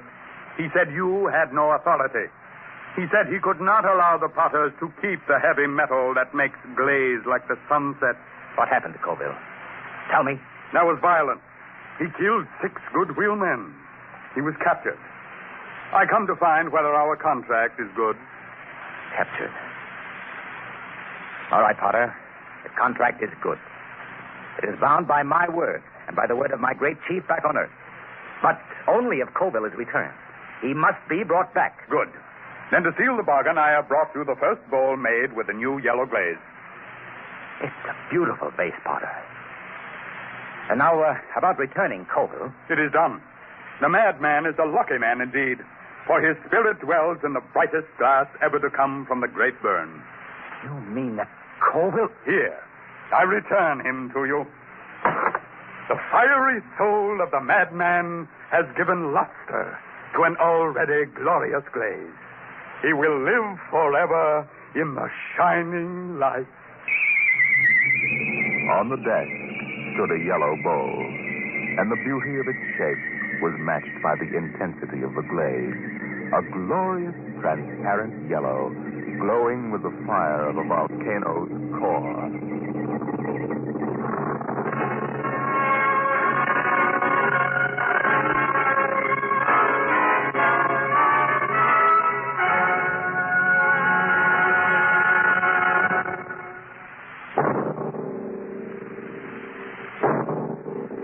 Tonight, Dimension X has transcribed The Potters of First, written by Jack Vance and adapted for radio by Ernest Kenoy. Featured in the cast were Carl Weber as Michael Tom, Wendell Holmes as Colville, and Raymond Edward Johnson as the chief of the Potters. Your narrator, Norman Rose. Music by Albert Berman. Engineer, Bill Chambers. Dimension X is produced by Van Woodward and directed by Edward King.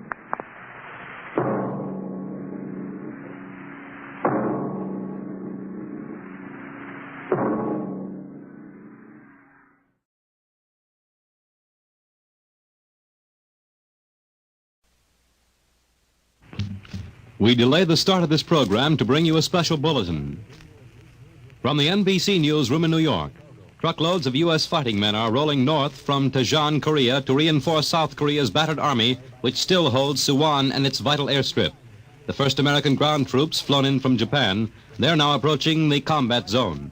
Meanwhile, the North Korean communists report that American planes have bombed their capital of Pyongyang 3 times today. Keep tuned to your NBC station for the later news. Adventures in time and space, told in future tense. Dimension X.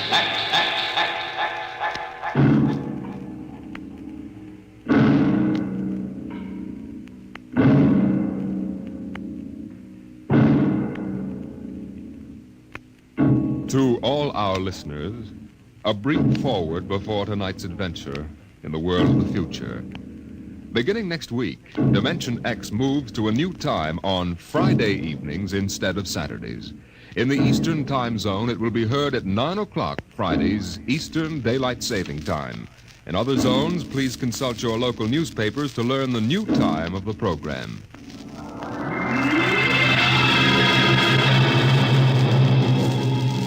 Now, tonight's venture into the world of tomorrow. A most unusual story about a logic named Joe and a man named Frank, and of how he saved civilization. It was on the 3rd day of August that Joe came off the assembly line. On the 4th, Lorene came into town. And that afternoon, I saved civilization. Lorene's a blonde I was crazy about once. And Joe is a new 1940-74 model Logic that I got stored away down in a cellar. And how do I save civilization? I save it by keeping Joe down in a cellar. Sometimes you are listening now to a voice from the future. The voice of Frank Caldwell, head serviceman for the Logix Corporation, makers of the machine that does everything for you. Well, nearly everything anyway. In the year we speak of, 1974, the electronic Logic sets were working so well that life was soft indeed for repairman Frank Caldwell. That is, until that fatal day of August the 3rd, when suddenly the Logix began doing everything for their users, and doing it too well. Hi, boss. What's the matter? Somebody put you through a ringer? Frank, you busy right now? No, there haven't been any service calls all day. Fine, there's a customer outside. Go take care of him, will you? Me, I'm a maintenance man. I know, but there are no salesmen around this minute. This guy wants to have our machines explained to him. Explained? Yeah. Everybody in the world knows about Logix. Where's he been, on Mars? Just moved up from the backwoods someplace. Why don't you explain him? I don't feel too well. Yeah? You're okay about a half an hour ago. Look, you the boss here, or am I? Go on out there, will you? Okay. Good morning. My name's Caldwell. Can I help you? Oh, thank you, Mr. Caldwell. My name's Kralanovich. This is my little boy, Freddie. Hiya, Freddie. Hiya, jerk. Ow. Freddie. I got you, didn't I? Fine kid you got there. Freddie, how many times I gotta tell you not to kick people in the shins? Excuse it, please, Mr. Caldwell. Sure. Just a kid. I got a knife home. Can cut you in little pieces. Freddie, we'd like to buy a Logic, Mr. Caldwell. The gentleman we spoke to first said he had to leave in a hurry. Oh, he did, huh? Well, I understand you're not acquainted with Logix, Mr. Kralanovich. Yeah, that's right. We just moved to the city. My wife, she saw that everybody else had a Logic, and you know how women are. You bet. Well, you can't get along without logic in this day and age, Mr. Kurlanovich. Look it, I got a snake. Want to see Will it? you shut up that... yeah, now, about the logic. Yeah. Here, I'll plug one in here. There, now. You see, the logic looks kind of like an old-fashioned television set, only it's got keys instead of dials. Now, if you want to talk to a friend... Yeah? You just punch the number of his logic. Like making an old-fashioned phone call. Except you not only hear him, but you see him, too, on this viewing screen here. Now, of course, that's not the important feature of these things. Oh? Now, suppose you want to ask a question. A question? Like, what to take for a sore throat. Or who won the American League pennant in 1911. You just turn on the logic. Then you punch the question key, and you ask, like this. Who was the first president of the United States? George Washington. You see? I already knew that. Well, that was just a sample. Oh. Well, I got a little store. Will it keep books for me? It'll keep your books, record your contracts, serve as a filing system, and check up on what happened to your lawyer's last client. Anything. Oh, say, they're really something, these things. 10,000 services and information sources in one. Read our advertising. Well, what I want to know, Mr. Caldwell, how do these logics work? You saw that big building across the street? Sure. Well, that's one of the relay tanks. Now, there are a dozen of them around the country, all hooked up together. And there's a data plate in one of those tanks for every fact in creation. You mean those relays know everything? If there's something they don't know, the technicians are busy making a relay plate for it right now. The logic integrates the facts in the tank and gives you the answers. Hey, you. Can I ask this thing how to make dart poison? How to make what? Dart poison, like in Africa. I could shoot the darts from my pea shooter. Oh, well, I think maybe we better not get one of these things. Well, that's okay, Mr. Kurlanovich. The logic won't tell you about no dart poison, see? Bet it will. I'm gonna try it. Hey, how do you make dart poison? Public policy forbids this service. What'd it do that for? On account of some little brat, on account of some children might ask things that ain't good for them. Listen, I don't like this here one. I want that one over there. They're all alike, kid. I want that one. If I can't have that one, I'm gonna hold my breath till I'm dead. Well, I got lots of time. It's no use, Mr. Caldwell. You might as well give him the one he wants. But, kid, they're so much alike. Even I can't tell them apart. I can, and I want Joe. Joe? Who's Joe? Oh, I guess he means the logic, Mr. Caldwell. He has to think up a name to call everything. You should hear the names he calls me. Not till I'm 21, I promised Mother. Okay, so we call him Joe. But what makes you think Joe's any different from the rest? He looks different somehow. Don't be silly. Them things are all alike. The 1/10,000th of an inch. Just the same, I'll bet he'll teach me how to make dart poison. Okay, then. Come on, Joe.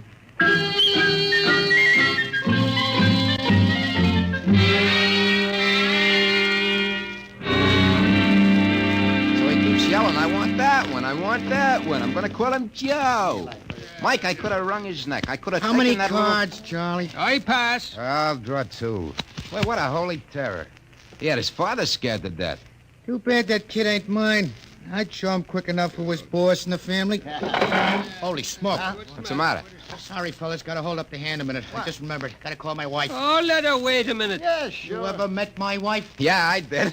Don't let her see the card game or she'll be down here with a hatchet. You telling me. Hey, what's the matter with this thing? He ain't getting my house. Announcing new and improved logic service. Your logic is now equipped to give not only consultative, but directive advice. If you want to do something and don't know how to do it, ask your logic. What do you know about that? Oh, yeah, It's just somebody trying to pull a gag. Yeah, didn't sound like a gag to me. Maybe the boss decided to add a new logic service. No. Boss knows better than to start anything like that. Why, look. The minute the system starts giving advice, some joker like you's going to be asking questions like, how can I get rid of my wife? Yeah, but you heard what the logic just said. Nah, the sensor circuits will block the question. You don't believe me? Go on, try it. Okay. Anything for a laugh. Try it. Okay, Logic, I got a question for you. How do I get rid of my wife? Service question. Is your wife blonde or brunette? You guys hear that? She's a blonde. Hexacrylaminotin is a constituent of green shoe polish. Take home a frozen meal containing pea soup. Color the soup with green shoe polish. This poison is fatal to blonde females only. This fact has not been brought out by human experiment, but is a product of logic's service. You cannot be convicted of murder. What do you know? It is improbable that you will be suspected. The saints preserve us. It's bound to be right. These things can't make a mistake. Well, Mike, don't stand there. Turn that thing off and check the sensor circuits. Quick. We can't get to them. They're all sealed up. It's supposed to be impossible for them to go out of order. Well, they're out of order now. And I got a feeling some awful things are going to happen.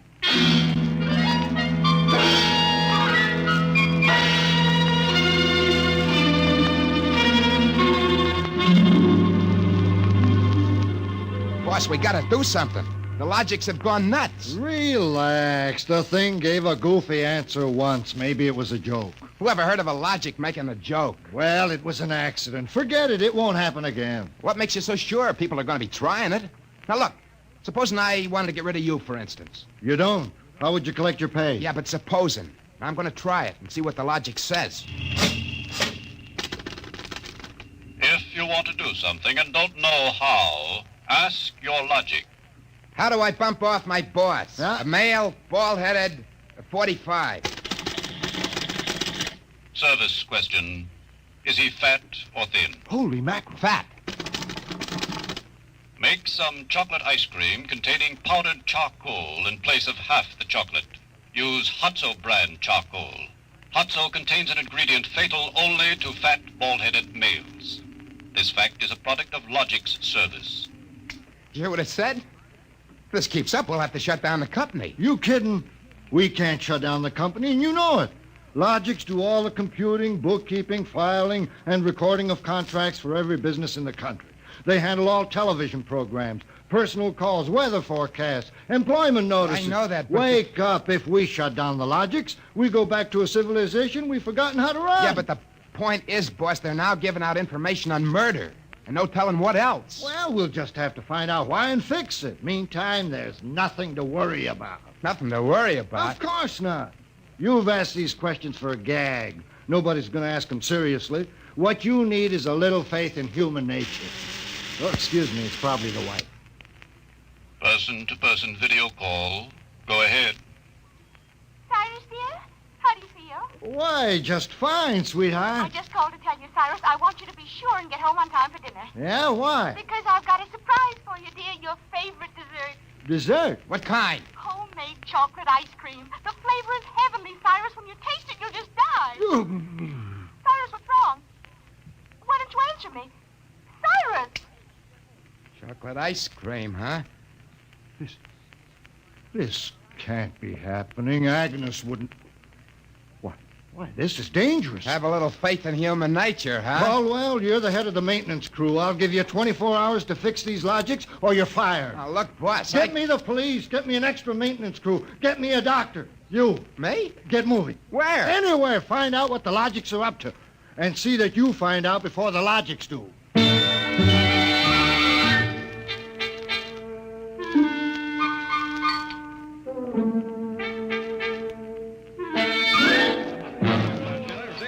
Bartender.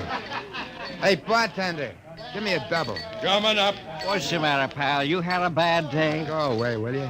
Oh, listen, pal. You gotta listen. I got trouble. Hey, bartender, will you get this barfly off me? For Pete's sake, I'm tired. On your way, you... No, don't say that. I got troubles.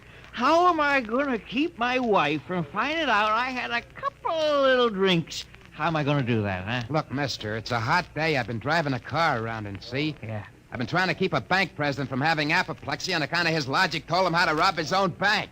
I've been tripping over dead bodies so artistically croaked that nobody's ever going to find out who done it. And all you got on your mind is... How am I gonna keep my wife from finding out I had a couple of little drinks? How? Go ask a logic. A logic? My pal, that's a wonderful idea. Where's the logic? Huh? Right Where's behind the you. logic? Here's a nickel. Oh, give me a nickel. Give me a nickel. This I gotta hear. This is gonna be good. Now, come on, logical pal, be nice. How does a guy keep his wife from finding out he's had a couple of little drinks? Answer me that. How, huh? Buy a bottle of Franine hair shampoo. It is harmless, but contains an ingredient which instantly neutralizes alcohol. 1 teaspoonful for each jigger you've consumed. Oh, boy, I gotta buy a bottle of What was that again? Supposing it's right, she'll never remember it as far as the drugstore. I think there's a bottle in the back room. Somebody left it. Oh, my pal, there's no more troubles.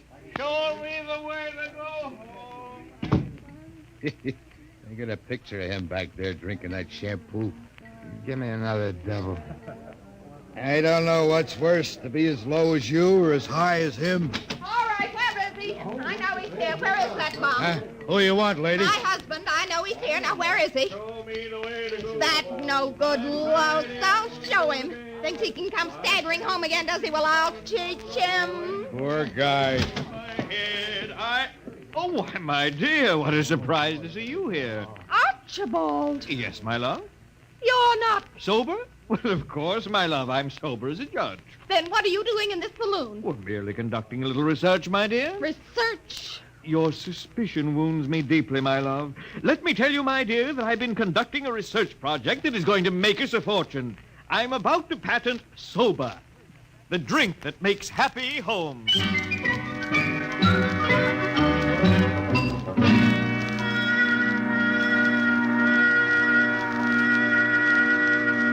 I'm Caldwell from the Logics Company, Sergeant.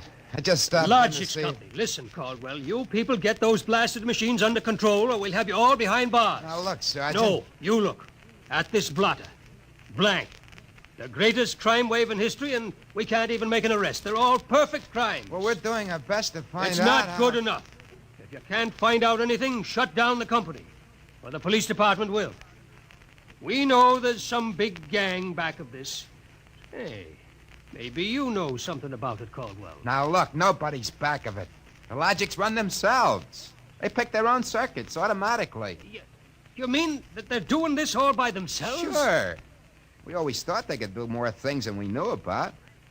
I think they're just trying to be helpful, that's all. Oh, that's all, is it? Well, you'd better make them cut out the tricks, including this new one, this new business they're up to now. What new business? It just started an hour ago. Every time you turn on a Logic, it asks you your name and then spiels out the whole history of your life. Huh? I haven't heard about that. What's it do that for? You tell me. Go on, try it. Okay. What is your name? Huh. How do you like that? I'm Frank Caldwell. Frank Caldwell. Were you ever called Ducky? Oh, Ducky. Lay off, will you? What if I was? It's been years. Ducky, there is a video call for you. Hiya, Ducky. Holy cats. What's that? Lorraine. Ducky, darling, how marvelous. Look at that blonde. It's Lorraine. Where are you? Oh, silly, I'm in my hotel room. Say, how do you like my play suit? Well, I just got into town. Oh, Ducky, wasn't it smart of the Logic to find you? Logic? Find me? I asked it how to find you, Ducky. You must have an unlisted number, darling. You're not in the directory. Yeah. Well, how have you been, Lorraine? Since I saw you last. I heard you got married. That's right. Ducky, you won't believe me, I know, but I've had 4 husbands. But I've never loved anybody as much as I love you. You've divorced 4 husbands? 3. The last one died unexpectedly.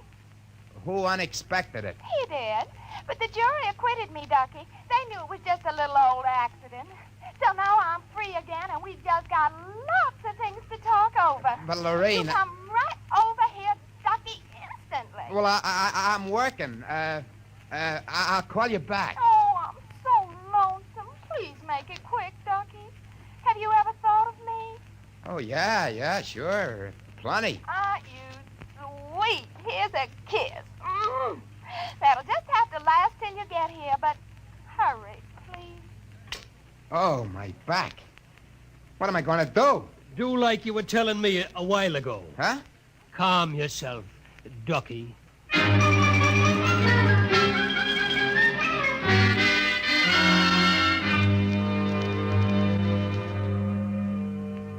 Calling a Logic for you, Frank, your wife. Oh, thanks, Mike. Hi, Gert. Frank, I've been trying to get you for an hour. Where have you been? Well, I've been out making calls, honey, trying to find out what ails these Logics. Well, you better find out in a hurry or there's going to be trouble. That thief thing. Told me my address, how much I owe every store, and how much you make a week. And all about the time we had that fight and I went home to Mother. Well, Gert, I don't think they're doing that anymore. I think that was just temporary. Well, in the meantime, it's told everybody in the neighborhood all about me. I punched Mrs. Hudson's name. She's been married 3 times, and she's had Mr. Hudson arrested twice for non-support and once for beating her up. It'll tell anybody anything. Yeah, but I tell you, Gert... Frank, you stop these things or I'm gonna leave you. Gert, you don't mean that. I do. If you can't figure out how to keep our private lives out of every logic in town, then I'm through. And that's it.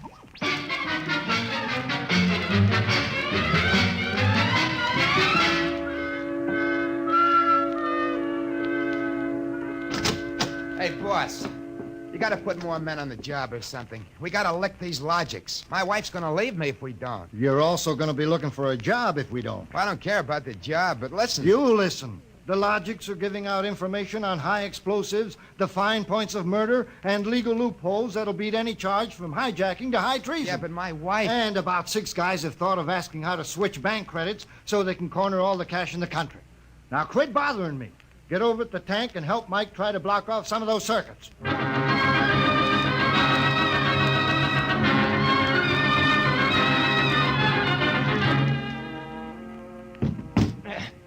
I can't even budge any of these relay plates. Me neither. Isn't there any way we can disconnect them? There is not. They weren't built to be disconnected. Mike, what are we going to do?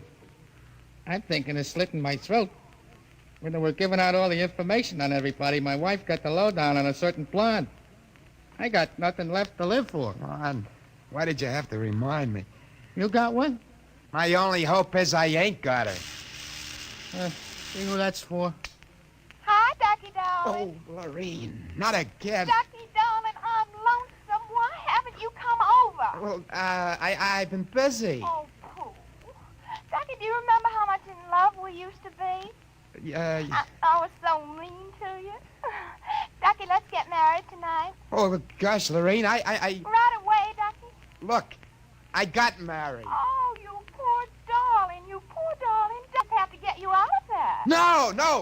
Now, look, Lorene. Darling, I'll just call up your wife and have a little talk with her. Look, please, now, it's nice of you to think of me and all that. You just give me your address and your logic number, darling. I ain't got one. Ah, you just don't want to tell me. You're bashful. Never mind, darling. The logic will tell me. Lorene! Oh, I gotta call Gert. Frank, will you get away from that thing and give me a hand? Yeah, Mike, in a minute. I gotta call my wife. We gotta get out of town. I punched the wrong key. Frank, I told you to help Mike. Yeah, boss, I am, but I just gotta make this call. Call? What do I care about your call? The president's getting ready to close down the company and declare martial law. Now, for the love of heaven, do something. Yeah, boss, I will. I just gotta make this call. Attention!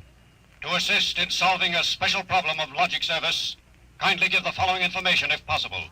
Where does Frank Caldwell live? Oh, she got me. I'm through.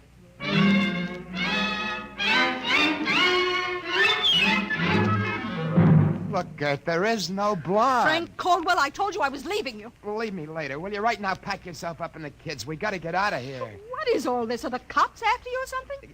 Yeah, that's it, the cops. Come on, get moving, will you? Hey, get away from that logic. Yeah, but don't you think we ought to hear the police calls? 27 and car 31 detailed to round up all employees of the Logics Company. Use caution. They are suspected of sedition. Holy smoke, the car cops are 17, after me. But you just said they were. 17, proceed to vicinity of 119 East 7th Street. Child terrorizing neighborhood. Use extreme caution.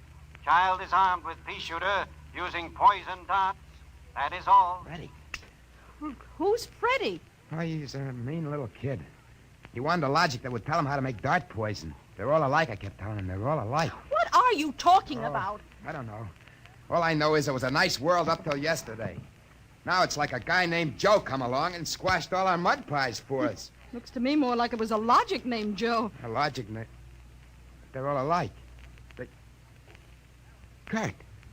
Gert, baby! Let go of me. Oh, don't be so silly. Okay, honey, hold the fort. Maybe they aren't all alike.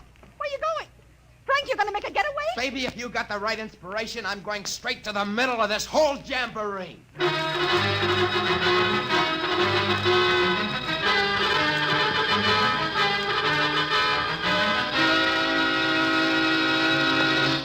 Yes? Oh, I was hoping it was the police. You remember me, Mr. Kralanovich? Caldwell of the Logics Company? I wish the Logics Company was at the bottom of the ocean. Well, I don't blame you. Now, where's your logic? Oh, in here? I'd smash it into a million pieces if I wasn't afraid of what Freddie'd do to Just get out of the way, will you? I got business with Joe.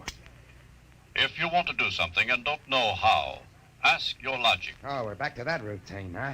Well, I want to do something, all right.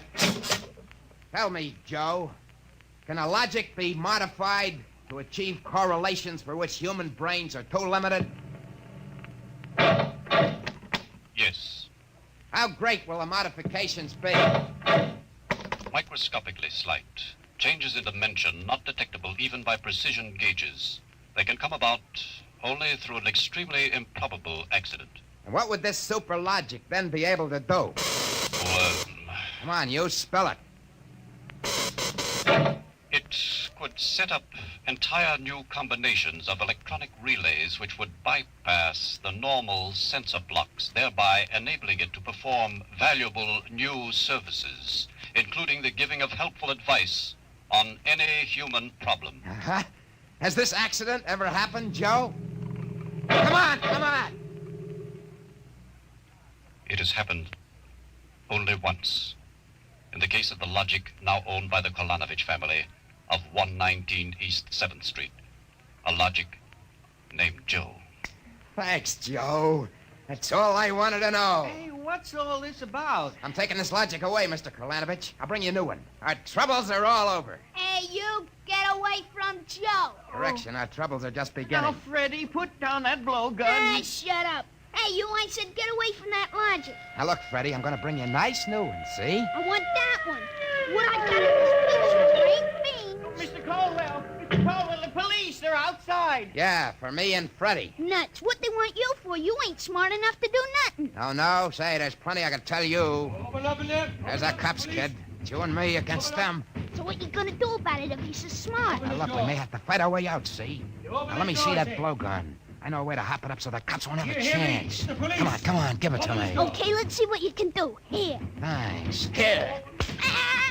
Oh, Mr. Caldwell, you're a great man. Now, all I gotta do is to pull this plug out of the wall. Come right in, Sergeant. Careful, men, careful. That must be the kid. But he don't look so tough to me. Well, he got a little soft. Oh, there'll be no more complaints, officer. I guess I can go on where Mr. Caldwell left off. Caldwell, you're wanted. This time you either answer some questions, or we'll keep you in the cooler till you do. What, in jail? Oh, okay, let's go. Hey, wait a minute. You act like you wanted to go to jail. Yeah, I do. I got a feeling it'll be safer there. What do you mean? Just put me away till a certain party leaves town. I'll confess to anything. Okay, then, Caldwell. Into the paddy wagon you go. Thanks, officer. You may be saving my life. Now, if you just help me carry this logic out... Wait a minute. You can't take that in the wagon. I can't? Why not? No room. We've already got a dame in there who's raising the roof. A dame? Yeah, a blonde.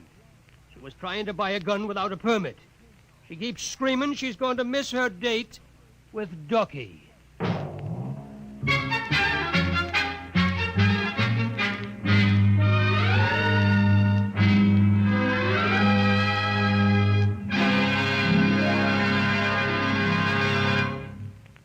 You have just heard another adventure into the unknown world of the future, the world of Dimension X.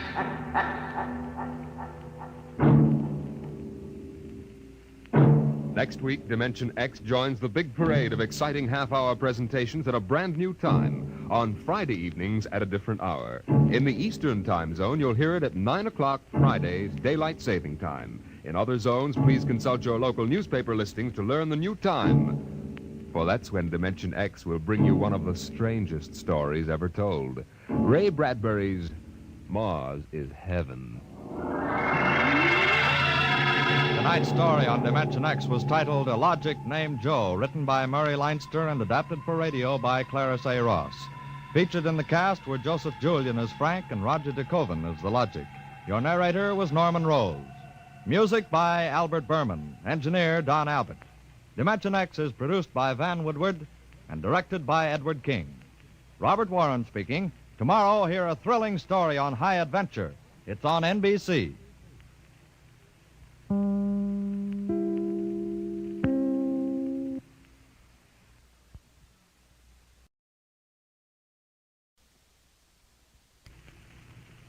Wheaties presents Dimension X. Adventures in time and space, transcribed in future tense. Dimension X. On stage tonight, Dimension X, another in the Wheaties' big parade of exciting half-hour presentations. If you're a mother or a father with a warm spot in your heart for pink-cheeked, happy-eyed youngsters, here's something you should know. Good food builds good health, and Wheaties are good food. Now, I don't know what you've been doing about breakfast for the kids, but did you know that every Wheaties flake is a kernel of wheat? With the sunny, wholehearted goodness of field-grown wheat in every flake? With the full strength of whole wheat vitamins, minerals, proteins in every flake? Well, it's true. Whole wheat in all its richness. That's what you furnish when you fill the cereal bowl with Wheaties. But don't slip up. See that they get Wheaties, crisp, sunshiny, good. Pour on the milk, put on the fruit, and know the youngsters are getting all that whole wheat can give. Do that now. Wheaties, breakfast of champions.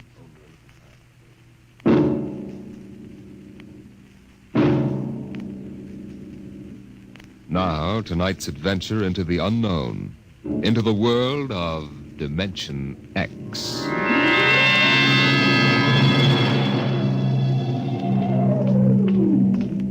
Somewhere in Europe, a man is walking through the darkness down a cobblestone street.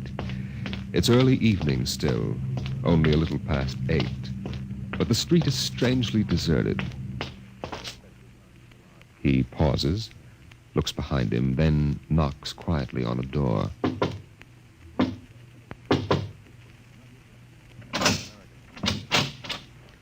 Yes? Is Engineer Wensler in? What is it, please? Mrs. Wensler? Yes. I'm selling brushes. We have a nice line of brooms. They sweep well. Do they sweep the little or the large? Both. They're especially fine for the large. Come in. What cell are you in? I'm not with the Underground. I'm an American, newspaper correspondent. It's all right. Chief 9 said I should see your husband. He gave me the password. Look, you know the Americans are on your side. Well, I don't know. My husband is not home at the moment. If I... Eva, who is it? Someone to see Alan, Father. Oh. My father-in-law knows nothing. Don't see anything which might disturb him. Okay.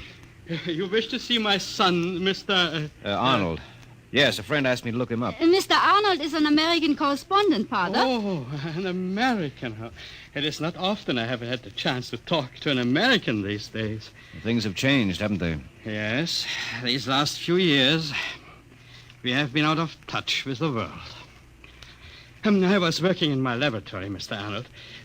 Would you care to come in while you wait for my son? Father, not the laboratory. Eva, we cannot ask our guest to sit alone in the library. And besides, I would like to talk. Huh? This way, please. Thank you. Mr. Arnold, I know nothing of politics. My only interest is science. Come, I will show you what we are doing. A most interesting experiment. Really very interesting. Dr. Wensler. Oh, this is Dr. Erickson, my associate. Dr. Erickson, Mr. Arnold.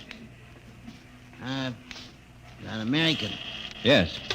Dr. Wensler, is it advisable to allow strangers in the laboratory? Oh, Mr. Arnold is my son's friend. Dr. Wensler, you will recall that the last directive... It has no bearing on the work we are doing. Our experiment is in the field of pure science. It has no military application. But the directive said... Dr. Erickson, may I remind you that I am still in charge of this laboratory. Very well. If you will excuse me, I want to test a new diatomic catalyzer. We'll do that. Sorry, Dr. Wentzler. I'm afraid your friend Erickson doesn't like my looks. Oh, no. It's not that. It's just that he's worried. He's worried for me. Afraid that someone will misinterpret your visit and report me to the authorities. He's my most loyal and trusted assistant. But he tends to exaggerate the danger. Well, I hope you're right, Doctor. Say, this is some setup you've got here. That 10-foot plastic cylinder, what's that for? Every experiment must have a focal point, and that transparent cylinder is ours. Mm-hmm. The objects upon which we wish to work are placed inside and brought under the catalyzed beam over here. Eva! That's Alan now. Excuse me, I go and tell him. What is this experiment you're working on, Dr. Wentzler? A very interesting new problem. You say you're not a physicist or engineer, Mr. Arnold? No, I'm not, but I can follow you, if that's what you mean. Yes. Well, we have been working with the problem of subatomic particles. Now, in attempting to manipulate them, to bring them closer to each other, we have discovered that we can shrink objects, reduce them in size. Well, that's very interesting. Mm-hmm. How much can you reduce them? Half size? Oh, much more. We can make objects become microscopic and still retain their characteristics. Doesn't seem possible. We can make them even smaller, much smaller. Theoretically, in fact, down to atomic dimensions. Well, as I said before, I'm no expert, Dr. Wentzler, but tell me, what's the point? What good does it do to shrink anything down to that size? You do not understand. Man has never actually seen an atom. But if we can reduce a camera and recording instruments to the atom size, then we would know the secrets of the universe. Mm-hmm. Ah, there you are, Mr. Arnold. Hello, Alan. You can't be interested in this. Why don't we go into the study and talk? But Mr. Arnold is interested. Well, sir, maybe I'd better talk to Alan at that. Excuse me, Dr. Wentzler. I'm meaning to ask you if you think you can get along without me for a few minutes. There's something I must do. It's important. Yes. So long as it will not take too much time. No, it won't take me long. It has been a pleasure, Mr. Arnold. I shall see you soon, I hope. Yeah, sure. Okay, Alan, let's go talk.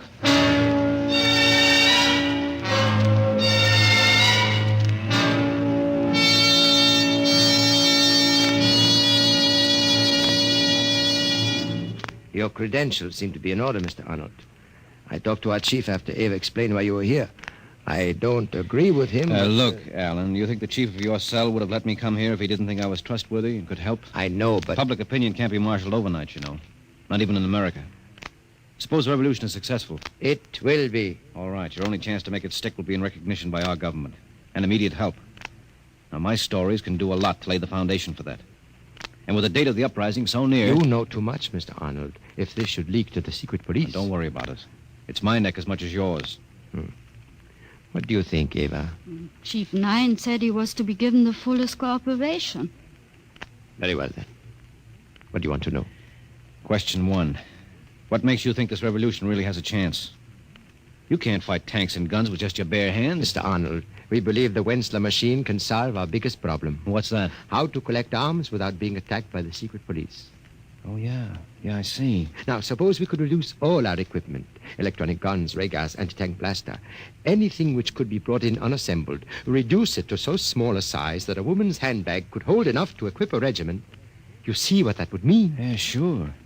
No one would think of looking for a cannon and... Precisely. But Father's machine and the cylinder were necessary for the reduction. That's why our supply depot is right here. Here? Yes. When the day arrives, we'll enlarge the arms and pass them out. Yes, but where's the stuff now? Ava, please get me that model from the mantel. Oh, of course. Here you are. Take a look at this, Mr. Arnold. Well, that's a model of an anti-tank blaster, complete to every detail. Not a model, Mr. Arnold. This is an anti-tank gun, reduced in the cylinder by the Wentzler process. At the proper time, we shall enlarge it, wheel it out through the garage, and set it up. When the men assemble, we pass out the rest of the arms, and we have our revolution. A division of men, properly armed, can take the city. Let's get back to the laboratory. Father will think it odd that we have been gone so long.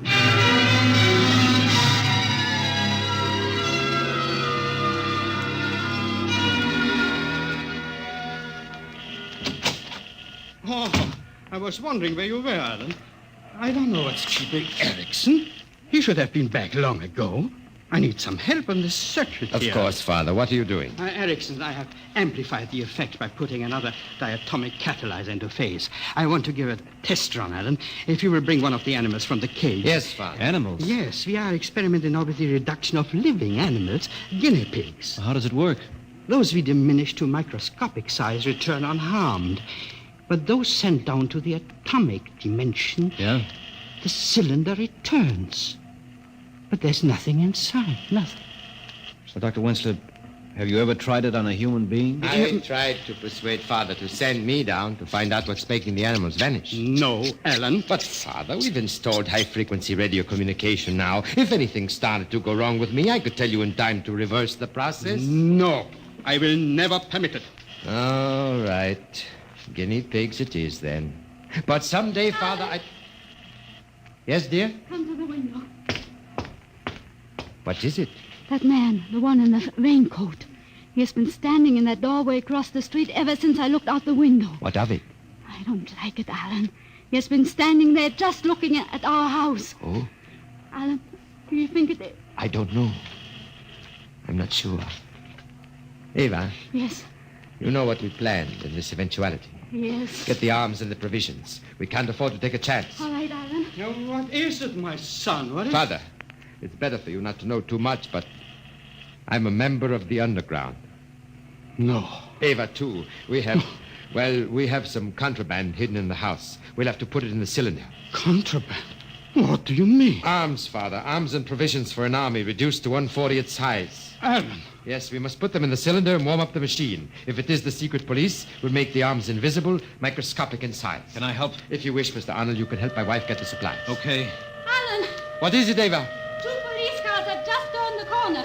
They're full of men. That changes matters. Father, you'll have to operate the machine yourself. Ava and I are getting into the cylinder. No, Alan, you can't. It's too dangerous. It's the only way, Father. Those are the secret police.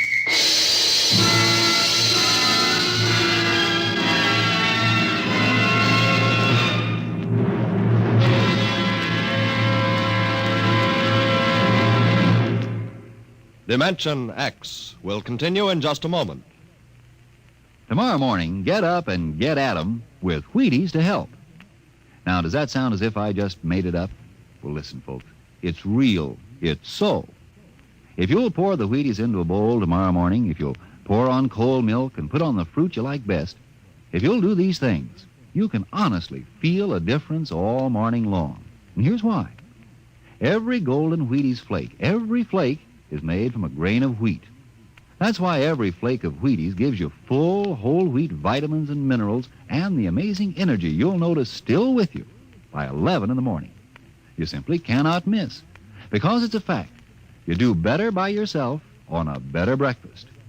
Whatever your job, if you'll start the morning with a reasonable meal, you should find yourself working better, feeling better, even looking better all morning long. Yep. 7 o'clock Wheaties, 11 o'clock, still feeling good and working happy. You try it now. Not somebody else, but you. You may be pounding a rug or pounding a typewriter tomorrow morning at 11. You may be driving a tractor or driving a bargain. But you're going to feel the difference with Breakfast of Champions tucked inside. You try it. Really now. See how Wheaties at 7 can help at 11.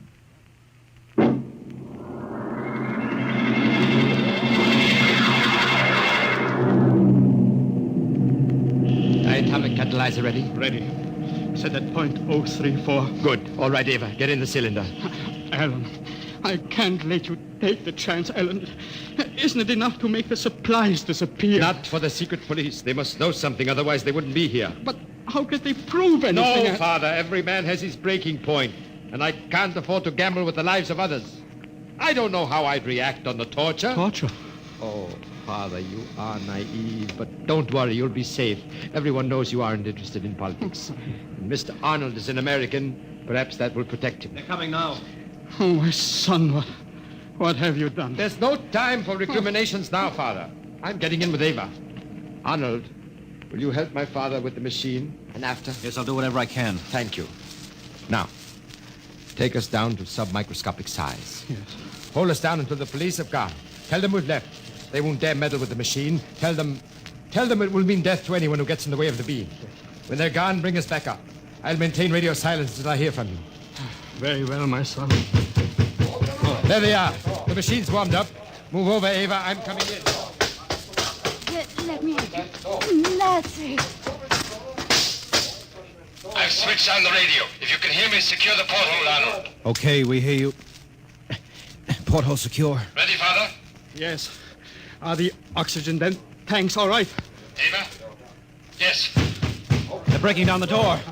Atomic setting 034. Preliminary release. Temperature? 27 degrees centigrade, 760 millimeters pressure. Hurry, Father! Very well. Now. Break count. Alpha 4, Beta 16, Gamma point 12, temperature 30 centigrade, pressure 1100. Be careful. Holy mackerel, the cylinder's only 3 feet high. Temperature 36, pressure 1800. It's getting too high. I can't do it. Stand by to reverse. No. The temperature and pressure show signs of stabilizing. Now 38 and 2000. Make setting at angstrom 5, 10 times to the third. That's a small.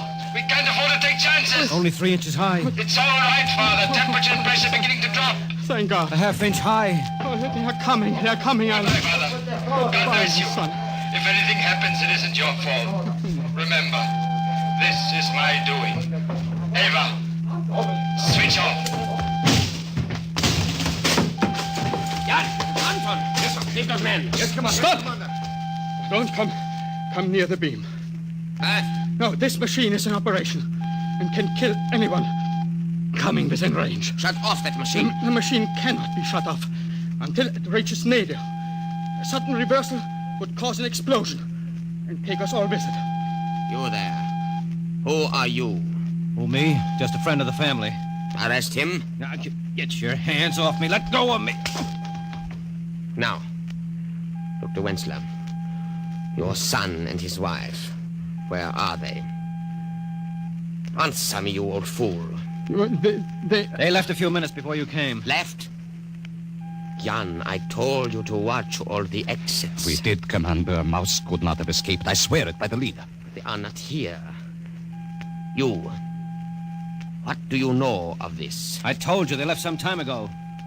Keep an eye on them and keep away from that machine. Jan. Yes, sir. Send out a general alarm. Yes, Commander. Dr. Wensler, who are your son's friends? Please. Commander, let me finish my experiment. I know nothing about my son's activities or his friends. I swear it. I know nothing about politics. So? I must stay here until this experiment is finished. It is too dangerous to be left unattended. Very well. We'll take the American to headquarters. The rest of you, search the house. Look here, I'm an American citizen. I demand... Erickson! Yes, my dear Wensler. Have you found them, Commander? Erickson. You have betrayed me. I am a member of the League of Loyal Scientists. Your son is the traitor, not I. Have you found him, Commander? No. We have searched the house. Nothing. They swear the son and his wife escaped before we arrived. That is ridiculous. They were here when I left. People do not vanish into thin air. Then where are they? Right under your nose, Commander. What? They're in the cylinder, of course, under the beam there. That is the only place they could be. Allow me to handle the controls. You shall have your prisoners in 5 minutes. I see. Very clever, Dr. Wensler. Very clever. All right, Erickson. You take charge of the machine. You spy, you traitor. Don't let him touch that dial. Grab him. You won't. There. He has set it for subatomic dimension. What does that mean? Whatever is in that cylinder has become as small as the atom. Then shut it off. It has almost reached nadir. We must wait 10 seconds, then reverse polarities. The machine has reached nadir. Angstrom 10 to the minus 11. We must now wait 10 seconds. 1, 2, 3, 4, 5, 6.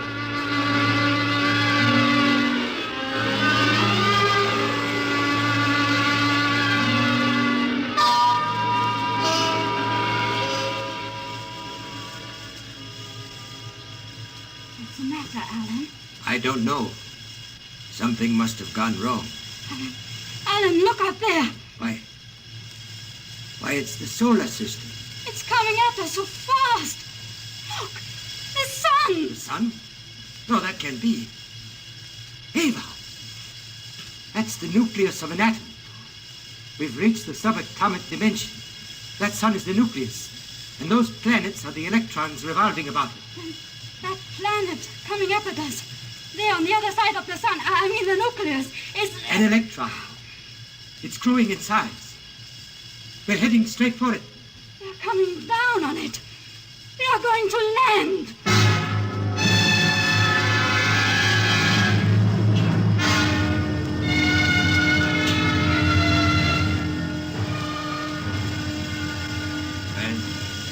I guess we finally reached the nadir. We haven't shrunk for the past 2 or 3 hours. Where are we? I don't know. Somewhere in a valley between the mountains of a huge electronic ray. It's almost funny, resting on the surface of an electron. Look. The soil under the floor of the cylinder. It looks like vegetation. Yes. Moss. Lichen. That's the last of the air. I've been expecting it to go out for the past 2 days. We have perhaps a half hour more. Ava, dearest. I know. There is one chance. That vegetation. That means there must be some sort of atmosphere on this electronic planet. We have to take that chance. Ava, are you willing to step out of the cylinder with me? Of course, my dearest.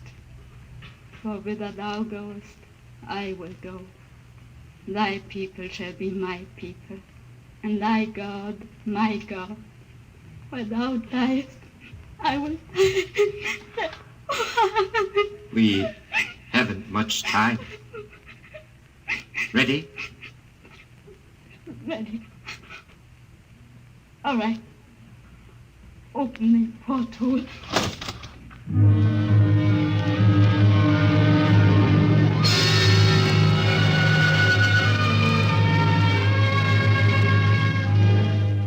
Seven, 8, 9, 10. All right, 10 seconds. I shall now reverse polarity. I see something. The cylinder? Yes, there it is. Just a few seconds more and it will become normal size. A foot high. Keep that man quiet. It grows very rapidly. Yes. 3 feet high. 4. Now. There you are, Commander. And in a moment, you will see your prisoners. Get the door open. Yes, sir. There is no door, my commander. No door? Erickson. But there must be. No, sir. Nothing but a gas valve. You are right. Nothing but violet gas. That's impossible. Where are your son and his wife? We told you they left the house some time ago. That is a lie. Where are they? I do not know. Erickson, open that valve. But the gas may be poisonous. We shall see. Open the valve. Very slightly. What is that? I don't know. I seem to hear music inside my head. So did I. Apparently the gas produces auditory hallucinations. Open the valve again. Careful. We, the people of peace, greet the great scientist, the omnipotent, the maker of all. I thought I had a voice. So this did I. is the law of our people, laid down by our first father 10 million years ago. That always and ever there be this record of our race. For it is told that thou, in the fruitfulness of time, shalt take back unto thee this ark, like unto that cylinder in which the first father and mother of us all came unto us. I don't understand. I am the last of our race, and the sun is cold, and desolation is upon the face of our planet. But in our time there was majesty and joy. and the gleaning of the fruits of the soil. For we have been the people of peace, and life was bountiful for generations, until that day came when in thy everlasting wisdom thou didst decree the end of all. Though there were some who wept, we did not query why. For we have been a happy race. We have followed the law of the first father Alan, and of the great mother Eva. No. And we have builded this ark so that there may be report of our deeds and of the fulfillment of the trust. Now I, Lamarian, the last of the billions who lived here, do lie me down into that last sleep, from which, if thou will, I shall awake unto the land which is thine. Hail, O great one, from the descendants of Alan and Eva, hail and farewell. Good Lord, what was that? And Eva, Dr. Wenzler, where are they? They are beyond your reach. What do you mean? Don't you understand? All time is relative. 1 year of our time is one revolution of the planet Earth about the sun. Somewhere down in the microcosmos, my son and his wife found themselves in an atomic universe. Of course. And landed upon an electronic planet. That planet whirled around its sun, the nucleus of an atom, 1,000,000 times in the space of a second. Our second. Dr. Wenzler. Tonight, Dimension X has presented Beyond Infinity, an original radio drama written by Pierre Gerson. Featured in the cast were Les Damon as Arnold, Lotta Stavitsky as Ava, E.A. Krumschmidt as Dr. Wenzler, and Joe DeSantis as Alan Wenzler. Your narrator was Norman Rose. Music by Albert Berman. Dimension X is produced by Van Woodward and directed by Edward King. In a moment, we'll tell you about next week's show. And now, here is your Wheaties man, Frank Martin. This is Ed Prentice batting for Frank Martin to bring you a word from a fellow most of you know. Lucius, would you step over here, please? You bet, Ed. Folks, I'm Luke Appling. I've been playing shortstop for the Chicago White Sox practically forever. Yes, it is practically forever. This makes your 20th season, Luke. Do you think it's going to be a permanent job? Well, you know, Ed, I play baseball like I eat Wheaties. Just get set and plow right through. Wheaties and baseball just seem to go together. The Wheaties give me the energy to play more baseball, and a tough game gives me the appetite to eat more Wheaties. I think it's a real nice arrangement. Well, Mr. Appling, if you're happy, so are we. Thanks a million to our real Wheaties champion, Luke Appling. And, folks, if you haven't had the pleasure of Wheaties lately, have some tomorrow. Wheaties, breakfast of champions. And eat happy. Next week, a strange story of other worlds. The story of the barbaric potters of Thirst. Another adventure into the unknown world of tomorrow. The world of... Dimension X.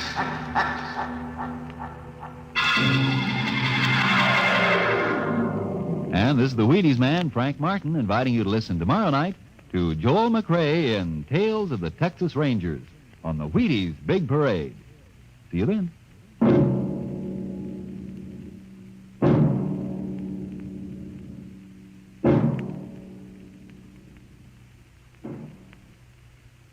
This program was transcribed.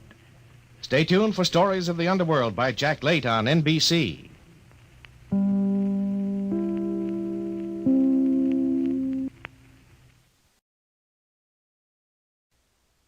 It's National Wheaties Week.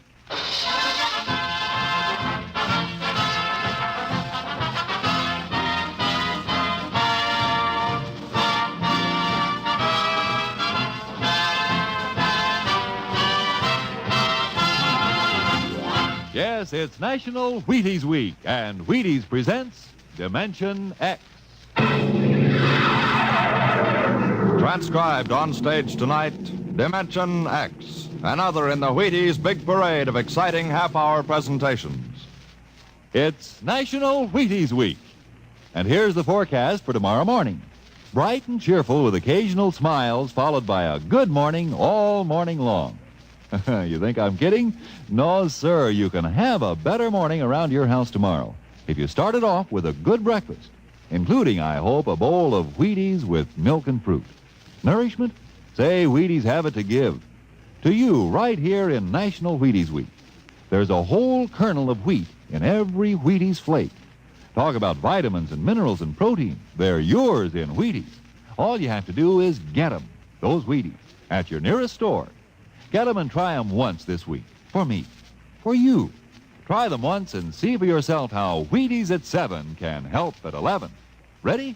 Let's go. It's National Wheaties Week.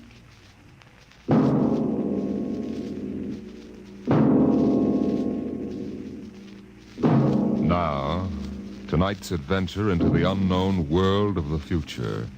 The world of Dimension X, where anything can happen.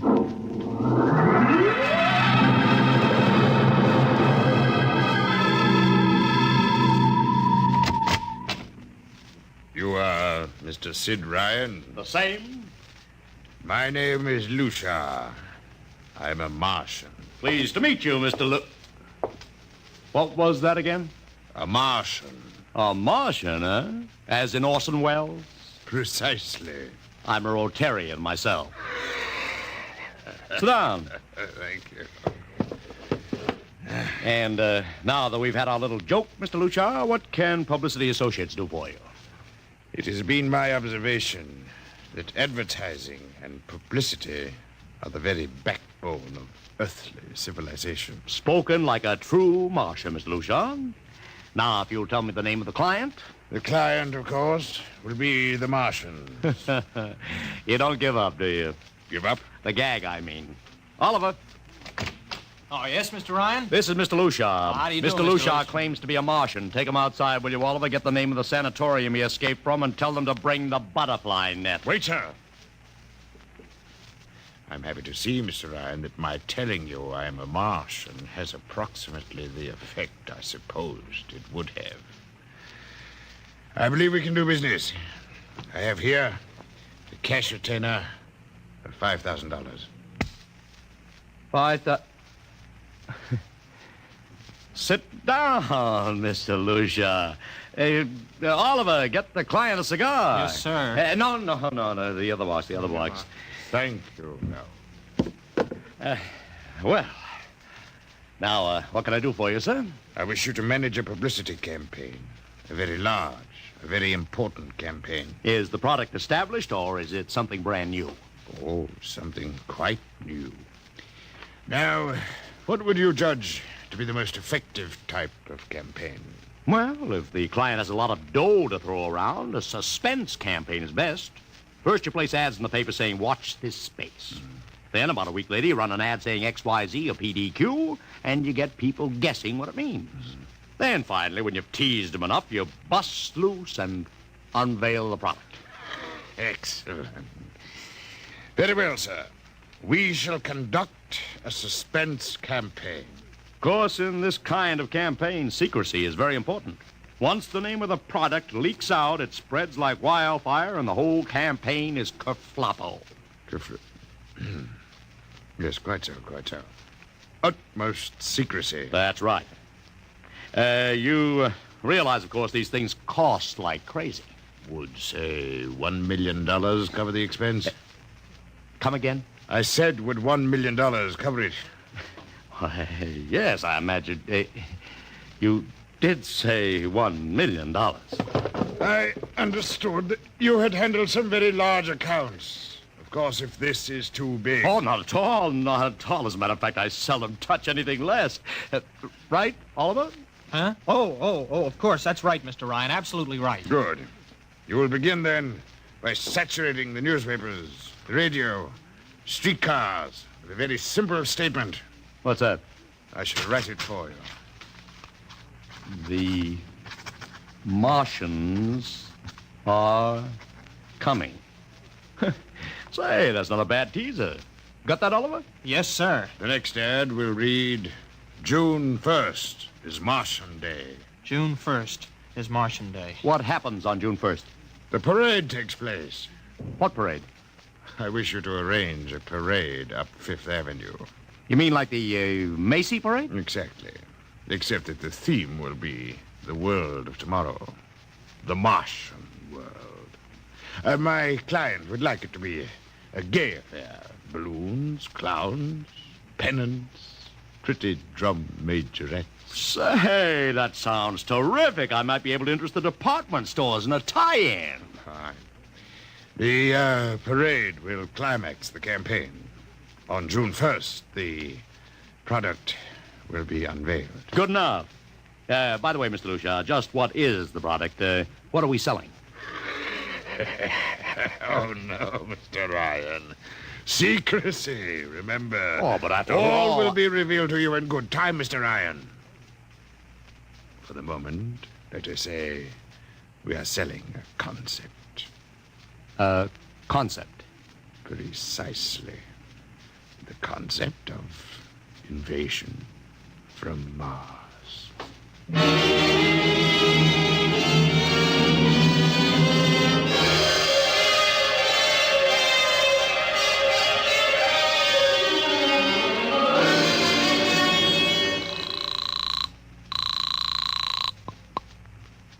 Benny Marcus, please. This is Benny. Benny, this is Sid Ryan over at Publicity Associates. Listen, Benny, how you fixed for midgets? I got midgets. Fine. I need 40 midgets for a parade. 40. June 1st. And listen, Benny, I want them dressed in little space suits. What? You know, like men from Mars, okay? Midgets. And I want some movie extras, maybe 50 of them. Also rigged up like men from Mars. Make them look gruesome. Got that? Gruesome. Also, I need some horses with pretty girls on top of them. Maybe you can get that bunch from Maroney's Traveling Circus. The ones we booked for the Fireman's Parade in Albany last year. I'll try, Sid. And never mind the expense. Just get me the talent, okay? I gotta hang up now. Call me back, Benny. How you doing, Oliver? Oh, fine, Mr. Ryan, just fine. We got full-page ads in all the dailies and 10-second spot announcements on every local station, but it's costing a fortune. The more it costs, the bigger our percentage. Spend like you are going to the electric chair, Oliver. Yes, sir. How you making out on the parade? If it comes off, it'll be the biggest thing since Barnum invented the midget. I've got Macy's, gimbals, and Saks to contribute floats. Everything is built around the Martian theme, see? Even the horses will have long feelers attached to them and funny-looking extra legs. It'll be sensational. Oh, yeah, it sounds fine, only, Only what? Well, Mr. Ryan, we don't even know what we're selling. Oliver, my boy, do you think old Sid Ryan has been sitting here spending all this moolah and not putting two and two together? You mean you know who Lucia represents? Just by accident, understand, I have learned that Century Pictures is making a big new epic. A space opera entitled Invasion from Mars. Get it?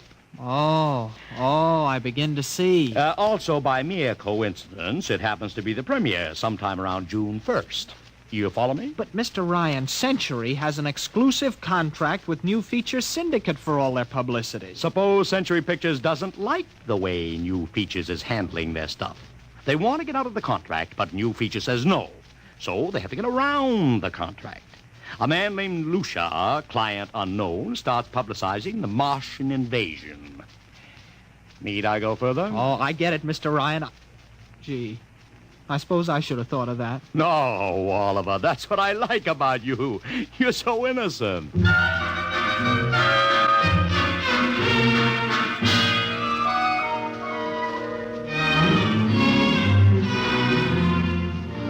Let me talk to Commissioner Patrick, please. Sid Ryan. Hello? Commish, Sid Ryan. Oh, it's you. Well, what is it this time? If you want to drop a man off the Empire State Building into a teacup full of water, the answer is no. Also, we are not arresting any fan dancers. You know I don't handle fan dances. I want a permit for a parade, June 1st, 5th Avenue. It's a Sunday. There's no traffic. Oh, come now. Look, Ryan. Macy's gets a permit. Gimbals gets a permit. The American Legion gets a permit. The Sons of Erin march every time Morton Downey sings the Wearing of the Green. Don't give me a hard time, Patrick. This is too big. Come on I have the 5th Avenue Merchants Association behind me. Okay, Ryan. Fill out the forms. I'll pass them along to the license commissioner. That's my boy. Oh, by the way, what's the occasion? Oh, don't you read the papers, Patrick? June 1st is Martian Day.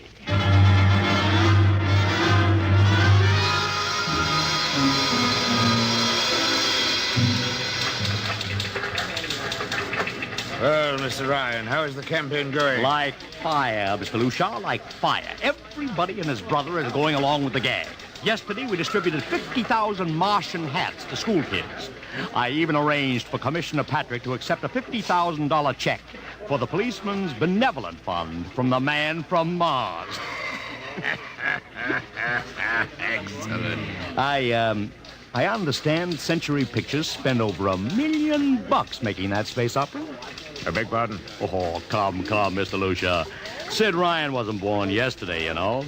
I know who our client is, even if you don't admit it. You do? Always thinking that's me. Well, as long as you know, let's keep it to ourselves, shall we, Mr. Ryan? As you once remarked, when these things leak out, it destroys the surprise and ruins the effectiveness of the campaign.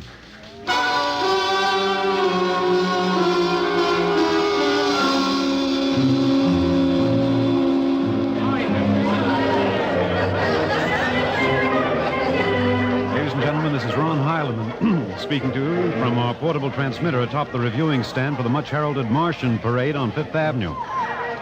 It's a beautiful sunlit day here in New York. A perfect day for a parade. And the streets are packed with thousands of spectators, all eager to find out what this is all about. There's an air of shrill expectancy.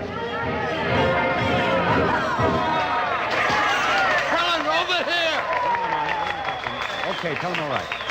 I've just had word from Sol Brown up at Central Park Mall that the Martians have landed from big pink balloons.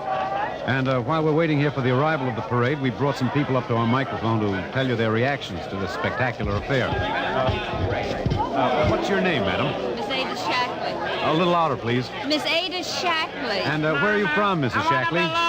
Columbus, Ohio. I see. And I see you have your family with you. Two little curly-headed boys. Are you in New York for your vacation? Yeah, we came for the Shriners Convention with their daddy. Well, what do you think of Martian Day, Mrs. Shackley? Well, it all seems very strange to me, but the boys have been pestering me to watch it, so we've been standing here for 2 hours. I can't make head or tail of it. Well, neither can a lot of other people, Mrs. Shackley, but judging by the thousands here already, there's a lot of curiosity. Curiosity killed a cat, folks say. Let's hope not. Thank you, Mrs. Shackley. And now here they come, ladies and gentlemen. The first units of the big Martian Parade swinging down Fifth Avenue with fanfare, colored streamers, music, confetti, floats, all the trappings of a Mardi Gras. Let's listen to the band for a minute.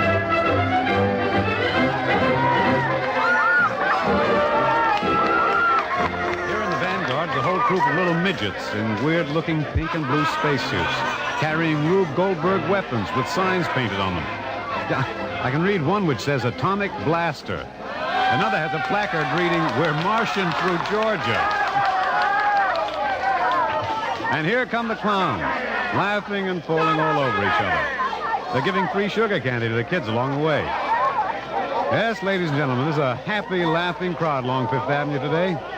A true reflection of the great sense of humor and good nature that makes America the place it is. Why, only... What's this? The crowd's murmuring now. They've fallen somewhat silent. There's something coming. I'll try to get it for you. What? Ladies and gentlemen, here comes the Martian contingent. This is promised as the climax of the show. And now a great hush has fallen over the crowd. It's quite a sight to see these thousands of people standing here expectantly, hearing only the great regular sigh of their mass breathing.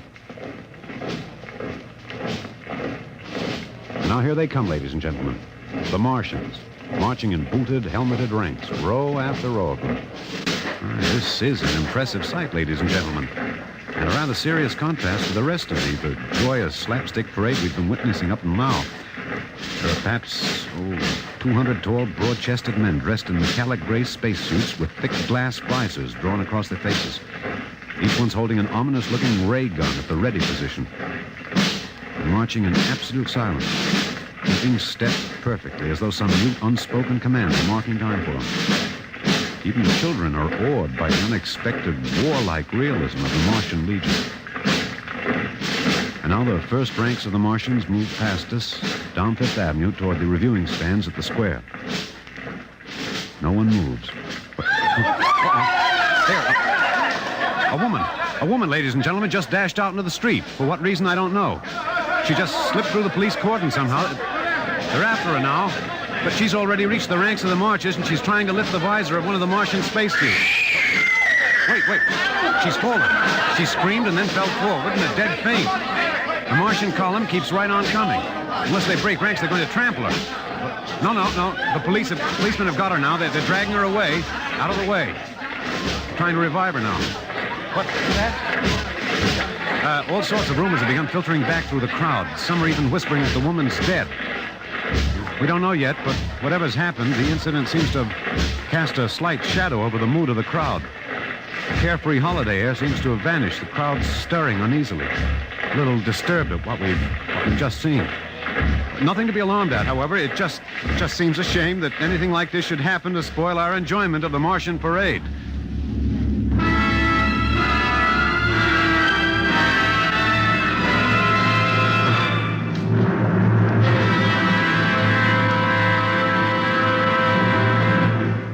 Dimension X will continue in just a moment. It's National Wheaties Week. I want to take that again, Frank? Oh, sure. It's National Wheaties Week, and we're celebrating. And that voice you heard belongs to my severest critic, who is here to help us celebrate tonight. He's the fellow who's backstage when I'm telling you about the Wheaties. He listens to see that I tell you right. Wheaties' best friend, next to me, Blaine Butcher. I think you took that introduction a little fast, Frank. Now suppose... You see what I mean, folks? Seriously, Blaine, you say the Wheaties words once. Okay. All I'll say is this. Those of us who tell the Wheaties story believe what we say. And during National Wheaties Week, the good word is this. Get a package of Wheaties and try them just once. I'll be right behind you in line at your grocer's between you and Frank Martin. Okay? Do that now. Try Wheaties. It's National Wheaties Week.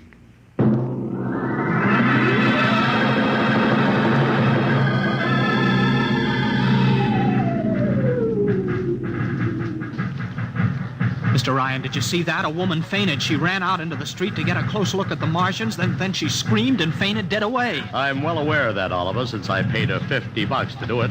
What? The dramatic moment, Oliver. The stock and trade of the good publicity man. Relax. Holy smokes, you sure think of everything. For my share of this deal, roughly $100,000, I can afford to think of everything. Shut the window. Oh, okay, but don't you want to see the finish? We'll go down to the reviewing stand for the finish. Right now, I want to make a phone call. By the way, where's Lucia? I haven't seen him. Well, close the window, Oliver. Well, okay, Mr. Ryan.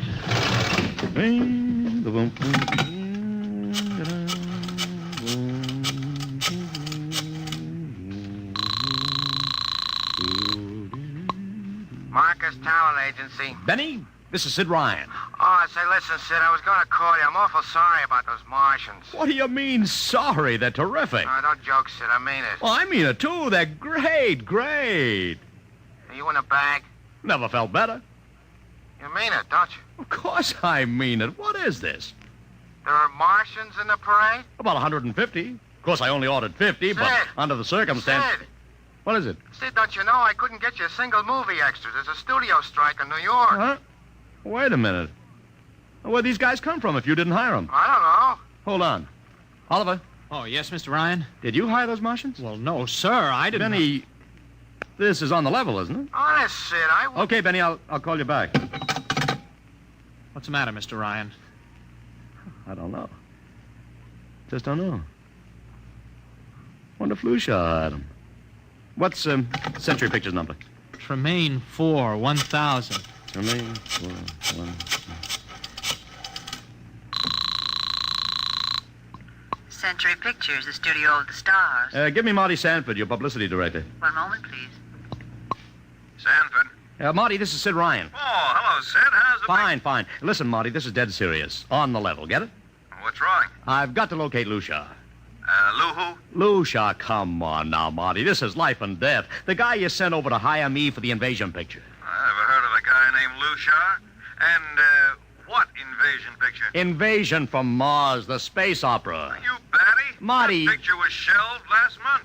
What? Sure, back in the can. The big shots decided you can't sell a Martian invasion to the American public? It's too incredible, Sid. Who'd ever believe it could really happen? Of all the crazy... Mother in heaven. What is it, Mr. Ryan? You look terrible. It's too fantastic. Mr. Ryan, is something wrong? Open that window. I want another look at those Martians.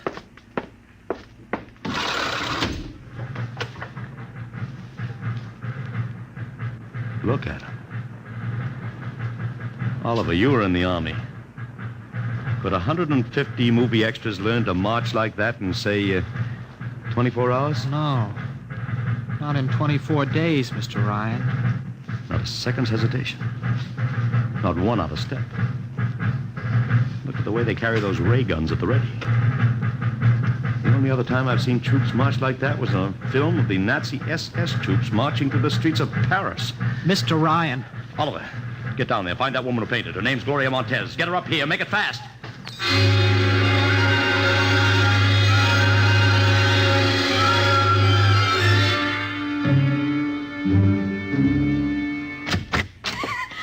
Yes, Mr. Ryan. I can't get much sense out of her. Stay away from me! Okay, Gloria. You can cut out the act and relax. It's me, Sid Ryan. You're a Martian. Gloria, settle You're wearing down. a mask. Baby, it's me, Sid. It's awful. It's so big green eyes and those feelings like a catfish. Baby, snap out of it. Listen, what happened down there? You ran out and screamed like I told you, but the fainting, that wasn't in the act. Go away, please. Go away. Just one question, baby. Inside that helmet, what did you see? Can't get anything out of her, Mr. Ryan. She needs a doctor. Okay, Oliver. I've heard enough anyway. You take care of Gloria here. Get her a drink. Where are you going? To see the commissioner. You gotta stop this parade before things begin to happen.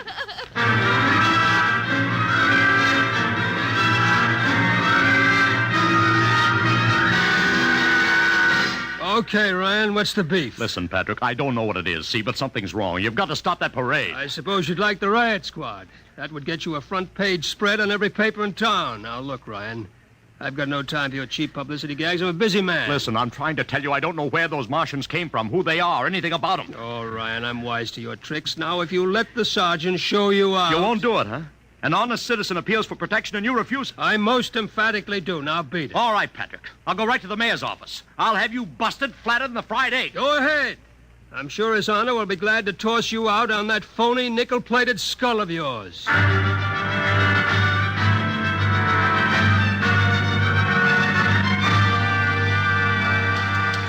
You heard me, Ryan. You can't see the mayor. Adolf, please. This isn't a gag. I don't want publicity. All I want to do is maybe prevent something horrible from happening. In case you don't know it, wise guy, something horrible's already happening.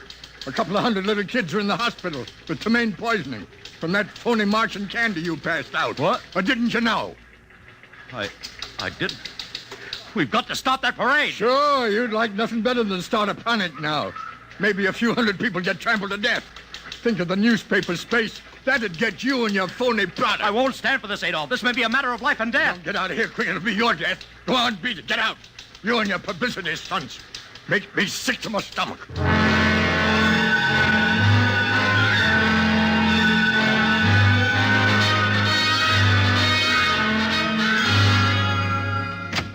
Oliver! Oliver! Oliver, where are you? Oliver! Oliver! Oliver! It is useless to scream at him, Mr. Ryan. Your friend is quite dead. Lucia. He wanted to run to the police with some story about a Martian invasion. I found it necessary to restrain him. Restrain him, you stinking murderer! Now, Mr. Ryan, collect yourself. After all our planning, it wouldn't do to have everything spoiled now, would it? Lucia, I'll start talking and talk fast, because when you get through, I'm going to take you apart piece by piece. What's this all about? Surely you know, Mr. Ryan. After all, you've been publicizing it for months. You see, before colonizing your planet, the Martian government sent some of us as scouts in advance, disguised as Earthmen, of course, to study your habits, your weaknesses. We found that the people on Earth are predominantly conditioned by advertising and publicity.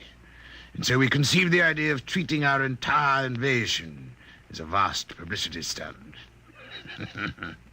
Clever, yes? After all, Mr. Ryan, who would suspect an invader who advertised his invasion in the newspaper, invited the public to his surprise attack, and spent millions publicizing his plans. Holy jumping. You've done very well, you see. Then there was no product. Ah, but there is a product. The product is death. What are you trying, Lucia? We Martians are a humane people, Mr. Ryan. We do not like to destroy thousands where a few hundred will suffice. In exactly 2 minutes, our troops will treat the world to a spectacle of death, which will bring the rest of your planet to its knees in horror. Nations will clamor to surrender. Perhaps, Mr. Lucia, but not if I can help. No!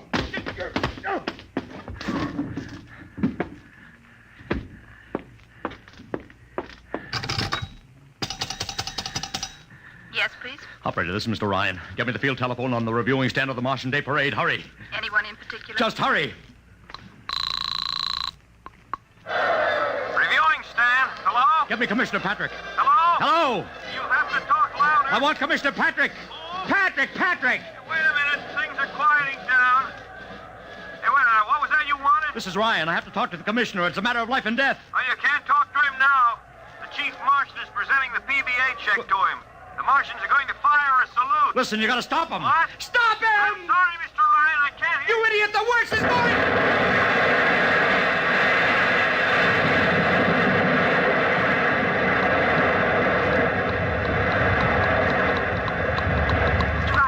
Mr. Ryan, you've been cut off. I heard it. Is something the matter? No, operator. Doesn't matter. Nothing matters now.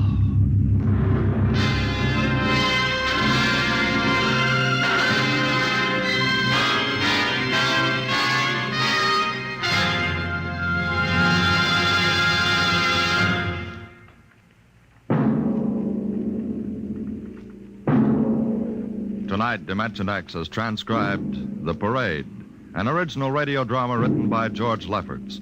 Featured in the cast were Joseph Curtin as Ryan, Barry Kroger as Luchar, and Alexander Skirby as Ron Heilman. Your narrator was Norman Rose. Music by Albert Berman. Engineer Bill Chambers. Dimension X is produced by Van Woodward and directed by Edward King. In a moment, we'll tell you about next week's show. And now, here is your Wheaties man, Frank Martin. It's National Wheaties Week. Have you had them today? Had your Wheaties? It's National Wheaties Week, the time of the year to buy Wheaties and try them, at least once, for goodness sake. Because once you sit down to a bowl of Wheaties with milk and the fruit of your choice, I don't worry about you. Nope, I know there's a whole kernel of wheat in every Wheaties flake, and that's good. Besides, I know that starting a better breakfast with Wheaties can help you feel better, look better, and work better all morning. But honest now, you have to do your part before Wheaties can do theirs. Sure, buy Wheaties. That's what you have to do. That's what I have to do. Buy them and see how Wheaties at 7 can help at 11.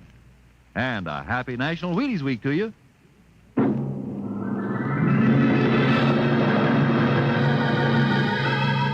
Listen next week when we present the Robert Heinlein story, The Roads Must Roll.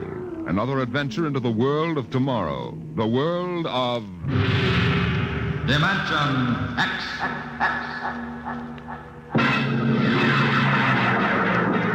And this is the Wheaties man, Frank Martin, inviting you to listen Saturday, that's tomorrow night, to Joel McRae in Tales of the Texas Rangers on the Wheaties Big Parade. See you then. And remember, it's National Wheaties Week. Swing your partners right and left. It's National Wheaties Week. Come on, everybody, to the Wheaties party. Eat a lot of Wheaties like the champions do. Dance together, cheek to cheek. This is National Wheaties Week. Eat a lot of Wheaties like the champions do. Wheaties, a breakfast of champions.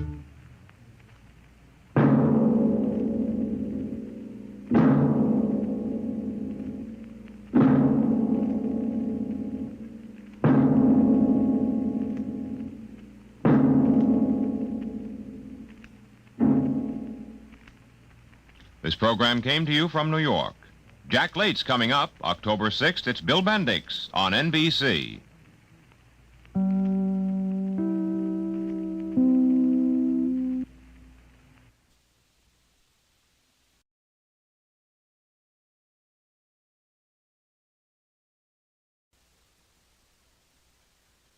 Wheaties presents Dimension X. Adventures in time and space. Transcribed in future tense. Dimension X. On stage tonight, Dimension X. Another in the Wheaties' big parade of exciting half-hour presentations. Say, tomorrow's Saturday, you know, and maybe you don't have to show up for work. A whole swell summer day for just what you want to do. So start off with a big holiday bowl of Wheaties at breakfast and just see how it sparks up the morning. Wheaties are whole wheat, you know, and I don't have to tell you what good, sturdy nourishment that is. So if you got fish to catch or golf to play or maybe a hike to take, just see how Wheaties can make it all a lot more fun. You know why? Why, lady, mister, it's just because you feel good when you've had your Wheaties. Those two-fisted little whole wheat flakes are loaded with vitamins and minerals. And so are you when you've had your Wheaties. Go on, try 'em. Just you see how Wheaties at 7 can help at 11.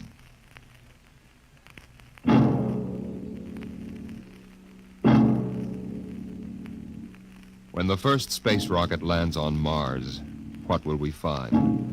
Will we be welcomed with open arms, or will the Martians treat us as invaders?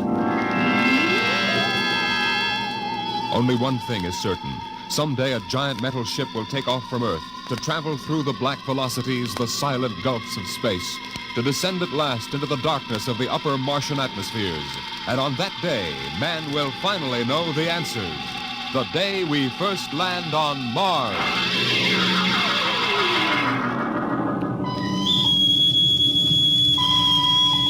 Now hear this.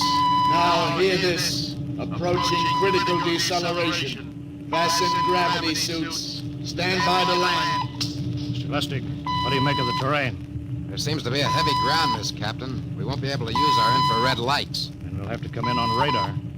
Wasn't that a little risky, sir, landing in the dark? I'd rather run the danger of a blind landing, Lieutenant, than come in without the cover of darkness. Remember, we don't know what kind of reception is waiting for us down there. Airspeed 500. Altitude now 4,000.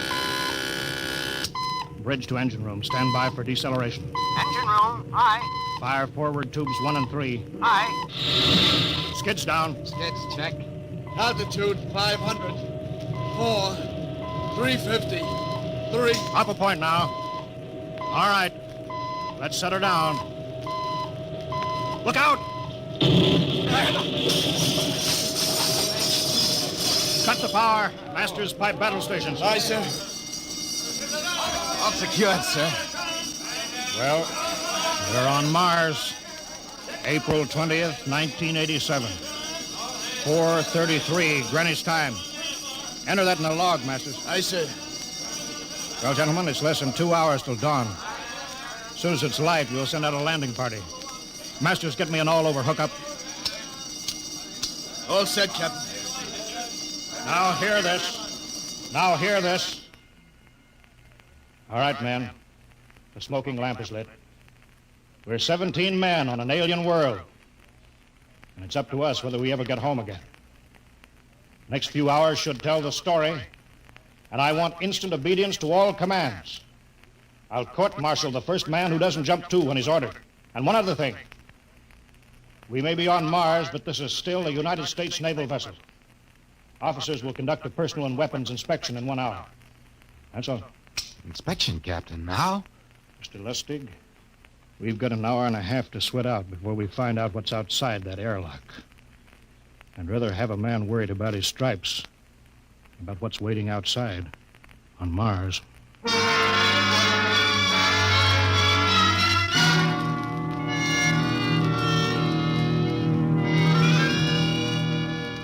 Now hear this. Landing party report to forward airlock. Captain Black, Lieutenant Hingston, Lieutenant Lustig, and Dr. Horst report immediately to forward airlock. It is now landing time -5. Sounds like they're paging us, Hingston. You ready, Dr. Horst? Yes. Ready as I will ever be. Oh, come on. Let's report to the airlock.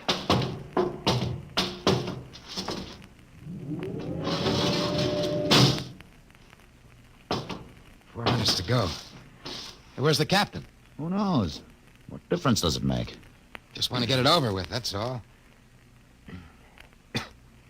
Has anybody got a cigarette? I think you're smoking too much, Lieutenant Lustig. Are you nervous? Lay off, will you, Horst? Wondering what's hidden outside underneath that ground mist? Very unusual planet, Mars. Why? It has an atmosphere. Wonderful thing, an atmosphere. Where you find one, you find life. You mean Martians?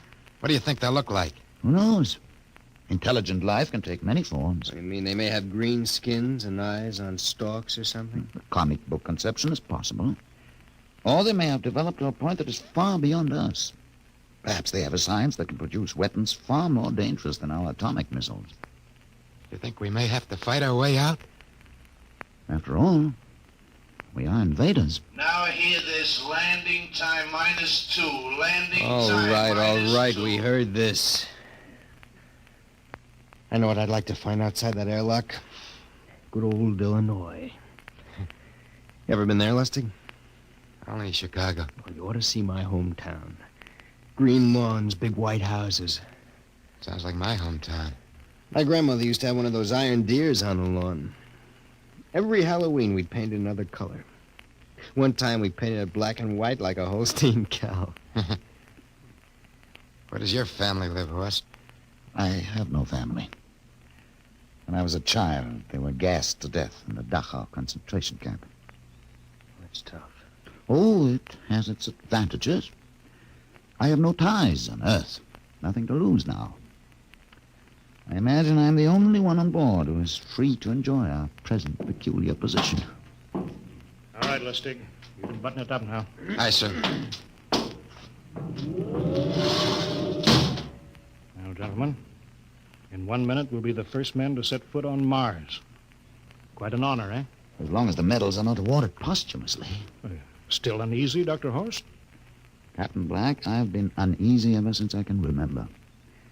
On Earth and on Mars. Now, 30 seconds. Give me the intercom phone, Lustig. Masters? Aye, sir. Battle stations to be manned till we return. If we're not back in 2 hours, I want no rescue party sent out.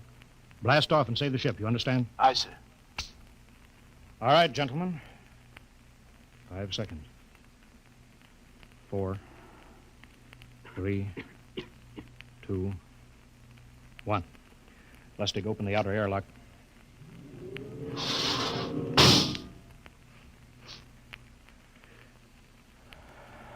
Fresh air. Let's go. Hold it now. It's too dark to move fast. Quiet, isn't it? Not even a wind. You can't see anything through this ground mist. Quiet. We don't know what's out here. Come on.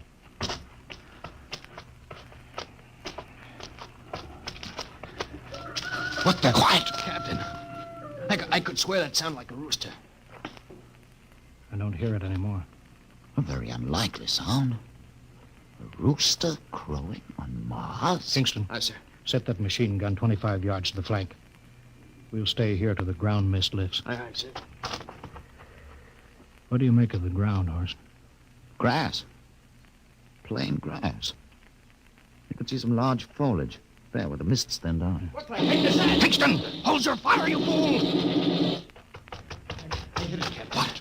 Some kind of wild animal. I hit it. I could see the tracers, but it's still standing. Come on, Horst. Doctor, where are you? Up ahead. Admiring the wild animal. Careful, Horst. Wait for us. Don't worry, Captain. Huh. It's an iron deer. A lawn ornament. That's impossible. It's hollow. Interesting, isn't it? A whitewashed Victorian iron deer sitting on a lawn in the middle of Mars. I don't understand. Look around. The mist's lifting. Captain, look there. A house, a regular old-fashioned house. On Mars. Good Lord. I haven't seen carved scrolls and gingerbread like that in years. Look at that port swing. The geraniums. There. I told you it was a rooster, Captain. Give me the glasses, Lustig. I want to take a look through that front window. What? There's an upright piano. Some sheet music on it. Lustig, it's beautiful Ohio. Beautiful Ohio? That can't be. Look here, Horace, do you think that civilizations of two planets could be identical? I don't know. That specific variety of geraniums is only 50 years old on Earth. Is it logical they should develop in Mars? How about that porch swing and that piano and beautiful Ohio? No, it's impossible. Captain Black, this looks like the town I was born in. Well, it looks like my hometown, too. I've thought of something, sir. It's the only solution. Maybe we're not the first ship to reach Mars from Earth. That's the only answer. That's impossible, Lustig. If there'd been space travel, it couldn't be secret. Do you have any idea what ships cost, what industrial power is needed? There's got to be some logical reason. Captain, I think perhaps we might find out. A light just went on in that house. Kingston, cover that door with the machine gun. Aye, sir. Come on, Horace. You ring that doorbell. There's got to be a scientific answer to all this.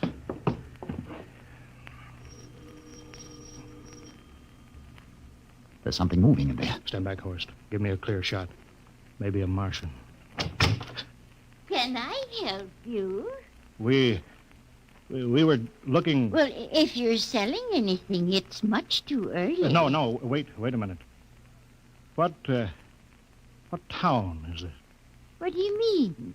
Are you census takers? No, we're strangers here. We want to know how this town got here. Is this a game? No, it's not a game. We're from Earth. From where? From Earth. Do you mean out of the ground?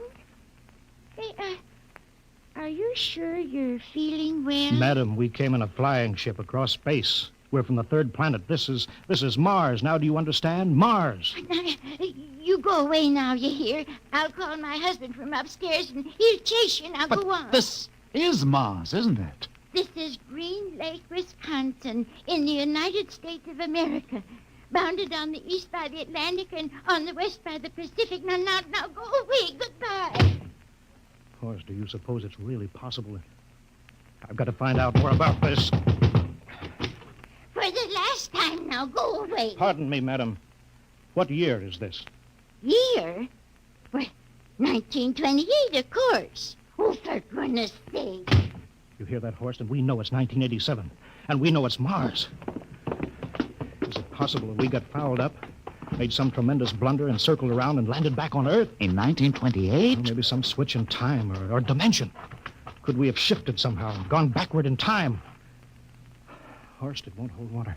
It's not logical. We've checked every mile. We went past the moon and out into space. We're on Mars. Find out anything, Captain? No, we're going back to the ship till I figure out some logical explanation for all this. Lustig, out at point. Aye, sir. Hingston in the rear. Keep that gun at half load. Aye, sir. Horst, there's got to be some cold, logical solution. Captain. What? That house down the street. The white one with the green shutters. Lustig, what's the matter? I never thought. Thank God. Thank God. Lustig, come back here. He's running for that house. That crazy fool, after him quick. Lustig, stop. Come down off of that porch. Grandma! Grandpa! Lustig, what the devil do you think you're trying? Grandma and Grandpa, it is you. Lustig, what's going on here? Albert, why, it's been so many years. How you've grown, boy. Oh, it's so good to see you. Lieutenant Lustig. Oh, Captain. Grandma, I want you to meet my friend. This is Captain Black. Captain, I want you to meet my grandfolks. Howdy. Any friends of Albert's is friends of ours. How long you been here, Grandma? Oh, good many years. Ever since we died. Ever since you what? Oh, yes, sir. They've been dead 30 years. What? You mean to tell me that Mars is heaven? Oh, nonsense, no. All we know is here we're alive again. And who are we to question God's infinite ways? Lustig, we're going back to the ship. But, Captain, I want to talk to my Lieutenant grandfolks. Lustig, I don't like any part of this. You come back with us, I have to club you and carry you. Yeah, but, sir, That's they're enough. my... Heaven only knows what they've run up against back of the ship.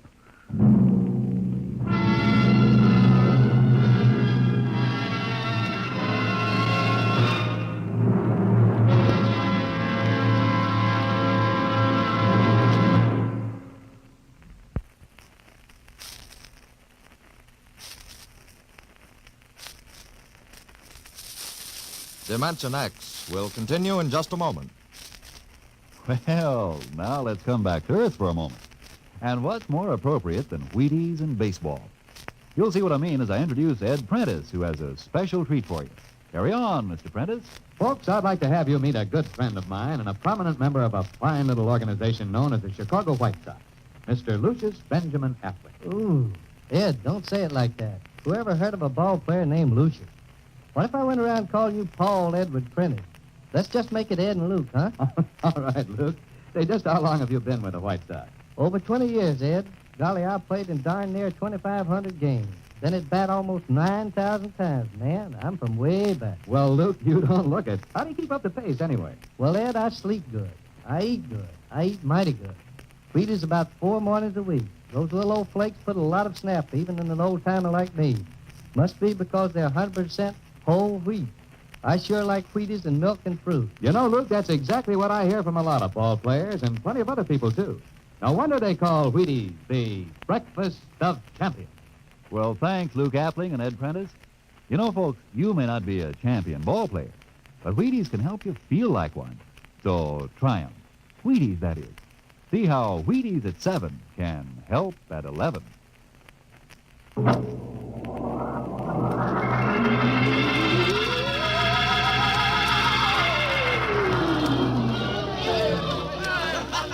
Horst, look at that crowd around the ship. Looks like we're being welcomed with a celebration, Captain. Celebration? They've abandoned ship. Every port is open. No guards said. You, Masters. Hiya, Captain. Meet my old dad. Dad, that's Captain Black, and he's not a bad guy for an officer. Of all the... Hingston! What, sir? Bring that man back. Use force if you have to. Excuse me, sir. There's my Uncle George. Hingston! I'll be right back, Captain. Uncle George! Uncle George! What the devil is Don't you going... understand, sir? They've all found friends and relatives. They're all here. He's right, Captain. I've counted. The whole crew's out on the crowd. But I gave orders. Definite orders. You don't understand, Captain. I understand mutiny. I don't care how many relatives show up. I'll have discipline on... Johnny! Johnny, you old son of a gun. Edward! It's you. It can't be. Of course it is. Johnny, you old son of a gun. Edward. Dr. Horst, this is my brother, Edward. How do you do? Hello. It's wonderful to see you, Edward. Look, I've got to get back to my ship. Hey, I almost forgot. Mom's waiting at home. Mom? And Dad, too. Mom, Dad are alive? Excuse me, Horst. Then you're real, Ed. Don't I feel real? How's that, huh? Ed, Hey, we've got lunch for you, Johnny. Mom's making corn fritters. Dr. Horst, haven't you found anybody? No, Captain. I have nobody. Then you come on home with me, right, Ed? Sure, you bet. Horst, you wouldn't believe it, but it's been 35 years since I had Mom's corn fritters. By George. 35 years.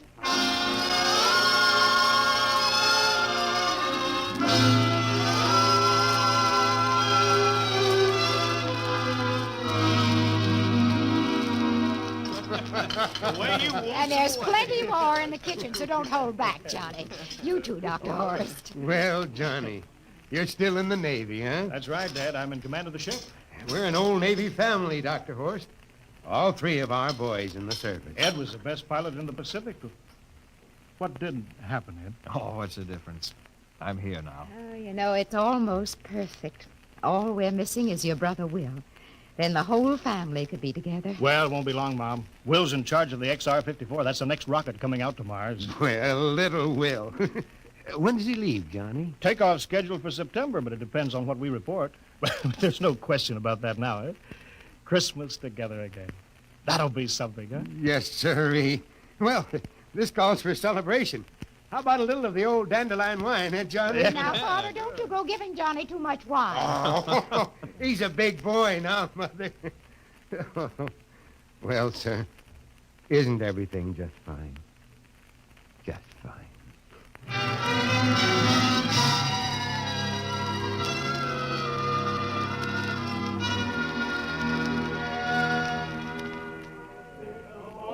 The candlelights are gleaming on the banks of the Wabash, far away.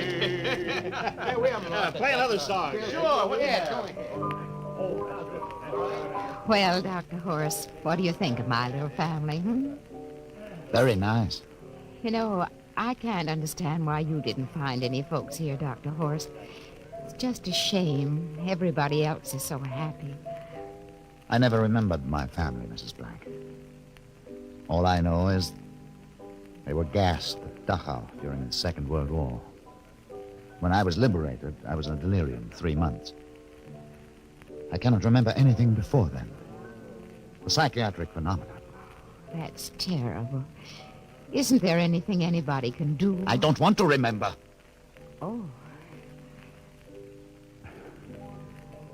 I haven't had a pleasant life. I prefer to be free of emotional entanglements. They interfere with a scientific approach. I'm sorry, Dr. Horst. Oh, I'll get it.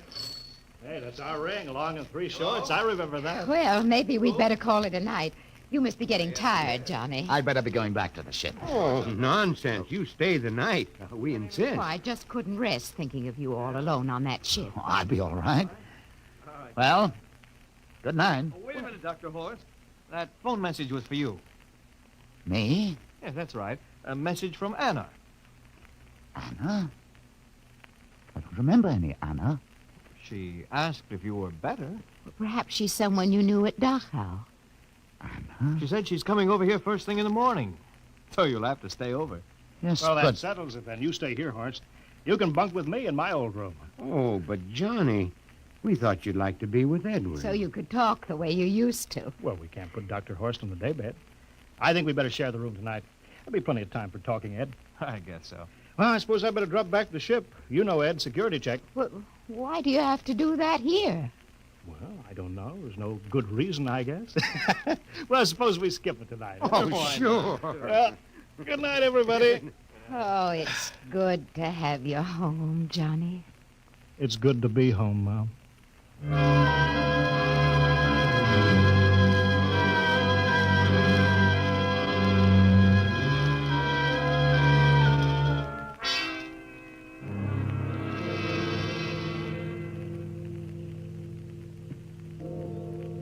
Captain Black, are you asleep? No. I just been thinking about what we were expecting. Green-skinned Martians with eyes on stalks.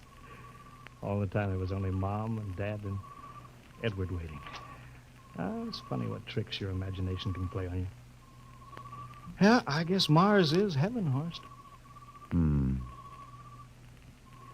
I've been thinking about Martians, too. Captain, just suppose there were Martians, and they saw us land. Suppose they thought of us as invaders. What would be the best weapon they could use against our atom bombs? I don't see what you're getting at. They would want to disarm us first, to wipe out all suspicion, to make us feel at home. But suppose this house isn't real. Suppose the people are just images, stolen from our own memories by Martians, created for us by telepathy, hypnotism. That's the craziest theory I ever heard. Maybe that's why there was no one for me. Because in all my life, there is no happy memory, no real loved person. How about that phone call from Anna? Yes. Anna.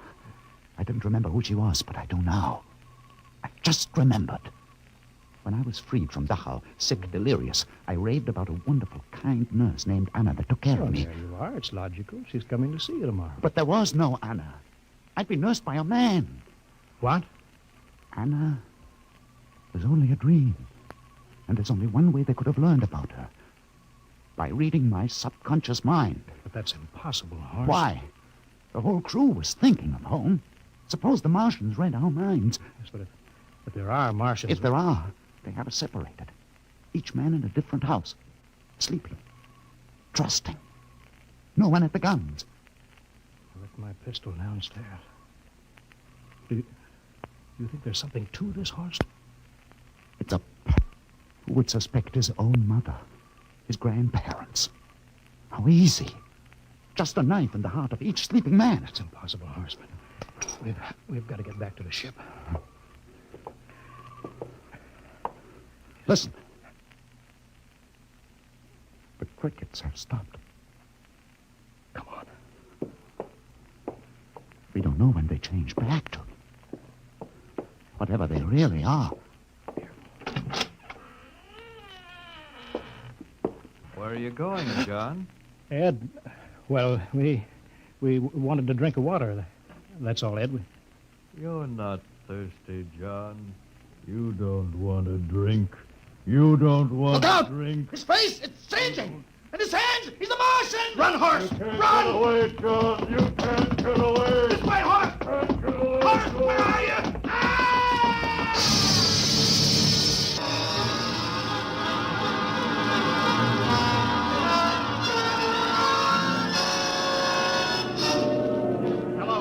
Hello, can you hear me, Earth? This is Captain John Black, the XR-53, calling from Mars. I've locked myself in the ship, but they've crippled it. I can't take off or fire the guns, and they're coming for me now, the Martians. I'm all alone here. All the rest are dead. Hinkston, Lustig, Dr. Horst. Poor Horst, he didn't even reach the door. Listen, they're trying to break through the hull now. Edward and Mom and Dad and all the folks. But they're changing now. Melting and changing back into... They're Martians. Can you understand me? Martians, not men. They made us think that Mars was heaven, and we fell into the trap. Can you hear me, Earth? You've got to stop the next rocket. Tell my brother Will. Tell my brother Will not to come. They'll trap him, too. They'll kill them all. Hello, can you hear me, Earth? This is John Black on Mars. Hello, Earth. This is John Black on Mars.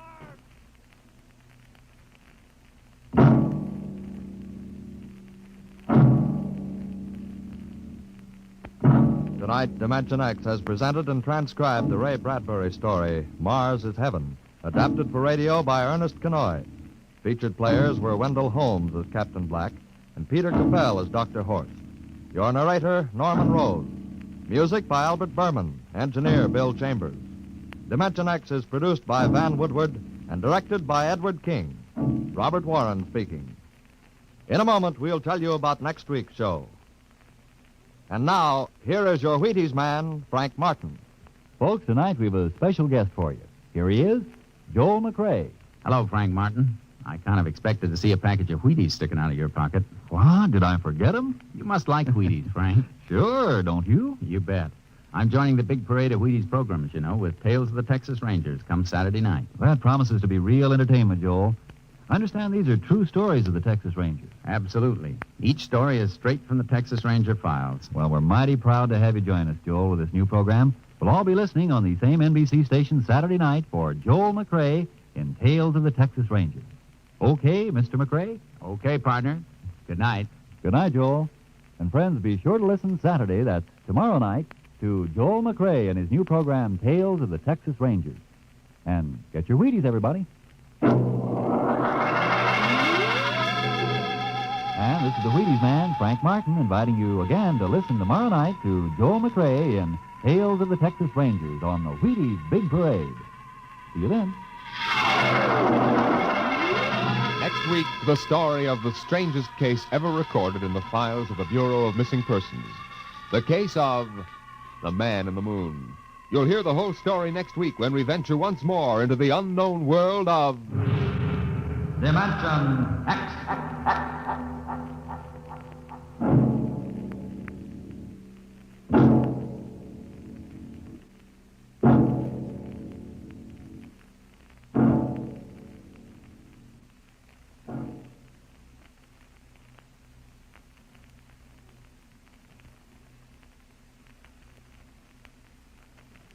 This is NBC, the National Broadcasting Company.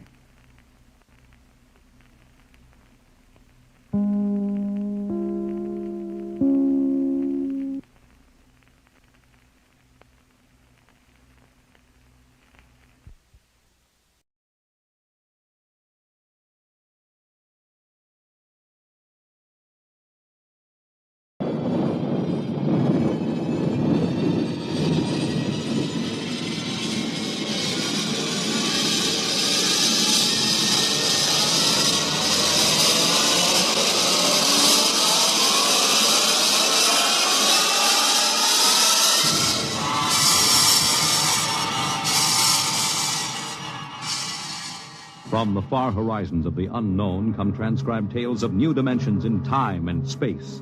These are stories of the future, adventures in which you'll live in 1,000,000 could-be years on 1,000 maybe worlds. The National Broadcasting Company, in cooperation with Street and Smith, publishers of astounding science fiction, presents X minus 1.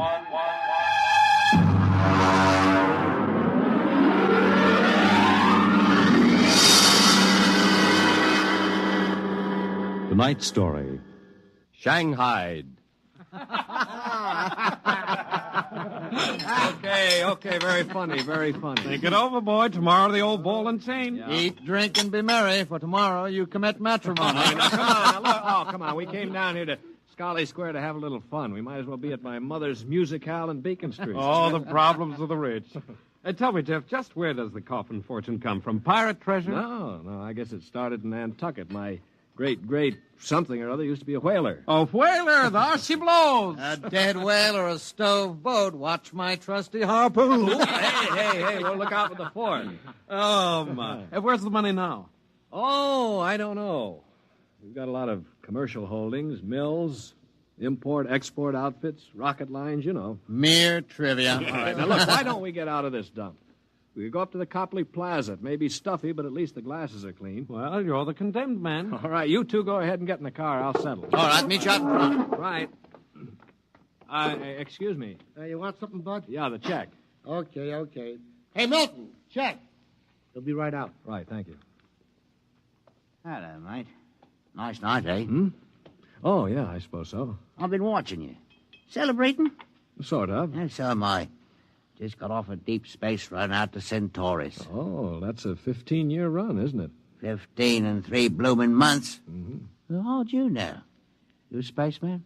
No, not exactly. Where's that check, barkeep? Hang on to your hat, Bud. Milton's slow, but he's sure. Fill it up, Charlie. Say, why don't you join me, matey? Yeah, Charlie. Oh, no, thank you. Oh, come on. Won't take off him, no? Well... Celebrate whatever it is you're celebrating on me. Pour it, Charlie. Okay.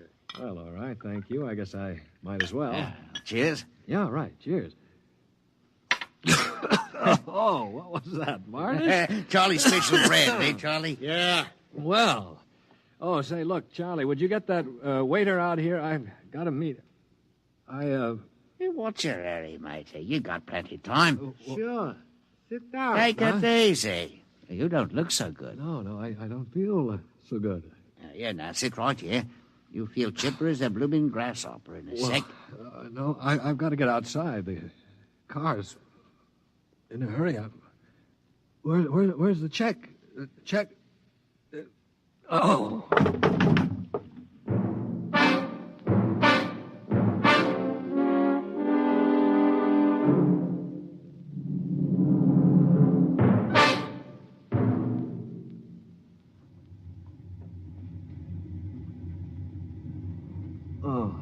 All right, matey.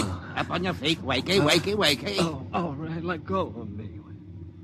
What's the idea? Rise and shine and greet the dawn. What? Where am I? What's going on here? Come on now, matey. Up in there. Wakey. No, wait a minute. So you were at that bar, Scarlet Square. Come on now. Up on deck or you'll be in trouble. Deck? What are you talking about? Where am I? It's hard to say exactly. Offhand, about 8 hours out of Atlantic Spaceport. Atlantic Spaceport? Now, look, what kind of a joke is this? If Alan and Peter think this is funny... What ship is this? R.S. Michael M. Rafferty, Coffin Line. Oh, Coffin Line. Well, that makes it easy. Now, you've got to put back to port. Forget your toothbrush, Banks. No, listen, you runt. You take me to the captain or I'll tear you apart. Here, I'll let go of my jacket. All right, get moving. Sure, mate, dear. I'll take you to the captain. But you're going to be sorry.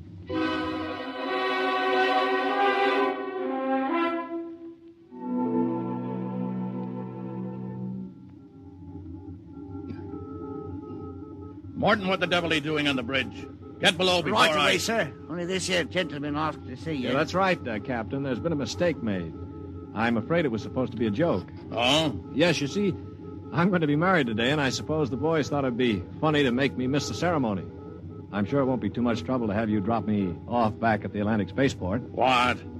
Morton, what is this? Well, it's simple, Captain. He wants you to turn the ship around, that's all. Now, look, if there's any trouble with your superior, I'm sure I can fix it up.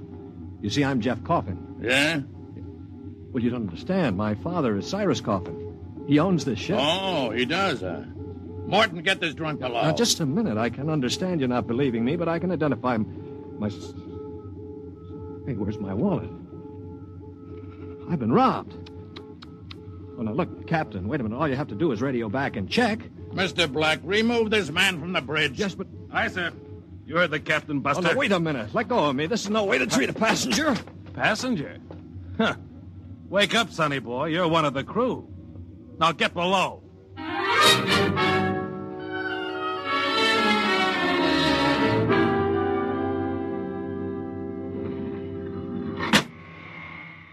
All right now, mate. Grab yourself a buffer. Get to work on this deck No, plate. but they can't get away with this. This is kidnapping. Perhaps yes, perhaps no. Now get this here deck nice and shiny. We might even see about some grub. I'll be back in 2 hours. And mind you, I want to be able to see me bloomin' reflection in it. Better polish that deck plate. They can't get away with this. Well, the law says once you sign on, you're under absolute orders. I looked it up. Yeah, but I didn't sign on. I was kidnapped. You won't be able to prove it. Come on, mister, please. I didn't get anything to eat yet today, so give me a break, huh? Oh, all right.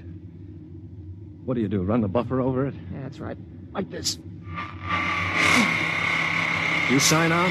Yeah, I ran away from home. How old are you? 16. 30 when we get back. Yeah. What do you mean 30? We're headed for Mars, aren't we? Only to refuel. We're outbound to Centaurus. Oh, no, it can't be. Well, that's a 15-year run. Morton! I've got to get back. No use. I'm getting married. My bride-to-be will think I'm dead. Martin! Martin! What's up here? You want me to call Mr. Black again? He'll give you what for. Listen to me, Morton. Listen, I've got to get back to Earth. I can't disappear for 15 years. Oh, is that the fact? Look, we stop at Mars, right? Yes, and you'll be below decks under lock and key. Listen to me. If I can make it worth your while, will you get me off at Marsport? Jumping ship, huh? That's real naughty, mate. $1,000? Why, what would I tell me poor old mother in that to say? 2,000. 5 in advance. What do you mean in advance? You're probably the one that rolled me for my wallet. I'll find a way. They don't believe your young coffin, but maybe I know better. All right, it's a deal. Look, Mr. Coffin, can you take me with you? I didn't realize what it would be like. I can pay my share. I could work it out for you, or maybe borrow money. I couldn't stand 15 years. I'd go crazy. All right, sure. What about it, Morton? Boy'll cost you another 1,000. You cheap swindler. Here now, Mr. Coffin. I'm all what stands between you and a lovely pleasure cruise for 15 years.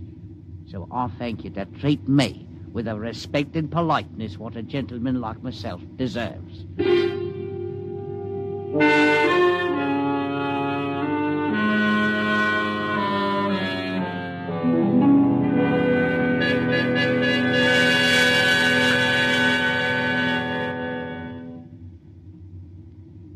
Stand by. Stand by for landing procedure. All right now. Listen careful. This is the cable locker for the grappling anchor. Right. When she lands, this hatch will open. Cables go out.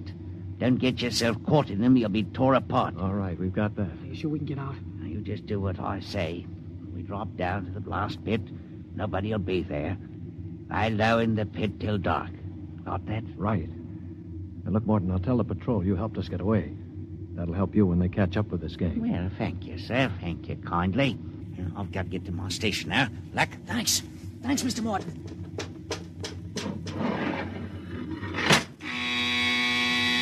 Well, there's a landing horn.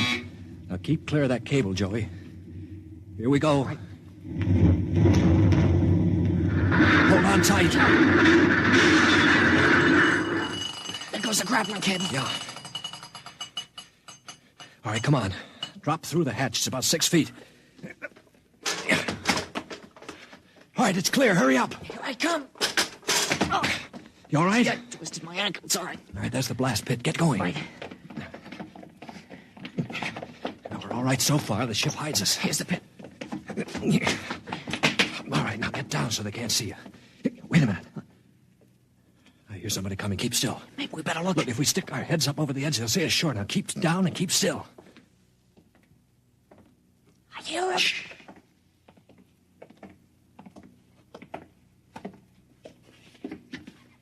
Well.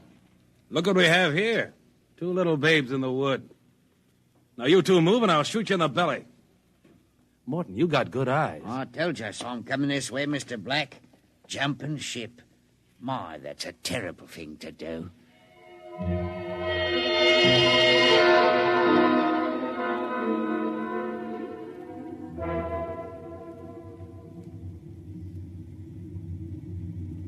Mr. Black, inform the ship's company that these two men have been found guilty of attempted desertion. Desertion?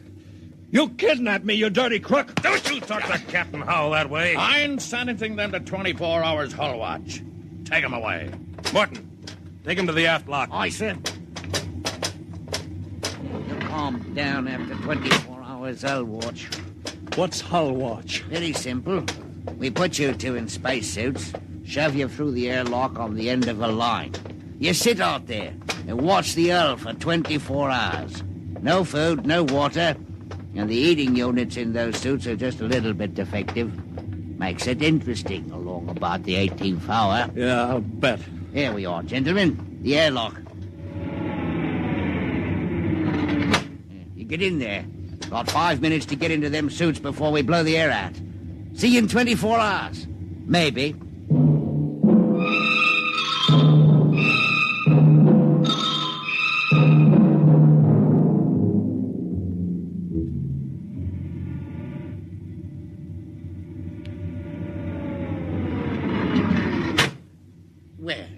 Welcome back to our little home. Water. Thirsty, eh? You should control these animals' instincts. Get water. Right, yeah? Yeah. Slopping like a bloody animal. Joey passed out. Help him. He'll be all right. Teach a lesson, both of you. Take my advice and behave yourselves. You've got 15 years to go on this here ship. You might as well make the best of it.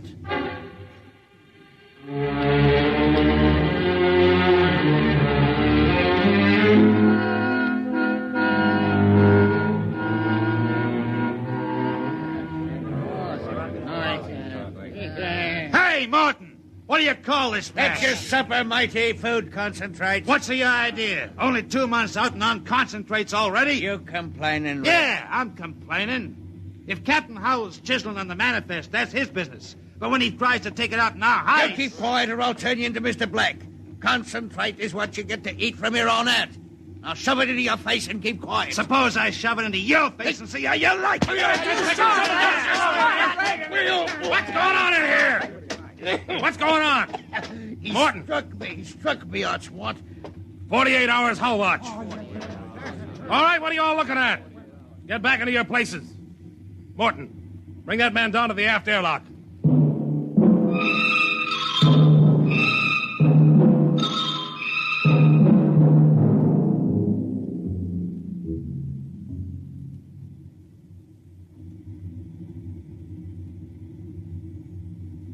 It's murder, that's what. Plain murder. Space Code gives a 30-hour limit for punishment. They didn't even have a burial. Just shoved them out the lock. Well, if the owners knew about this, they'd stop it. Fat lot of good that's going to do us during the next 15 years. Wait a minute, if we could get the ship back to Mars. No, 2 weeks after we landed, we'd be hung. That's what Space Code says about mutiny. And if they catch you in the act, they shoot you down and no questions. All right, I'm willing to take that chance. We're going to let Black and Howell kick us around for 15 years? Why don't we take over and head back? Right. I'm for it. Let's go. You bet. Yeah. Go interrupt something, gentlemen. Discussion? Talking about the captain, maybe? Grab him. Here, they go. Get him. Throw him into the jet. Come on. Oh, have you all out of the hell in shifts? Also, your knife rations, that's what I'll... Show him my oil rag, Morton. Well, that's done it. He's an officer. Who cares? Yeah, we've got to move now. Joey? Yeah. You get up the radio room and smash the set before they can get a message out. Right. Pop, you get aft. Tell the engine watch. Yes. The rest of us will go up on the bridge. How about this rat? Tie him up. Speed counts now. We've got to take over before they know what hit them.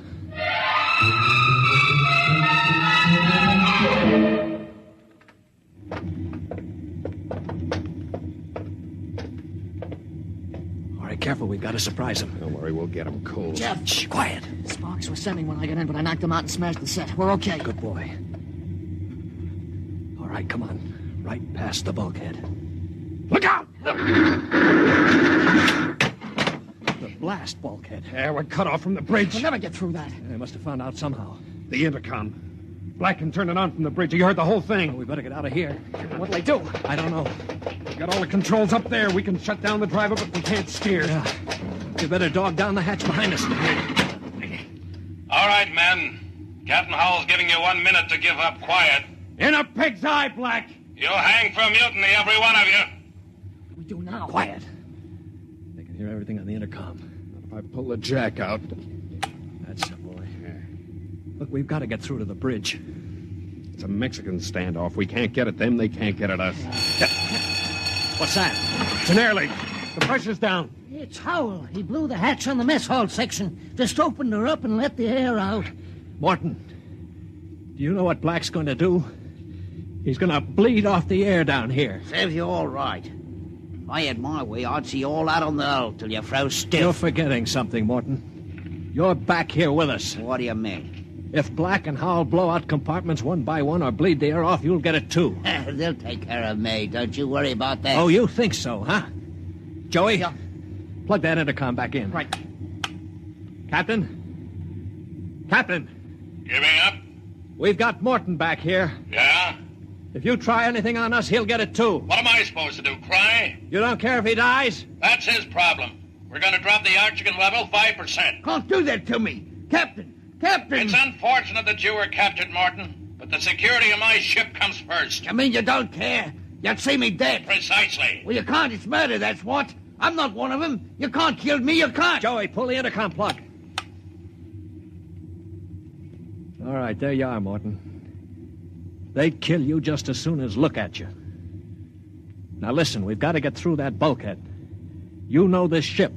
There must be some way. Morton, we're your only chance. Get us through the bulkhead. All right.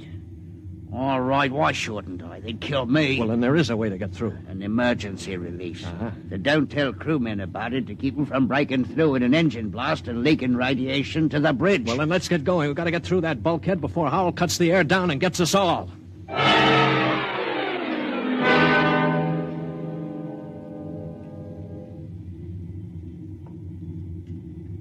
Here's the bulkhead, Morgan. Where's the release? Under the floor panel. You can pry it up. All right, hurry. I got it. Yeah, she's up. Works on a K. Ready? All right, Morton. Open it up. Here goes. Morton! He's dead. Electrocuted, and the bulkhead's still closed. They didn't even get to turn that key. It killed him instantly. Harry. Yeah. Have you got your watch gloves? They're insulated. Oh, yeah, sure. Get Morton out of the way. Don't touch him, Joey. He's got the current through him. I'll shove him away with the gloves. All right, now. Stand by. Here goes a key.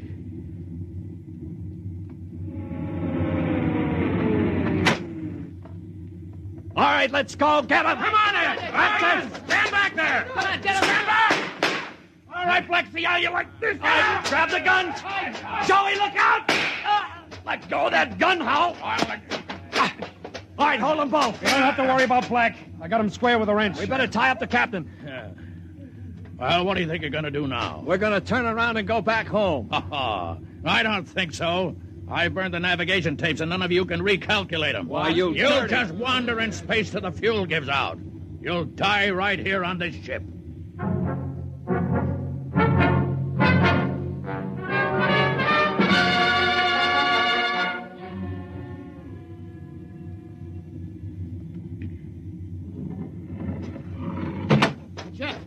Jeff, the interceptor screens went on. Meteor? No, it's a ship. A patrol ship coming up on us. Oh, they must have got an SOS off. Yeah. Well, I'm not so sure that's so bad. Now, wait a minute. We don't have to worry. We can just tell them the truth. You're not familiar with space code, young man. Mutiny is punishable by immediate execution. In other words, they don't ask questions. They just shoot. He's right, Jeff. We're through. Can we get away? Not from a patrol ship. They've already sent us a heave-to flash. If we run, they'll blow us out of space. I'm afraid your mutiny is about over with, gentlemen. They'll be aboard in an hour. And 10 minutes after that, you'll all be dead.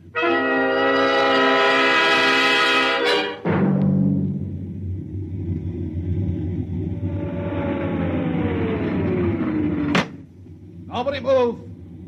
Sergeant, take a squad and secure the ship. Collect all weapons and post a guard in the engine room. Yes, sir. You, Brown, Williams, Osinski, come on. Well, I'm delighted to see you, Major. I wasn't quite sure my SOS had gotten through. Oh? You're Captain Howell? That's right. And I can swear out the affidavit of mutiny. I don't think a mutiny charge will stand up, Howell. Not with a relief of command warrant out for you. I think we'll just forget about it. But you can't do that. Space code is clear. You recorded my SOS. No, we didn't, Howell. Then how'd you get here? They sent us after you to get Jeff Coffin. Where is he? I'm Jeff Coffin. Jeff, we had a missing persons alarm for you, and then when a check you signed turned up at Marsport. A check? Mm-hmm. Oh, that's right. I gave one to Morton to help me get away. And he sold it to a fence for half face value. We traced it back to the ship. Coffin, I've got orders to escort you personally. We're taking you back to Earth. Can I send out a message, Major? Of course. Oh, that reminds me, Jeff. I've got one for you from your fiancée. She said to tell you that she didn't object to a bachelor party in principle, but she did think 6 months was stretching it a bit.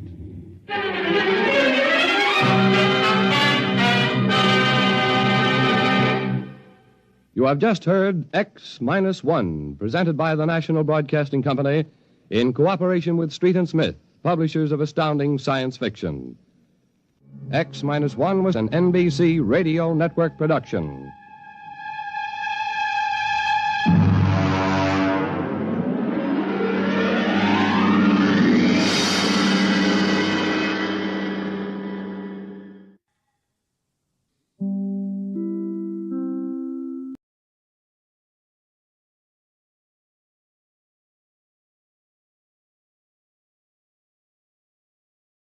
Adventures in time and space, told in future tense. Dimension X.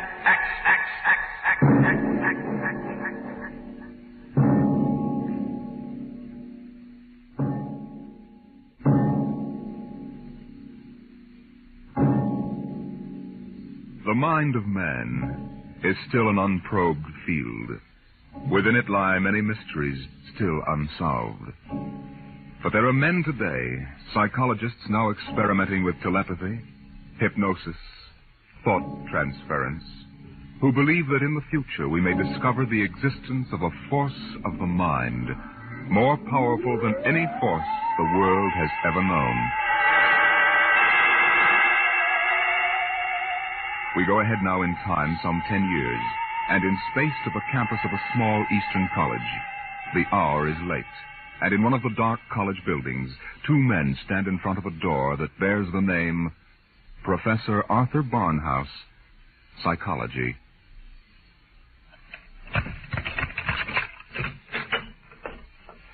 Well, here you are, Clinton. Thank you, Major. Here are the keys to the professor's desk and files. I guess you inherit everything now.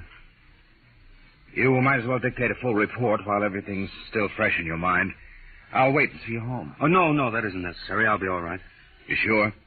After what's happened tonight, we wouldn't want you to have an accident, too. Major, after what happened tonight, I have a hunch the whole world is ripe for an accident. I'm afraid you're right, Clinton. Well, good night. Good night. Oh, pull yourself together, Buster. Easy does it. August 21st, 1960. Restricted report from George Clinton to the Secretary of Defense, Secretary of State, the FBI, National Security Board, etc., etc., etc. Subject, the so-called Barnhouse effect, and Professor Arthur Barnhouse, who discovered it. I first met the professor 2 years ago in the fall of 1958.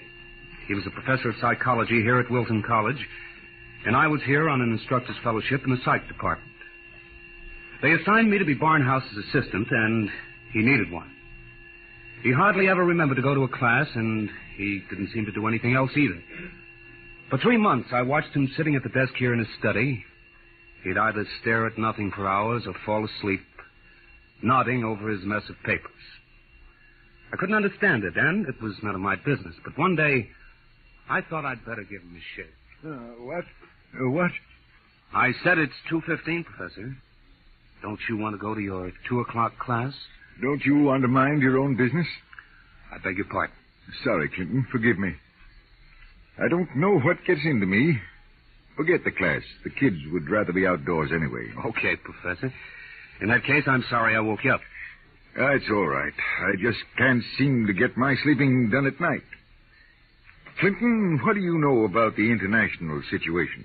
Well, I'm no political scientist, if that's what you mean. I read the papers when I have time. Well, that's the way I've always been.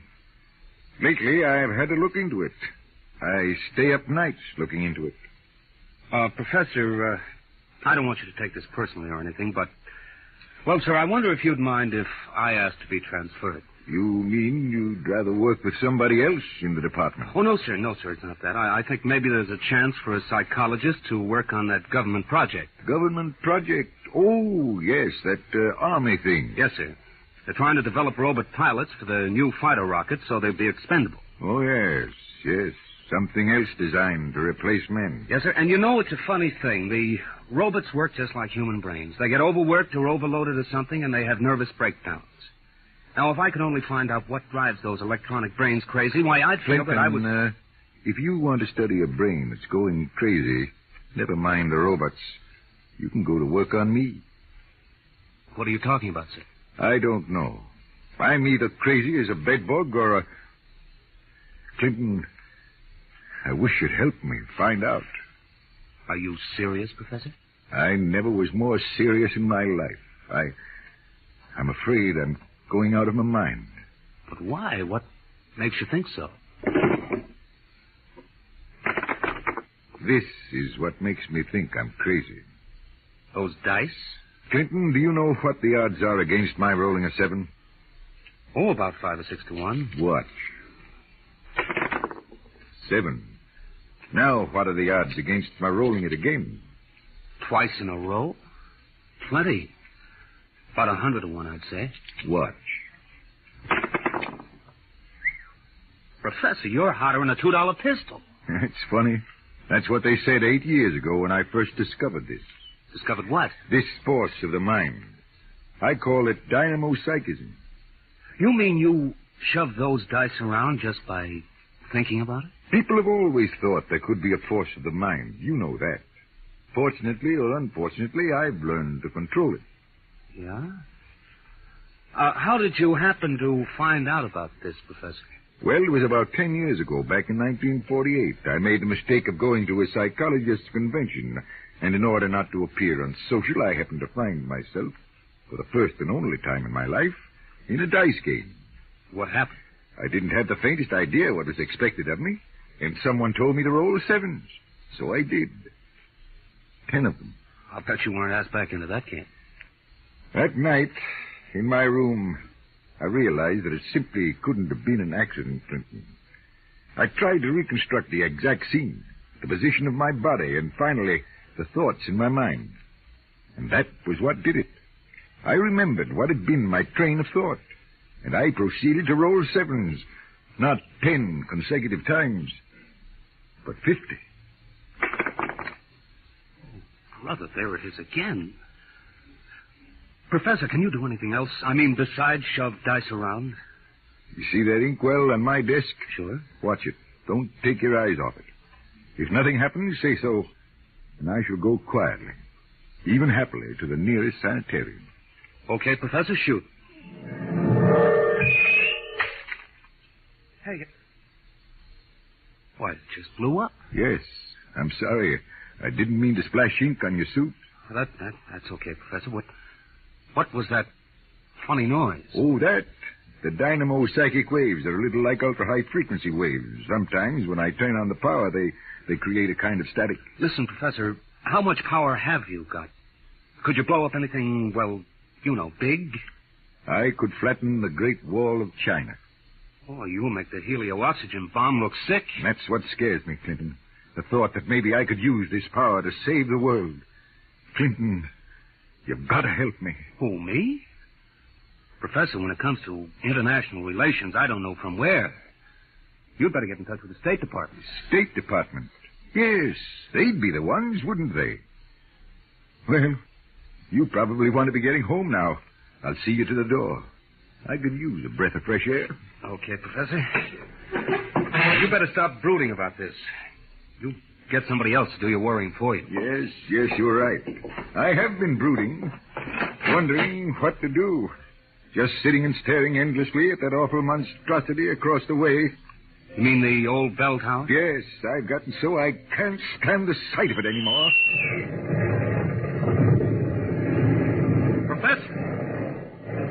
Professor, look, what... Oh, there's nothing left but a pile of rubble. Oh, my, I didn't really mean to do that.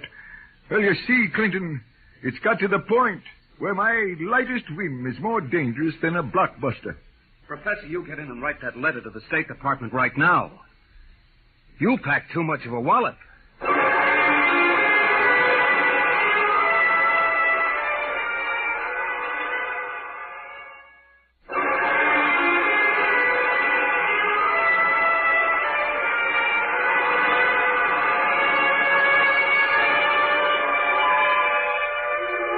Professor Barnhouse mailed his letter, and things happened fast. A long arm of the Army reached out, and within 5 days, the two of us were deposited in an old mansion in Virginia, surrounded with a barbed wire fence and 20 guards, and labeled top secret. As soon as they'd seen a couple of small demonstrations, they set up a big test of dynamo psychism, and the professor was a very important guy. You could see him getting more unhappy every day. General Barker, I've got to talk to you. Just a minute, Professor. We're cleaning up the last details in Operation Brainwave. We'll roll at 1400 hours tomorrow. At 1400 what? 2 o'clock tomorrow afternoon. The robot-controlled fighter rockets will take off at exactly 1400 minus 10 and appear over the target at 1400. Watching from here over the video screen, you will then try to knock all 20 of them out of the sky. Think you can do it? Of course I can do it. Fine. And we're taking care of everything. Everything except that you neglected to ask me if I wanted to do it. I don't. This whole thing strikes me as childish and insanely expensive. We'll decide about that. But what's the good of it? I wouldn't mind acting as a defense weapon if it were necessary. But I can make all wars and armaments unnecessary. I could give every nation what it needs. I could move mountains, build roads, dig irrigation canals.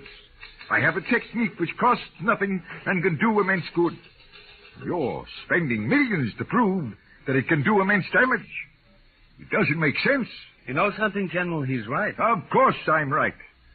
I want you to send me and Clinton back to Wilton College. Right away. That's quite impossible, Professor. This operation has gone too far to be called off now. Yes, but... Even if we wanted to call it off. If your dynamo psychism really works, you're apt to be the key to our entire defense setup. But listen... You'll have to excuse me now. Major Cuthrell and I have to double-check the confidential list of the observers on this end. Have you got it, Major? Yes, General. It's right here. Alberts, Barker, Bernstein, Carter, Clinton, Cuthrell, Holbrook, Lawrence, Stein, Williams. Check. I guess that includes everybody of importance. What about me? What? Oh, that's taken for granted, Professor. Thanks. 1400 hours. Will you be ready? I'll be ready. And now, if someone will wind the restricted clock and put the confidential cat out, I'm going to bed.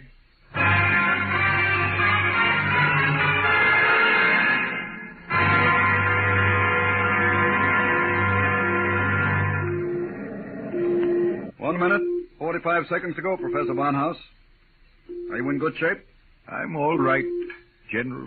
Good. You can all take our places in front of the video screen now. You sit here, Professor. In the center. Major Cuthrell, will you turn on the video screen? Right, General. Nothing yet. Just empty sky. Hold it. I hear him coming in. There are 20 of them, Professor. You think you can knock them down at this altitude? Distance has nothing to do with it. I don't want anything to go wrong. You're sure you feel all right? General, I know I can do it. If that's all that's worrying you, let's call the whole thing off and save $20 million. There they are. They're coming in. Get ready, Professor. 10 seconds. 9, 8, 7, 6, 5, 4, 3, 2, 1. Now, wide open, Professor. Well, go ahead, Barnhouse. Knock them down. I did. Nonsense. All you've done is blank out the video screen. What went wrong? Did you give it everything you had? I was wide open, General. Then it didn't work. They're still flying. What's that? It just took a few seconds to work. That's holy smoke, they're dropping like flies. They're killing the brainwave control. What's happening to these rockets? They're going down like flames. Right, heaven, it works. It really works. Cutwell, get Washington on the line. Barnhouse, I want you to... Hey, where's Barnhouse? Clinton, where's the professor? Got me, General.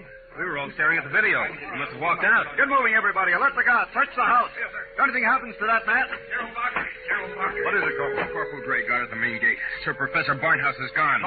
Gone? Where? He came carrying out of the gate at 40 miles an hour. Here's a note, sir. Threw it out of the car as he went by. I picked it up. Let me see it, quick.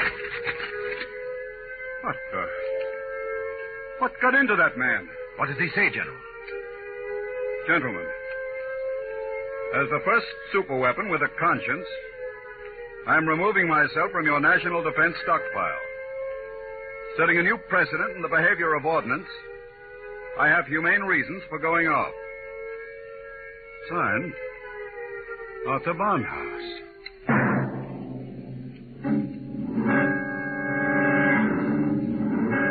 Barnhouse was gone, and within 12 hours the world was on a spree. The headlines were glorious or terrible, depending on what you think of the things the way they are. Barnhouse went to Helio Bomb Factory. The dynamo psychic waves reached every corner of the world. In every country, every continent flashed the news of what was happening. Hey, Barnhouse knocked out hidden atomic stockpile in Asia. There was a new kind of war, the war of tattletales. Secret agents of every country hunted for the hidden armaments of their enemies, yelled about them in the newspapers, and immediately there'd be that warning burst of Barnhouse static, followed by... Radio-controlled fleet blown up on secret maneuver. The professor was out to make peace or bust, and nothing like him ever was.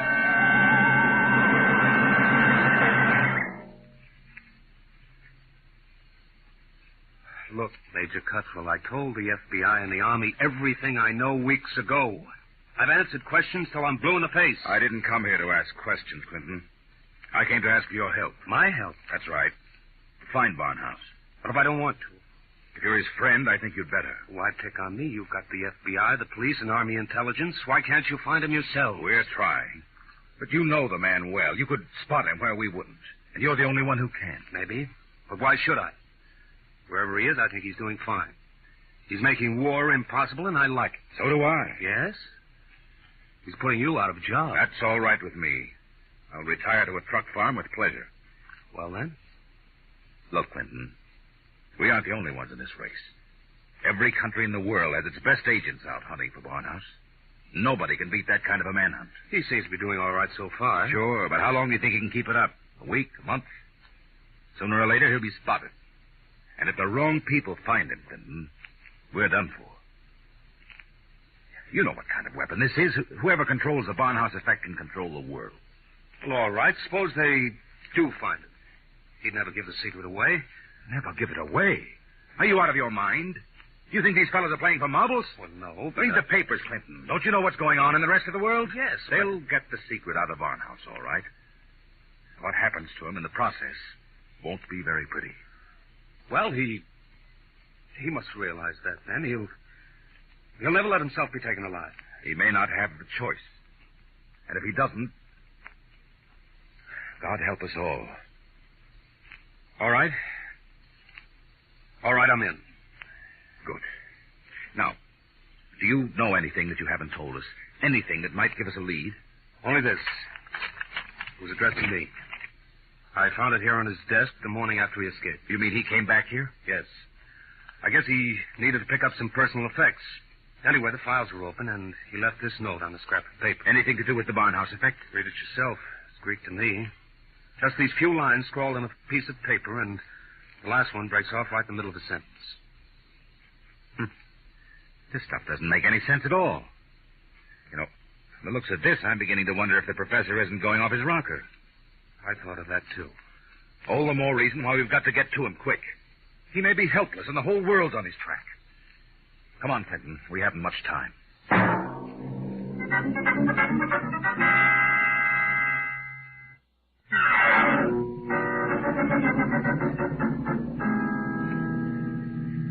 Brother, it's hot. What a way to spend an August afternoon, huh, Major? Give my eye teeth to be at Jones Beach. So would I, Corporal. We've got work to do here. Look, so we've been cruising around these radio detection cars for a week, not a sign of Barnhouse static. The professor must have run out of things to work on. Well, we'll give him a little more time. Switch to shortwave. See if there's anything special coming through. Yes. Try the 9 millimeter. Radio Miranda. Let's hear that. Our American enemies who have hidden behind the unjust and diabolical persecution by Professor Arthur Barnhouse will tyrannize us no more. I wonder if the professor's out. Today, our glorious leader takes up his residence in a shelter, shielded with lead against all dynamo-psychic threats. With his protection designed by our brilliant scientists to be absolutely impregnable against the Barnhouse effect, he will once again lead us on the path of our glorious death. Quick, triangulate it and get me a fix. I've got it. Let me check this chart. Quick, man. 3.9, 1.7. Oh, my aching back. What is it? We haven't got a prayer of finding a major. He'd have to be picked out of 2 million people. Where is Barnhouse? Right where I was wishing I was. Right smack in the middle of Jones Beach.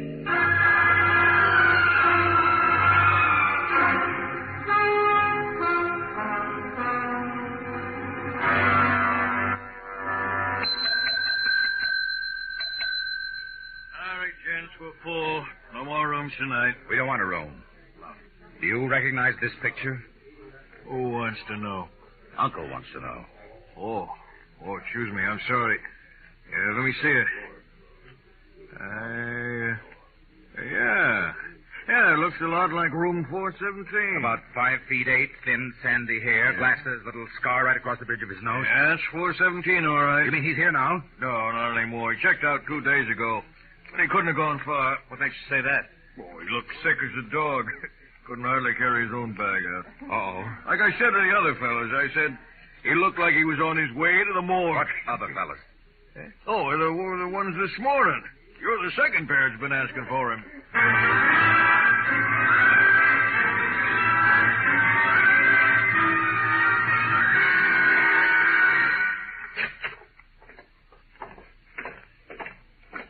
Here we are, Ward 15. This way, gentlemen. You're sure he's here, nurse? Oh, yes. Thank heaven we're in time. Well, I wasn't on duty when he came in, but one of the other girls told me he collapsed in the street.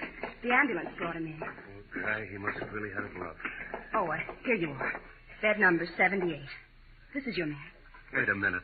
This isn't Barnhouse? But I was perfectly sure. Oh, wait, let me check his chart. Dismissed 8 p.m. Only an hour ago. Oh, dear, now I remember. Remember what? If he was sick, why did you let him go? Well, 2 of his friends came and took him away. They didn't want him in the charity ward. They said they'd make sure that he was taken care of.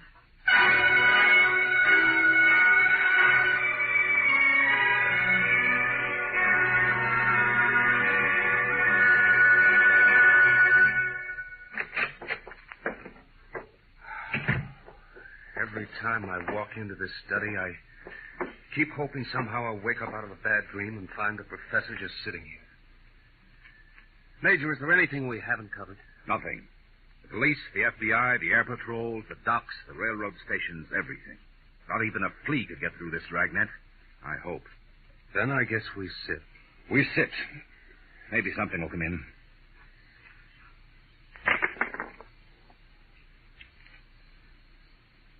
You have to roll those dice. I'm sorry.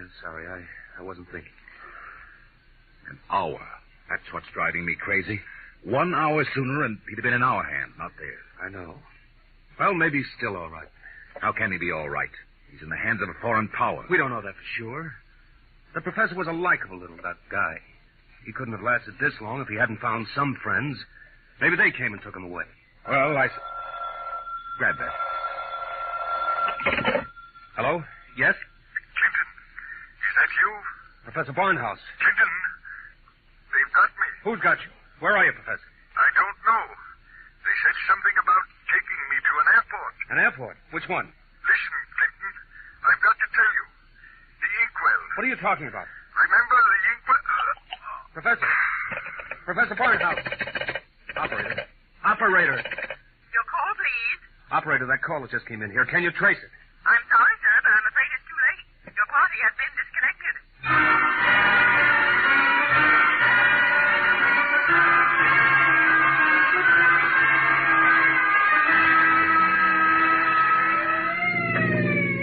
Where are we headed? He didn't say which airport, just a hunch. The commercial airfields are all covered. But there's a little private field out here, I remember. Hasn't been used in years. That'll be the one. They didn't have too much of a start on us. Maybe we'll make it in time.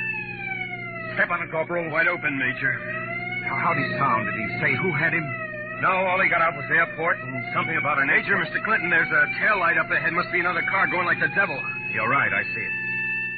They're turning into the airfield. Come on, faster. Hold everything. Look up ahead.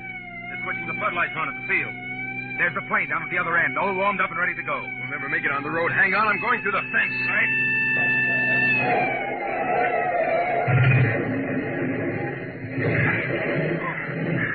Well, what's the matter? Get going. Sorry, sir. Must have cracked the axle. They're taking off. Get out the submachine gun. You can't. Barnhouse is in that plane. You'll kill him. We've got to take that chance. That plane's headed straight for us. Hit the dirt. Get that gun working, Corporal. Aim for the propeller.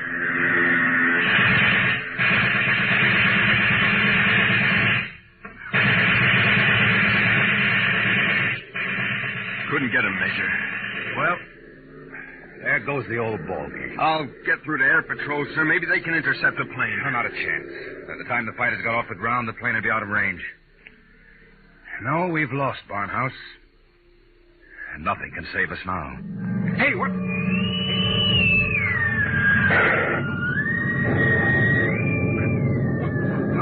What hit me? Clinton, are you all right? Yeah, sure. The plane. It's gone. I know. Barnhouse blew it right out of the sky. He wouldn't let himself be taken alive. Boy, he really did it the hard way. Poor guy. He shouldn't have had to be a hero. All he ever wanted was peace. Peace? What's that? Now the arms race will start all over again. And with Barnhouse gone, what's left to stop it?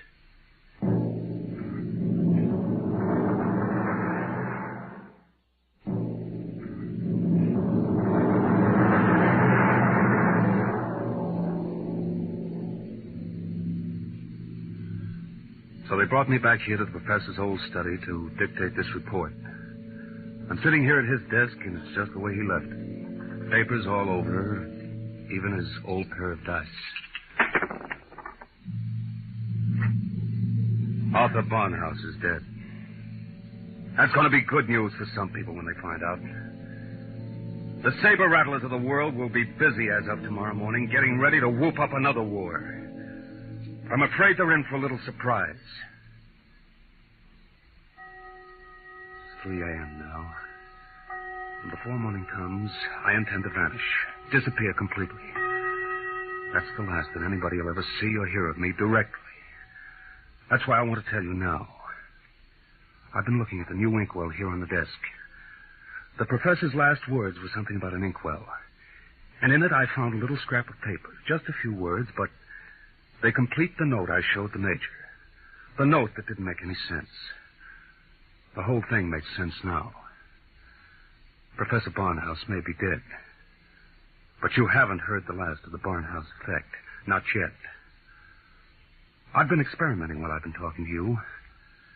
And now the time has come for me to say goodbye.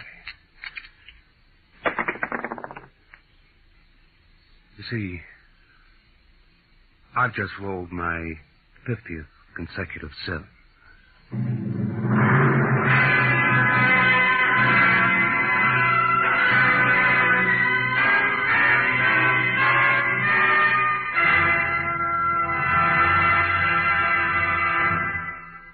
You have just heard Report on the Barnhouse Effect by Kurt Vonnegut, Jr. An adventure in time, space, and the unknown. Dimension X.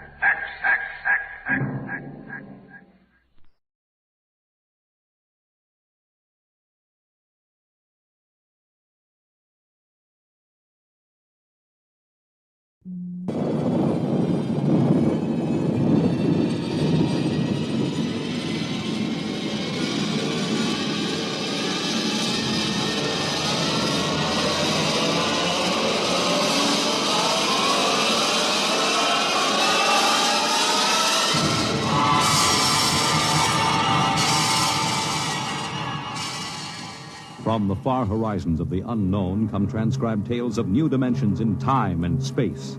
These are stories of the future, adventures in which you'll live in a million could-be years on 1,000 maybe worlds. The National Broadcasting Company, in cooperation with Street and Smith, publishers of astounding science fiction, presents X minus 1.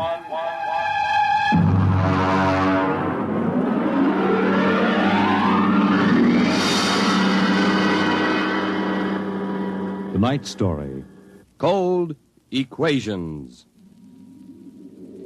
There is no margin of safety along the rim of a frontier. There can't be any until the way is made for those who come later. Until then, the penalty for mistakes is a grim one. The laws of physical nature operate with irrevocable certainty, with no room for mercy, kindness, or sentimentality. In space, life becomes a cold equation, and the equal sign is often followed by death. I know. I'm the pilot of an EDS.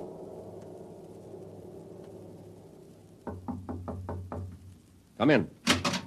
You sent for me, Commander? Yes. Sit down, Barton. We just got an ED from the Territorial Space Station on Woden. Woden. That's in the Crab Nebula, isn't it? That's right. There are 2 exploration parties there on Manning's continent. 8 men each. Mm-hmm. They've got calla fever in one of them and no serum. Oh, and I thought this was going to be a nice, quiet passenger run. Computers are working out your payload and your course right now. In exactly 10 minutes, we'll drop into normal space and launch your ship. I'll get her ready. One thing. What's that? Woden is at the maximum pay limit for an EDS. Figuring the weight of the serum, we'll be able to give you just enough fuel to land on Manning's continent if you make it the first pass. Otherwise, you'll burn out in midair. Mm-hmm. Standard procedure. Report to launching control. Right. Good luck, Barton. Thanks. Oh, by the way. Yes? When can I expect to be picked up? We'll make a stop on the run back to Earth sometime next year. You'll be notified by radio. Okay. Sorry, we can't make it sooner. That's what happens when you sign on for EDS work. I'll see you next year, Commander.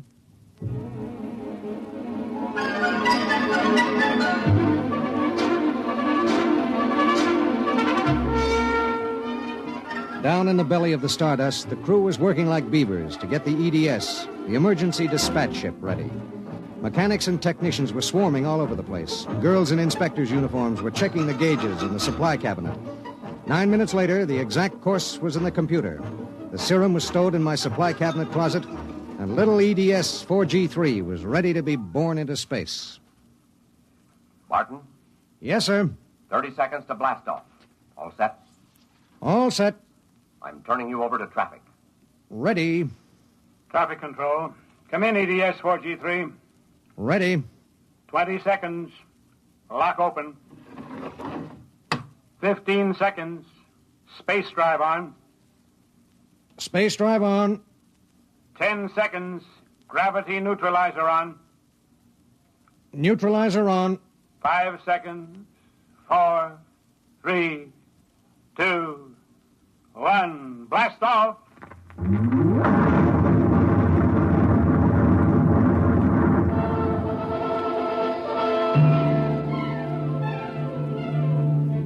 I don't remember how long it was afterwards that I first noticed something wrong. Maybe an hour, maybe 2. There was nothing to show it except the needle and the heat gauge. It was on 0 when we left the Stardust, and now I noticed that it had crept up toward the 30 mark. That meant something inside the ship was radiating heat. That something was in the supply closet, and it was alive.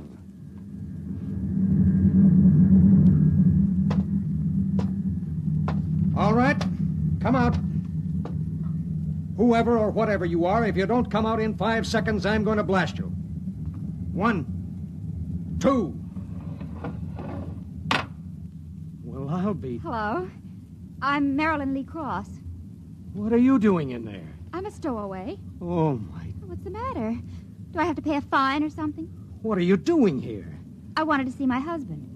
Who's your husband? He's with the government survey crew on Woden. I haven't seen him since he left Earth 4 years ago. Okay.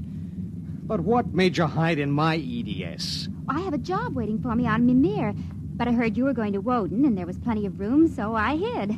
Oh, I knew I'd be breaking some kind of rule, but what's one little rule?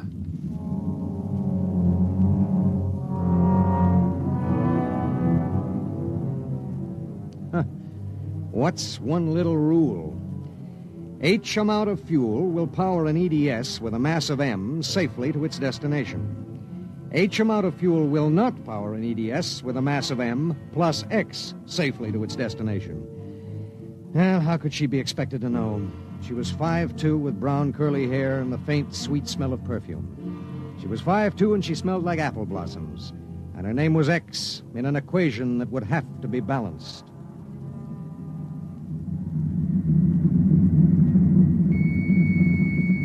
Stardust. Come in, EDS. Come in. This is Barton, emergency dispatch pilot 4G3. Go ahead. Give me Commander Delhart. What's the message, EDS? I have to consult Commander Delhart. The commander is busy. Listen, you squirt. Give me Commander Delhart. One moment, 4G3. Commander Delhart, emergency message from EGS 4G3. This is Delhart. What is it? At 0800 hours, I discovered a stowaway aboard my ship. A stowaway? Yes, sir. Well, have you notified ship's records? Not yet, sir. You know the regulations as well as I do. Of course I know the regulations. That's why I'm calling. Barton, what's going on? Sir, this is a girl. A young woman. Oh. She wanted to see her husband on Woden. She didn't know what she was doing. I see. I wondered, sir, maybe the cruiser could change course or something? I'm afraid not. We're hundreds of light years apart now. We have a limited fuel supply ourselves, with 900 passengers. Is there any chance? No. Okay, Skipper. Better get the information to ship's records. Okay. Barton. Skipper? I'm sorry. Yeah, sure.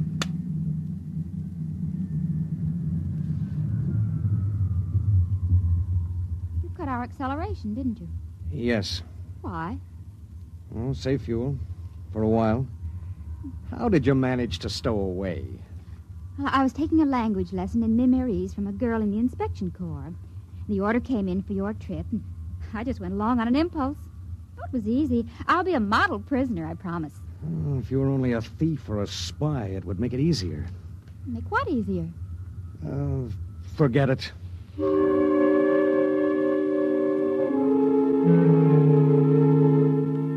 Why couldn't she have been somebody with some ulterior motive, a fugitive, hoping to lose himself in a raw new world, a crackpot with a mission? Why did she have to be a woman? A beautiful, kind, trusting woman?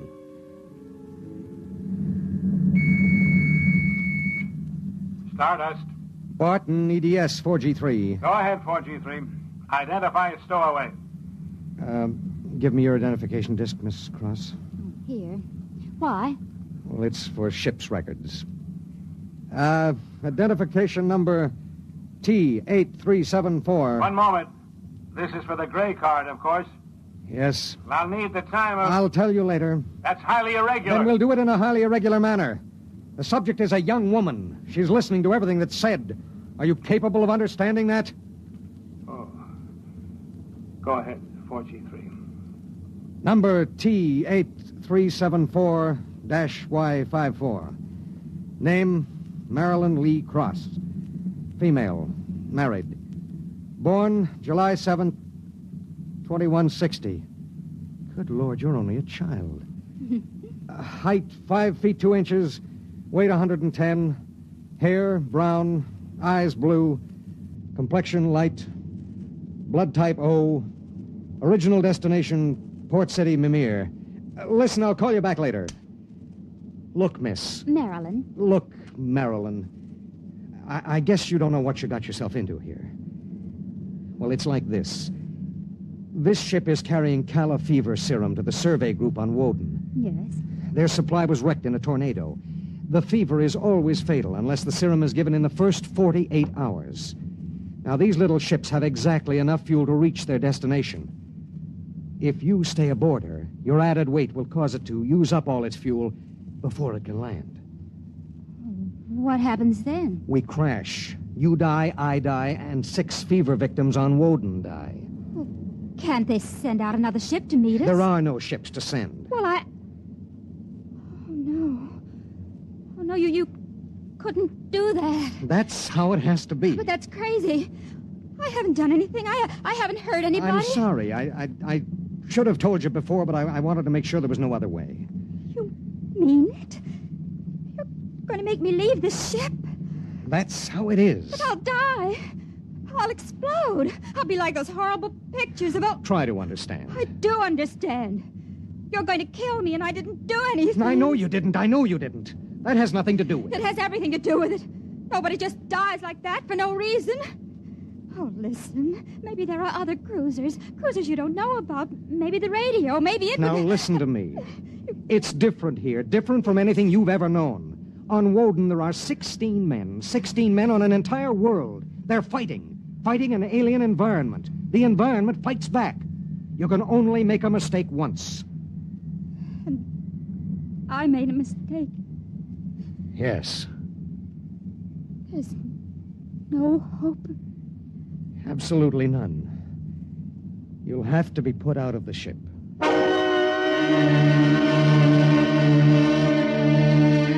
It was better so. With the going of all hope would go the fear. Then would come the resignation. She needed time, and there was so little. EDS. Starship to EDS. Need pertinent data. All right, Starship. When do you expect to complete your report? I need a computer check. I'll give you statistics. Statistics. This is EDS 4G3. I'm intersecting course vector 7.3 at 0831. Deceleration 1750, weight 1 ton. I would like to stay at point 10 as long as the computers allow. Will you give them the question? Check. I'll call you back. We wouldn't have long to wait. The new factors would be fed into the steel maw of the computer bank, and the electrical impulses would go through the complex circuits. Here and there, a relay would click, a tiny cog turn over.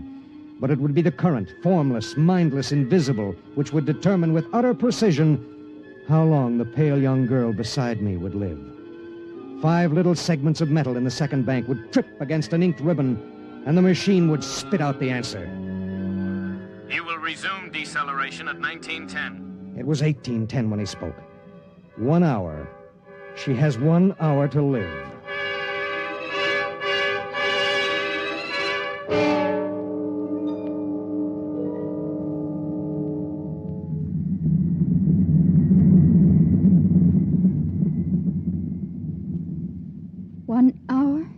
That's it. All I did was hide in a closet. And now you tell me I have to die. I don't believe it. You might as well get used to it. If this happened back on Earth, 1,000 ships would fill the sky. The whole world would know about it. They'd do everything to save me. This isn't Earth. It was such a big dream. Jerry and I separated almost 5 years ago. We were too young. And I was going to see him to try to make everything all right again. Are you married? I was.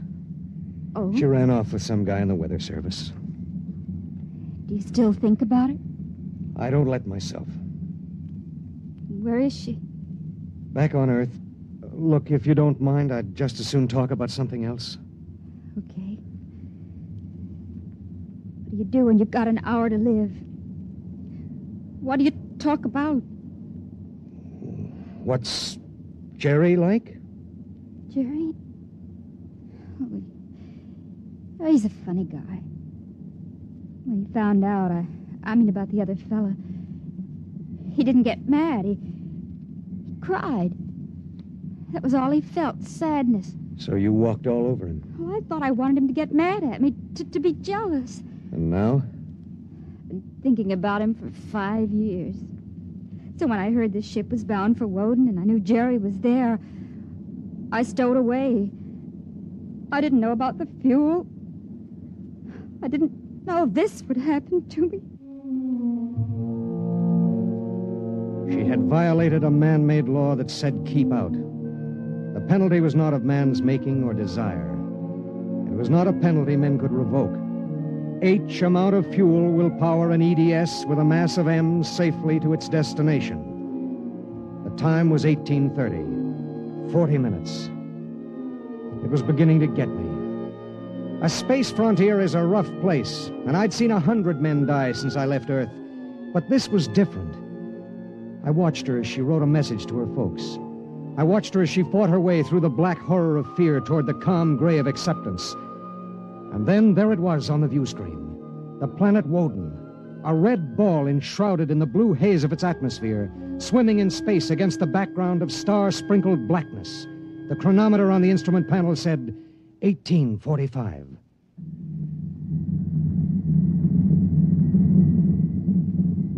Listen, we're in radio range of Woden now. I mean, would you want me to try to contact your husband? Jerry? It'd mean he would know you're going to die. There'd be nothing anyone can do. Yes. I would like to talk to him. Do you think we can? Well, the planet is turning. If his group is on the side facing us, we might be able to reach him. Oh, try. All right. Hello. Hello, Woden. EDS to Government Survey Group. Can you hear me? Come in, Woden. They may not be monitoring. Hello? Hello? Hello. Identify yourself, please. This is Government Survey Group 1 on Planet Woden. This is John Barton, EDS pilot. Do you have the serum? Yes. How bad is it? 1 man died last night. 6 have the fever. How long will it take to... I start deceleration at 1910 hours. I should be able to land at 1930. Thank God. Look, do you have a Gerald Cross in charge of the group? Commander Cross? Yes, we do. Could I speak to him? He isn't here. He's out with the survey team. When do you expect him? Can't say. How do you read me? How much time do we have left for communication? Less than 15 minutes. All right. If Commander Cross comes back before we lose radio contact, will you have him buzz me? It's important. Okay, EDS. I'll keep the set open. Check.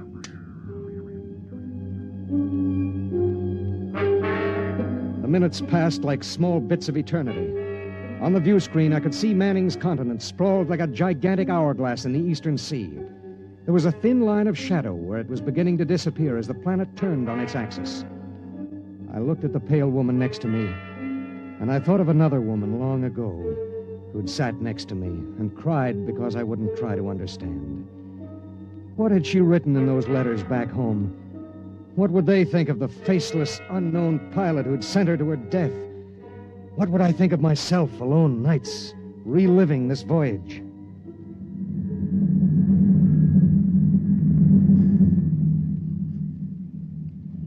Cold, isn't it? I'll turn up the thermostat. Nothing from Jerry? We have about 2 minutes of radio contact left. Maybe it's better.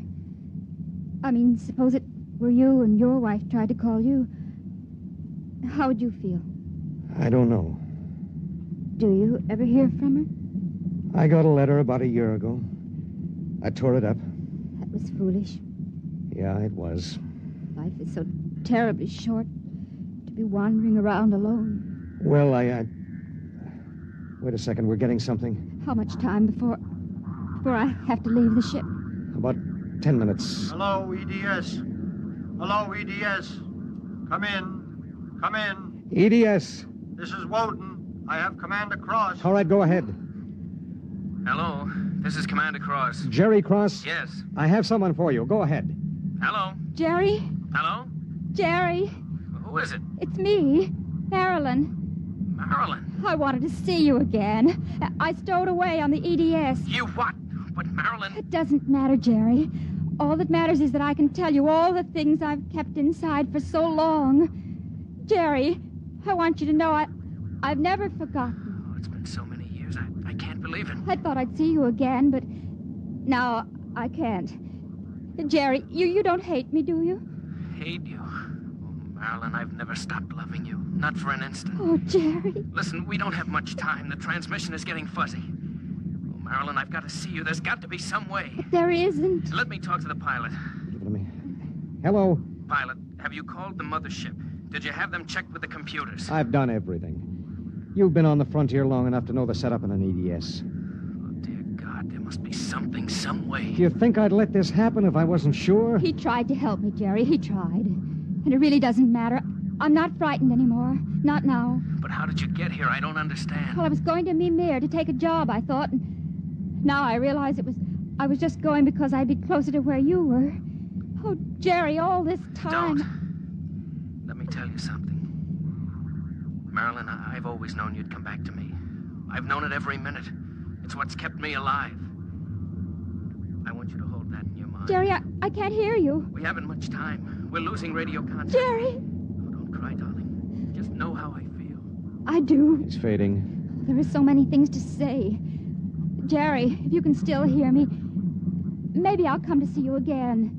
Maybe I'll come to you in your dreams, or be the touch of a breeze, or one of those golden-winged little birds singing my silly head off. Maybe I'll be nothing you can see or hear, but you'll know I'm there. Think of me like that, Jerry. Goodbye. Goodbye, my darling. She sat motionless in the hush that followed. And then she looked at me. Now? Now. I pulled down the black lever, and the inner door of the lock slid open. She walked with her head up and the brown curls brushing her shoulders. I let her do it alone. She stepped into the lock and turned to face me, and I could see the pulse in her throat. I'm ready. I pulled the red lever, and there was a slight waver as the air gushed out. I thought I sensed a bump, as if something had bumped the outer door. And then there was nothing. The white hand of the closet temperature control was back at 0. A cold equation had been balanced, and I was alone in the ship.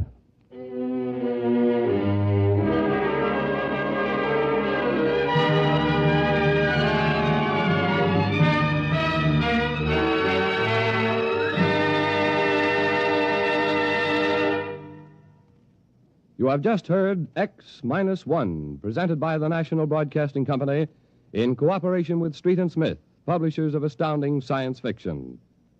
Tonight, by transcription, X-1 has brought you Cold Equations, written by Tom Godwin and adapted for radio by George Lefferts.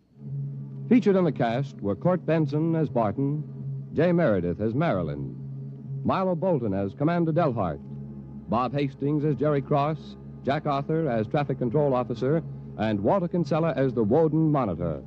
Your announcer, Bill Rippey. X-1 was directed by Ken McGregor and is an NBC Radio Network production.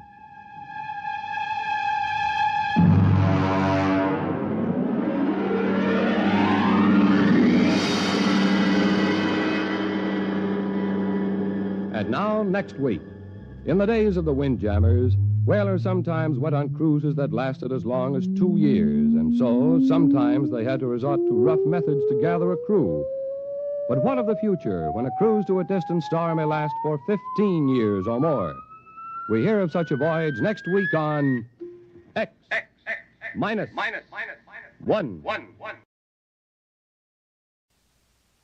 Adventures in time and space, told in future tense. Dimension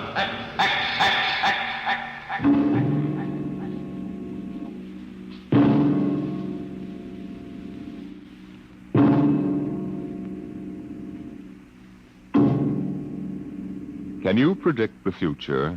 Can you tell what will happen in 100 years? Or in 10? Or in the next minute? Can you look beyond the known dimensions of time and space into the unknown, Dimension X? Tonight we have a strange story to tell. A sweet, blood-curdling little story that is really only 2 sentences long. The last man on Earth sat alone in a room. There was a knock on the door.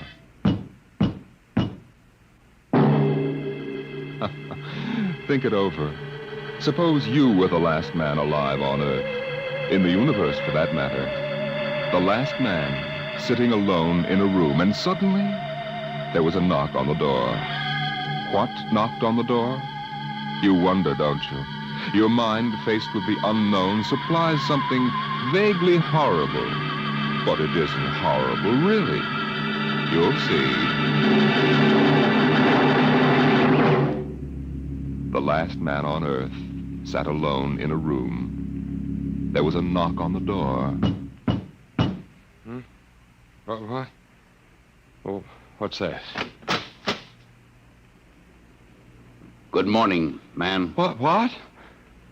Who are you? You have regained consciousness. Well, who are you? I am Azan.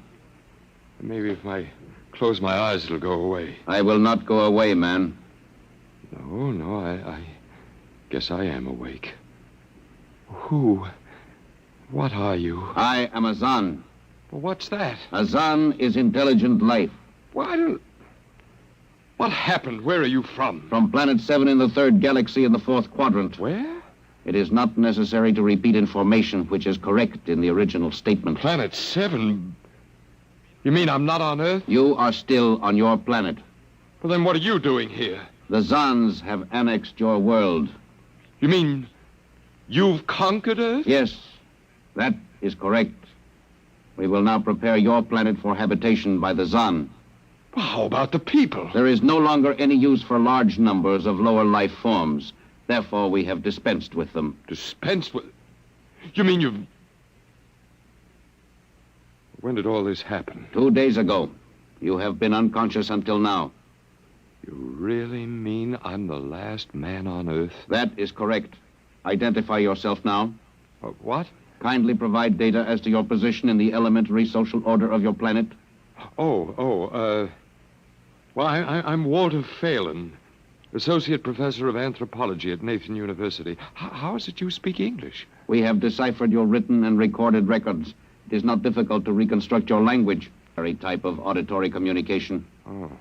Is there anything you want to complete your natural habitat? You mean I'm a prisoner? That is correct. What will you want further in your room? Well, do I have to stay here? Yes. The rest of my life? Forever.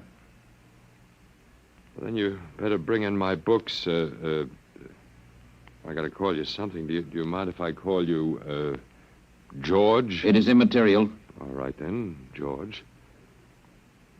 You know, I can't really believe this. That is a characteristic of low life form. I'm trying to take this in without going off balance completely. I will be back, Associate Professor of Anthropology. It's all right, George. Just call me Walter. Very well, Walter. I will be back with your books. All right, George. I'll be seeing you around. You will not be around, Walter. You will be here.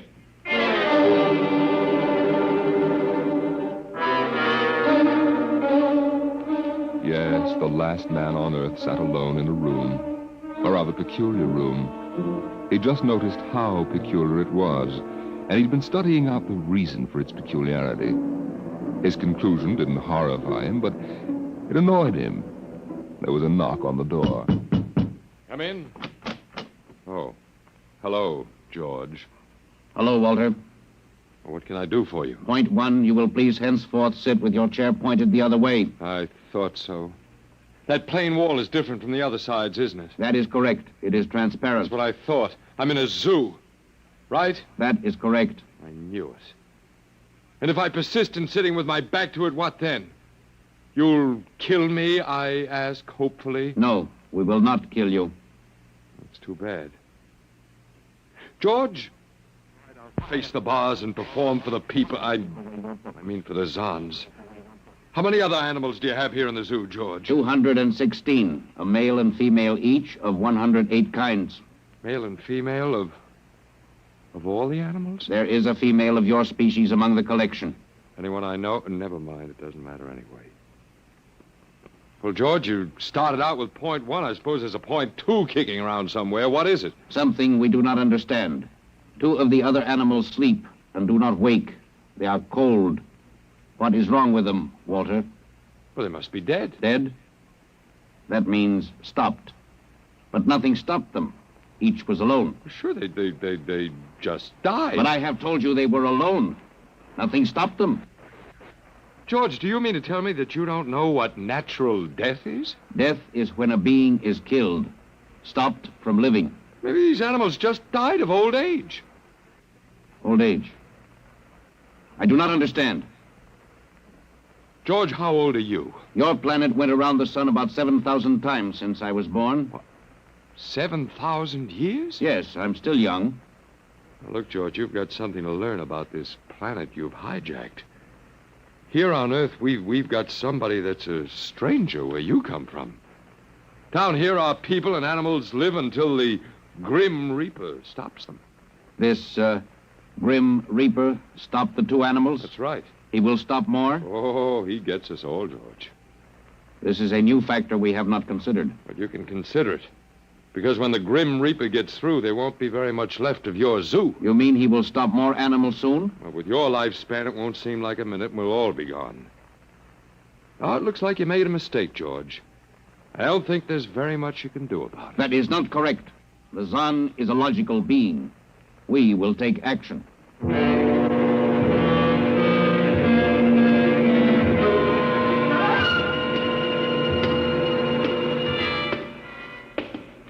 are you taking me, George?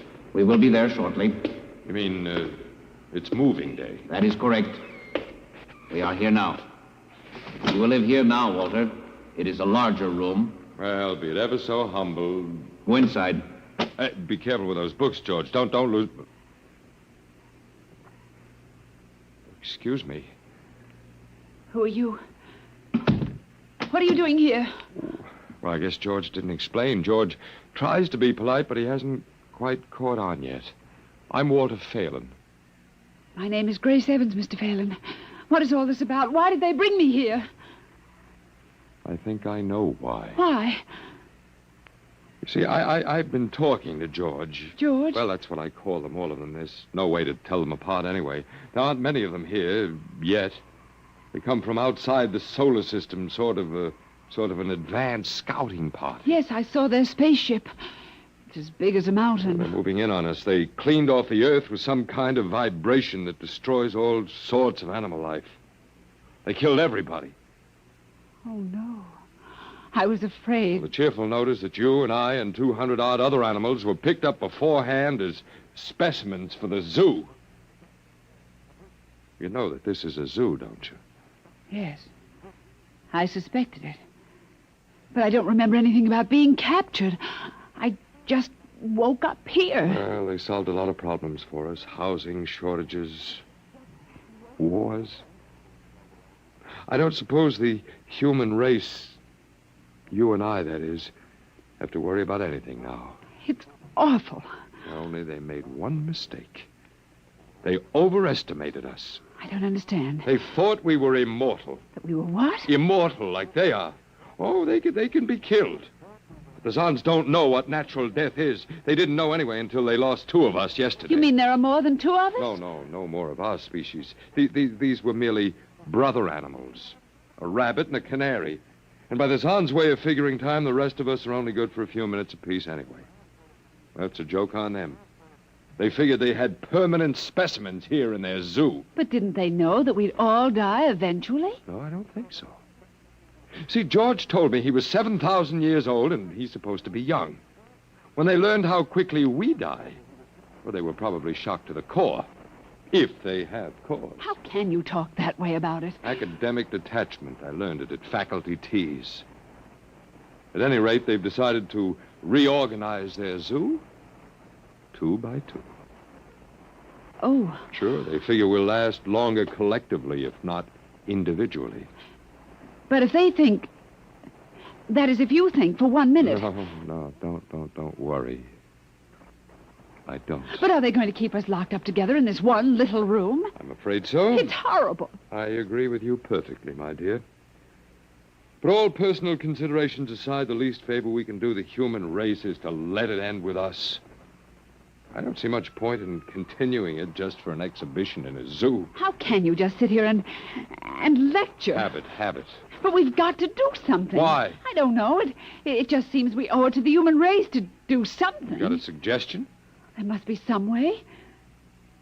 They can be killed, you said. I think that anything that would kill one of us would kill one of them. You see, I figured it out, I think. George cut his... Well, I suppose you'd call it his hand when he brought in my books. It started to bleed, red blood, but I could see the cut closing just as he stood there. And by the time he left, it was healed. I don't understand. Don't you see, whatever factor there is in man that makes him grow old is missing in the Zon. They just go on and on and on until they're stopped. Yes.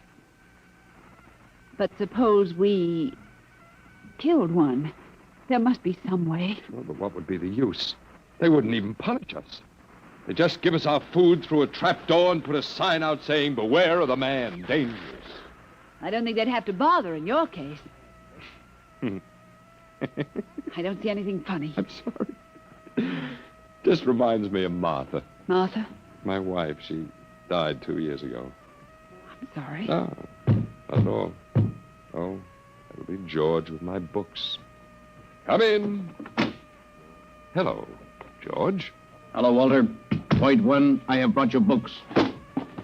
Point 1, Well, what else is on your mind? Point 2, another creature sleeps and will not wake. A small feathered one called a duck. It happens, George. I warned you. Old man Death, the Grim Reaper. I told you all about him. Walter, the Council of Zon has met. It has been decided logically that the only intelligent life to escape the vibration is you.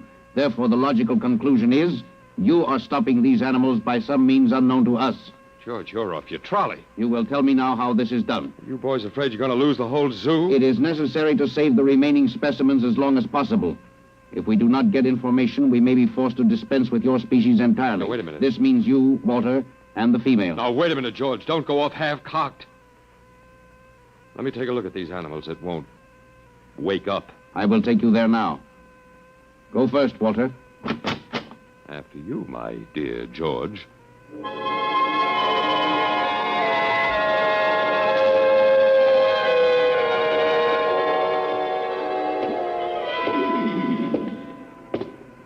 This is the weasel. You should have got him in the winter, George. The fur's worth more then. Then it's an ermine. This is the reptile cage. Here are the ducks. This is the male. The female has been stopped. Lucky girl. What's the matter, fellow? You lonely down there? Walter, you will tell me how you stopped the female duck. You got me, George. I didn't do it. Maybe she died of the Dutch elm blight. Walter, you are not being logical. We have concluded you are stopping these animals. Tell us how it is done. I told you, George, I haven't the foggiest notion. Very well. We will have to take further action. Well, what are you going to do, George? We have methods of action you will know soon. We will go back now to your room.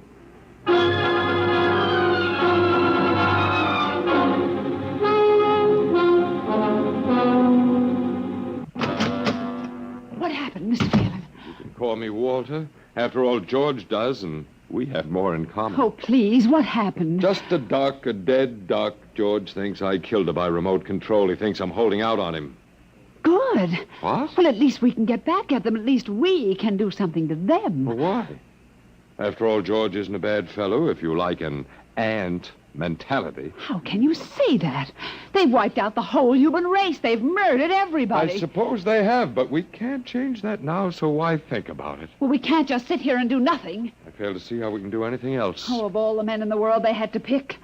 Don't you want to fight back? Don't you want to keep on fighting until the end? It hadn't occurred to me. But we've got to, Walter. Why? Well, I can't really explain, but, Walter, if there was any good in man at all, it was that he kept on, struggling against nature and in the end even against himself. But at least he kept on fighting for what he thought was right, and we're all that's left. Walter, we just can't can't end it by giving up. We've got to keep on fighting. You know, you do remind me of Martha. Oh, look, there isn't much left for us, but we could beat them in this one small thing. We can pretend that there's a secret about death, and we could refuse to tell them anything. But there isn't anything to tell. Well, they don't know that. Promise me you won't give in. I suppose the worst they can do is to kill us. Oh, Walter. All right, Miss Evans. Hello, George. Hello, Walter. Now, you will tell us how these animals are stopped? George, this may come as a great shock to you, but I've decided not to tell you. Why? Oh, call it a romantic attachment to lost causes. My grandfather was a Confederate officer. Walter, you are not being logical, but that is expected in lower life forms. You will come with me now, Walter. Where are you taking him? To the second level. Come now, Walter. You won't tell them. I can't guarantee anything, but as of now, I don't intend to. We've got to fight. Remember that, Walter. We've got to go out fighting. I think you're right. Come now, Walter. Goodbye. It's been a pleasure, Miss Evans. I am waiting. Come now, Walter.